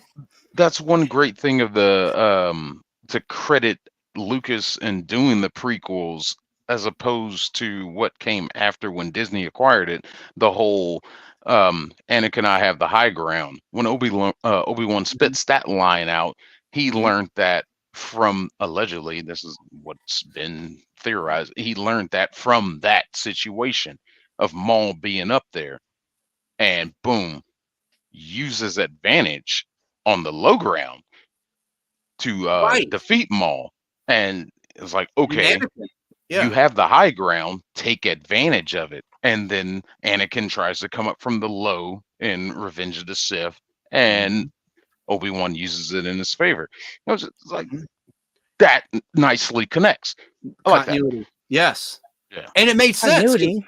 Anakin was a little kid when that happened, the Duel of the Fates battle. So he wasn't there. You know what I mean? So that was good continuity. Absolutely. One of the bright spots in a really weak trilogy, for sure. But yeah, in the what was it? I think it was not Empire Strikes Back, Return of the Jedi, when Luke has the higher position on Darth, and he says, Obi-Wan has taught you well. And it was like, it's like they connected the prequels to that scene. That was intentionally put in the prequels to connect to that scene. But yeah, all right. Well, I'm glad I'm a Star Wars nerd, man. Maybe we all are. And apparently, yeah. I'm glad the cards arrived. I still got to mail Danny Staten in South Carolina his cards. I'll do that. And some comic books for TD's kid, her son, because she has a daughter too. And yeah. All right, Sarah, any final thoughts? Let's see, final thoughts, huh? I had some, but then I forgot what I was going to say. So there you go. Good talk. Okay. All right. There you go. All right. Well, then we can wrap. Later, Shane. Thanks again, and I will see you next Sunday. We'll talk before then, and I'll send you the link and all that good stuff. And Sarah will put together a nice little thumbnail for me because I don't have Photoshop. That's my That's one of the many things she does as a great friend to the Podblast for sure. Well, Co-host. you're welcome. Part-time co-host. The thing I Along like to with do is the Alan. thing I like to do, and thank you for letting me do it for you. All right. Take care, everybody. I Oh. will. Oh, Yeah. I remember what I was going to say. Dang it. Oh, there we go. There we go. Okay. This Tuesday, on my channel will be my 1K party, and be there or be square. And then I'm going to be kind of MIA or intermittent for a while because I got to move and stuff. And you have the thumbnail now. And How long will you be MIA? 2 weeks? A week? I'm What do you not think? sure. I'm just going to say whenever you move, you're going to be MIA or intermittent for a while because how it works. Well, hold on. So- You just sent me. I'm going to put it on the screen for Shane to see. She already did the thumbnail. Unbelievable. How cool is that? It'll take me a second to well, get this processed real quick. I want to show Shane. I mean, it's just his name, but because we haven't done photos of anybody, it wouldn't be fair to do photos for some. Not all. some people don't want to hand out photos, Some and other don't people, want Some are don't. private.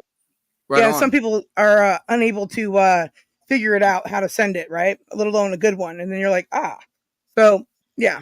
But I was like, yeah, we could put Chance on there because him and his channel. There you go. Yeah, I looked terrible though in that shot. That was but I appreciate it. No, you did great. I mean, I love the comic books and everything you did.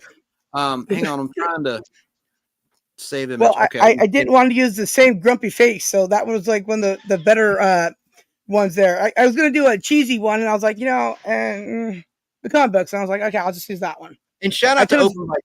Oh, go ahead, dear. Sorry. I can always change it out. They could just switch them out. There you go. So I'm just saying, it's no big deal. Well, thanks for being here. You said you might not be able to attend, Sarah, much of today's show, and you did. So thanks for the support, the mutual support. You're welcome. But what I said is after the Tuesday, that's when I said that. I said I'd be here. Yeah, you just said it right. And so you don't really know how long your hiatus might be. Exactly. I mean, I'm dealing with my mom, and maybe people will help. Who knows, right? Yeah, you're dealing with life, and we got to get the truck fixed still too. So yeah. So if I can get most of my stuff boxed up, then they can just take it there and do my electronics last, and then I should be around more.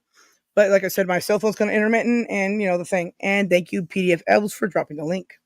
Much appreciated. Thank you to all of the wrenches, the moderators, for the links. Thank you. You're absolutely freaking welcome. It's and I'm sorry I didn't do a good job with the chat. I'm just doing this by myself is difficult sometimes when I'm doing a show and tell.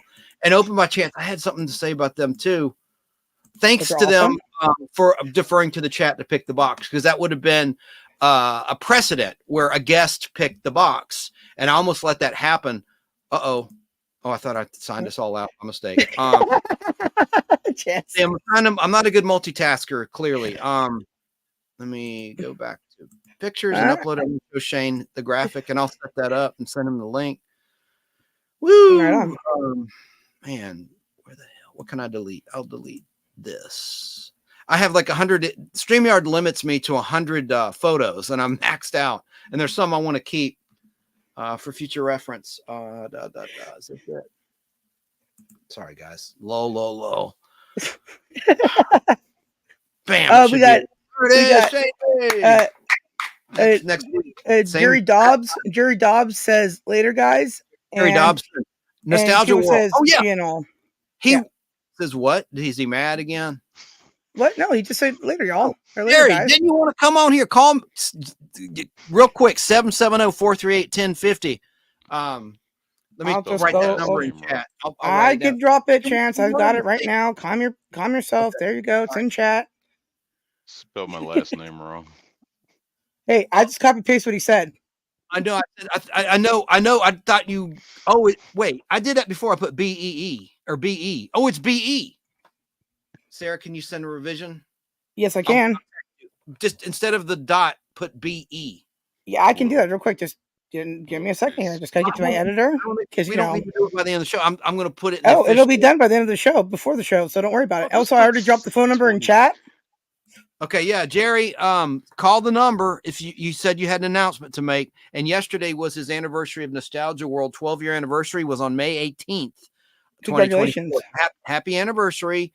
Hey. And sorry I wasn't looking at the chat last night, but it wasn't my show. So Do you want to call Jerry Dobson, Nostalgia World? Did you put Last the call. number up that I dropped in chat for you? It's right there. There you go. Good. The number. Yep. Anyways, Or do you I want to believe go on camera? Hell, but I don't know if he wants to. He might be shy. I don't know. well, But- I can drop him the link too if he needs it. And later to Lobo, and PDF says never put a phone number in chat. I don't care about this number. It's okay because I have It's made a it's block a number numbers. to call for the show. It's a number specifically for it. Correct. It's not a yeah. text line. So right, I can't be Yeah. harassed by solicitations. I can only take Well, I phone- was gonna just sign you up for a bunch of stuff and use that number, but then you told me I can't, and I was like, "Dang it, foiled again." Dang. I think Jerry's gone. Oh, you already did the revision. Let's go ahead and Yes, get that I told you. Yeah, on the I told screen. you. Take a Told you. Let me see. It says I have your number already. He is there. Look down at your comments. I explained myself, and right now I don't have much he's hoarse. of a voice. I'm hoarse as hockey sticks. There you go. A horse is family a show. horse, of course. All right, Jerry Dobbs. Revised. Oh! revised. Yeah, and then we got the unapologetic geek in the house. Hi, Hello, Tug. How you Tug. doing? And we He'll need to be- shout out. Go He'll ahead. He'll be on the Tuesday show too. I'm not doing as big of a panel like I did for my birthday because a little bit different. So I thought, well, he hasn't been on. He's like, I cut up my stuff, and I'm like, okay, well, I'm about to move, but I have Tuesday. Let's just come on Tuesday and have some fun. He's like, darn, party? Shoot, I'll be there. There you go. Great channel, great guy. He's in St. Louis. He's won some stuff from me. I've mailed to him, and like he a Bewitched- uploaded a video today too. Very good. You should check it out. Yeah, and he won a Bewitched season 4 DVD set from me. And he's a really nice guy. And we're Yep. Thrash Pondo Ponds. When does he start? 7:30 or is he on now? I can't remember. I haven't got a notification yet, so he's going to be live soonish. I think it's 7:30 after dinner time. He does live trivia. I know it's like, yeah, Pop culture it's like trivia. dinner time for me when he goes live, but I don't care. I don't eat dinner anymore. There you go. I go to Ponds instead. Ponds is better than food, guys. There you go. His name's but- Bob. He is in Massachusetts State in the Cape Cod area. Is where he's located. I dropped his channel earlier too. And Cool. thank you, PDFs, for dropping on Public Geek. Because my phone won't respond to me now. Good job, phone. Well, we want to end this before Tug. I don't want to step on his toes and You mean overlap. before Ponds, because What did I say? Ponds is going live? What did I He's say? a Tug. He's a Tug, I meant Ponds. Yes, certainly. right? There you go. Well, we want to do something where somebody comes and does a thing. And there you are. There we go. Now I got the picture. Bada bing. I'm copying Corey. And how nice is Corey from Right? let me delete that, from Corey's comedy channel on YouTube. Yeah, he'll be Magician. live after Ponds at some point. Yeah, and I'm going to be there for that for sure. And then Right. Superman homepage is Monday night. At Oh, yes. 10:30 Eastern time, 7:30 Pacific time. There we go. Shane B. It shouldn't be, the E shouldn't be capital, but I'm not going to nitpick that. We'll just let that ride. I can fix What? it. Shane, Oh, Jesus. is this Just still put sick- wrong? Just put sick 2210. Oh, yeah. I'm Yeah, just doing what he you know said. But we should have put that. That's a good call. Let me text you. Hey, Let- no understand problem. these- Perfect. Put parenthesis sick 2210 his YouTube channel. Sick, hang on, gosh, Sarah, I need to. Well, you got a package coming. Sick 22. He pays me in packages, guys. Only wearing it. Sick 2210 Productions. Yeah, it doesn't take me but a minute to fix it up because I set it up because he's like, I'm going to do this for like weeks. And I'm like, then I'll make it easy to edit. And there you go. Well, because I said open by chance, I didn't say their names, so that would be consistent. Hang on, Productions. I'm just spelling for Sarah. God, dang it. Yeah. Productions. Like I said, the thing I like to do is, edit, make, these kind of things. So, I don't mind going over and over it unless I'm doing it myself. And like every time I mess up with the same part, and I'm like, then I have to just stop. But this is easy edits. No big deal. All right. Keep the Shane B, and under that in parenthesis, you can superimpose the powwow. I'm texting you now, parenthesis, Sick 2210 Productions. And keep the Shane B and make the E little, but I text you that too. Perfect. I'm sorry. Okay. I sound like I'm just cracking the whip. I love how you have the towers of the comic book boxes. Right? on there. It's Yeah, she did a good job. That's the collection. There they are. That's the yeah. collection. Well, those are the pictures he sent me, and those are the ones that when I took them out of the background, right? I could I could take out and they did disappear because he had them. Some of them were against the mirror, and that didn't work out quite right, and then some of them were just like white on white, and then it just took it all out. And I'm like, okay, so these are the ones that work. There we go. I was gonna say, hey, can you make like better pictures in all the angles? But not. Nope. Those boxes are heavy. I know limits. Now tell you what, Chance. What I'll do is I'll go get my collection. It's small. It's not as big as one of your boxes. I lost a lot of my damn comics, but I do have a collection I rebuilt. I'll bring them on. So, like when you That'd be get done with great. your box, I'll show you what I got. Because I'd like to get your thoughts. Because Okay. I'm not sure what they're worth, if anything. Like I said, my collection I lost. It unfortunate circumstance, Podblast. hard times. Just Jerry. But I did rebuild a little bit. No. Oh, is that Jerry? Yeah, Jerry called. So you don't want to reveal the unfortunate circumstance. Almost said uncircumcised. Yep. Yeah, It's you just did. hard, Then you hard just said it. times, man. Okay, It's I got just hard times. This is what happened. Jerry, you're on the air. Can you guys hear Jerry? I hear Hey, Jerry. Jerry. This is Hi, I Jerry. don't have much of a voice, so I'm kind of hoarse. But here's what happened. I went to California for some voiceover work. I was supposed to be the new voice of Barney Rubble. Wow. They turned me down. You auditioned to be the new voice of Barney Rubble for the Flintstones. Yep. That was supposed to be me, but they turned me down. It's a tough business, rejection. If you can't handle rejection, you're in the wrong business. That's for sure. Sucks. But that's what I was trying to tell you. That's what I was trying to tell you last night. So Sorry, man. I was on another panel. it's okay. And she was running. Hey, but can you do a line of Barney Rubble's? Or do you not want to? Unless you're getting paid. Yeah, Fred. Would you do it every day? Sorry, my voice. I sound a little better, but my voice is so shot from doing several other voices for auditions. My voice is about shot. I understand. So, And you're in Michigan State. Yeah. yes, I'm in Michigan.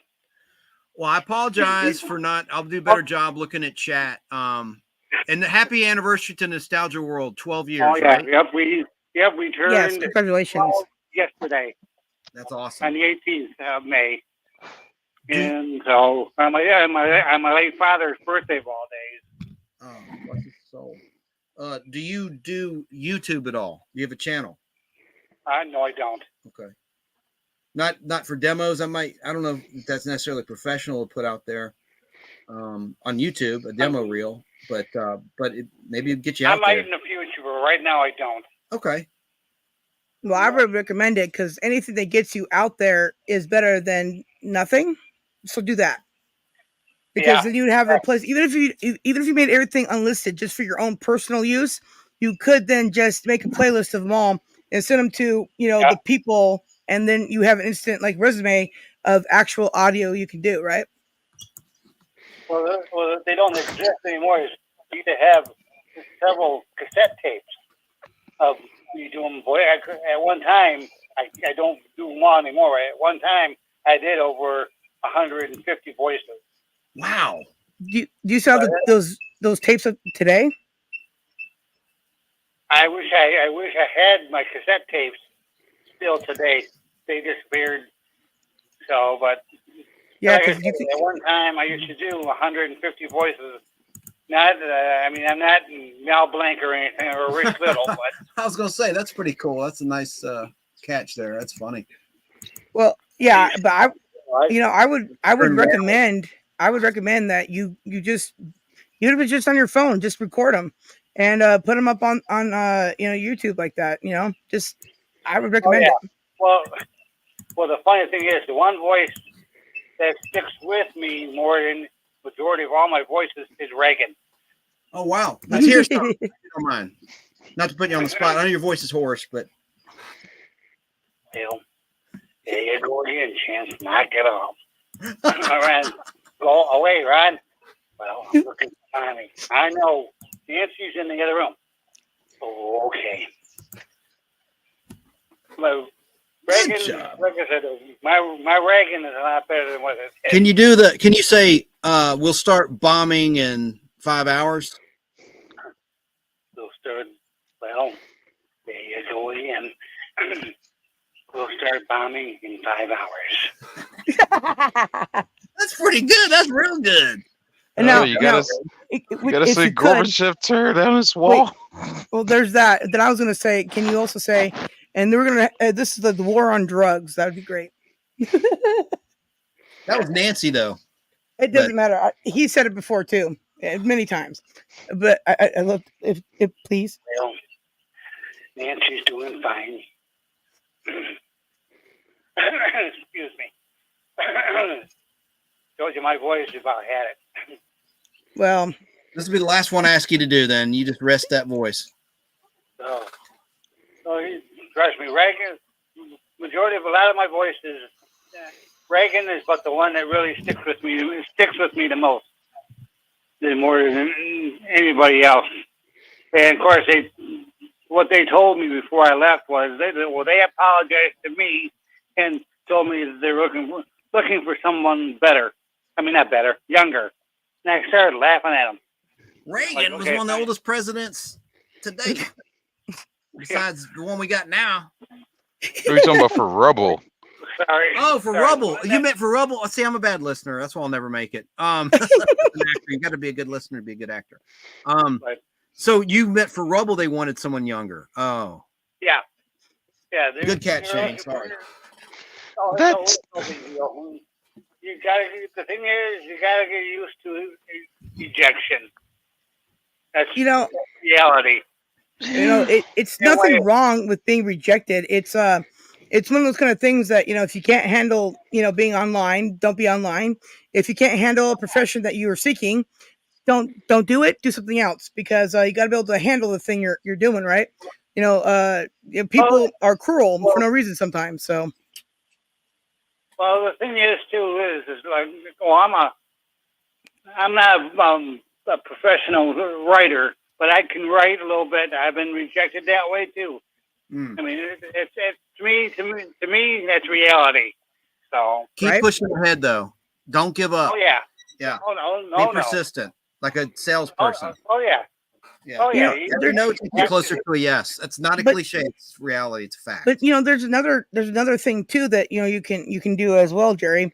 There's plenty of YouTube channels out there, right? That do animations, cartoons, and stuff like that, and voices and stuff, right? So I mean, even if you start with just doing that to get back into the practice of it, or any of those kind of things, right? Anything and everything that's in your favor to put you out there, have samples of your work and what you can do. I'd recommend it because yeah, and not only that, I mean, the fact that it's something that you love, right? And you don't have to take it mainstream. Some of the best cartoons and animations I've seen of late is people doing it on YouTube, right? Because it's a passion project and they can get it done at a reasonable price, and they don't have all the control thing. I mean, you can even just start your own channel like that, get a bunch of people together and just do it. Oh yeah. I would love to see and hear, your creativity. I'd love that stuff so much. And then I would share you out. Jerry, you have a question from the Unapologetic Geek YouTube channel. He's asking you, so there's a new Flintstones in the works? Yeah. They're trying. Well, there's a new adult version. It's a cartoon still, but it's supposed to be adult for. Basically, it's supposed to be alike. It's supposed to be from the '60s. Supposed to be from the early '70s when they used to do that. Excuse me. Wednesday, your father gets home. Just be like along the lines like that. but it's supposed to be all adult, not adult dirty material, but it's supposed to be it's aimed at adults, not children, basically. Aimed at adults. Well, I don't know about you, but I like the cartoons in the early 80s when Pebbles and Bam Bam were teenagers. I like that. I mean, it wasn't as good as the original Flintstones, but I liked that era. And I have some of those on film, too. You know who was? Lousy woo woo. Yeah. Well, you know, one of the things I really like about the old Flintstone stuff, and it's something that you've played recently on your channel there, Chance, was the old cigarette commercials that they'd have them, you know, do, right? And then later on in the 90s and 80s and stuff, they're selling vitamins. And I'm like, vitamins, our own vitamin line, right? Right, yeah. So we got Flintstone vitamins, and make sure you smoke the cigarettes. But take your Flintstone vitamins, everybody. 10 million strong and growing. Good, yeah. Jerry, another comment for you from Tug, as we call him, the unapologetic geek. He said there's a lot less rejection on YouTube as well. That's why I like it. So, you know, another person encouraging you to try YouTube along with Sarah. Oh, yeah. And me too. And listen, I know like you just know me as the giggle, but I got you on Facebook under my alias. But you know, if you ever need any help or anything, I'll be more than happy to give you any help I can. And Tug says, listen, I spent over 25 years talking to agents and publishing companies. I know all about rejection. And he finally published a book, didn't he? Tug did, right, Sarah? Am I wrong? Tug, I think he did. I think it got published. I think. I don't know. I can't remember now. I should know. Well, he can type in chat there just a minute.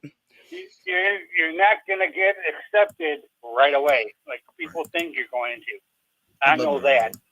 I'm like you, Jerry. I think I'm a fair writer. I don't think I'm that great, but I would love to write a published novel or just a book about pop culture, you know. But yeah, I talk about all this stuff. I mean, I'd have a manuscript transcript right there. I just gotta just play back some of my shows or look at my notes because I write most of these shows down in print form on my computer, and I could just copy paste. Okay, he says yes. Sorry.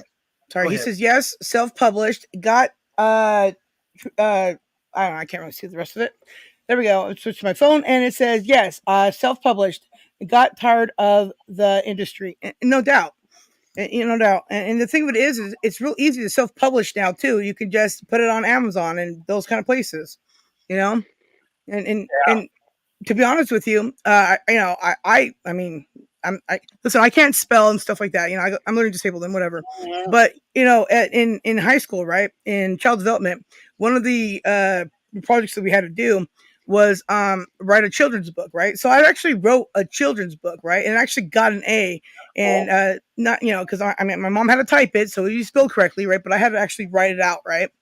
And then, you know, after that, I was like, oh, well, you know, because I like to write and stuff, but I really can't, right? But then I did, you know, creative writing, right? And you know, my teacher, you know, said, fine, my mom could type everything because I could prove to him that everything I wrote, I knew the story back and forth because I wrote it, right? And then I got an A in that class too because I can, you know, the spelling doesn't count. I can totally just, you know, write a thing out pretty good, right?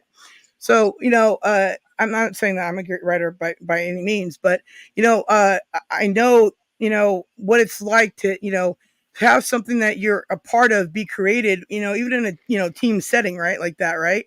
You know, a group or something like, you know, in creative writing, the class project, you know, instead of doing like a final, right? Because it's writing. I mean, you're already writing. So, you know, we had to write a skit out, right? It had to be cohesive, and each person or each group had to do a certain part of it, right? Then we had to act in it and stuff, right? And it was really cool to see it all come together and everything. And, you know, I also took like, you know, TV, you know, a video so I could see what it was like behind the scenes. So I love doing all that stuff, right? You know, and you know, I know that in life I couldn't because, you know, requirements, right?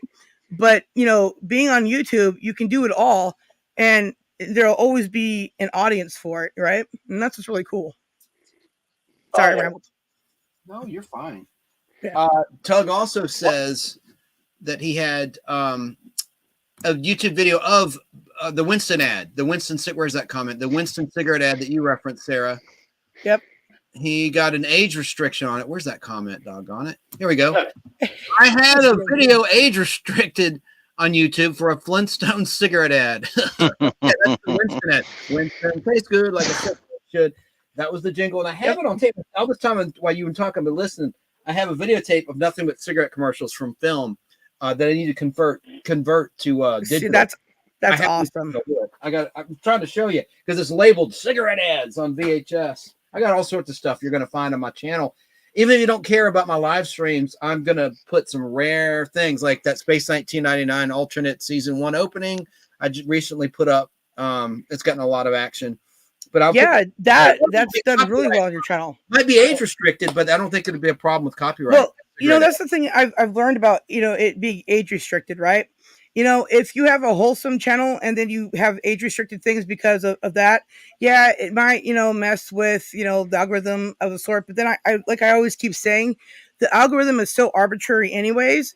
And, if people don't like you, they can flag you. Then YouTube will get mad at you for that. You know what I mean? So it's like those kind of things, do suck, right? But the overall experience that you can have here, is positive and, brings, a lot of people, things they never saw. Like, I'm, 42 now, and, I hang out with people that are younger and I hang out with people that are way older, right? And then everything in between.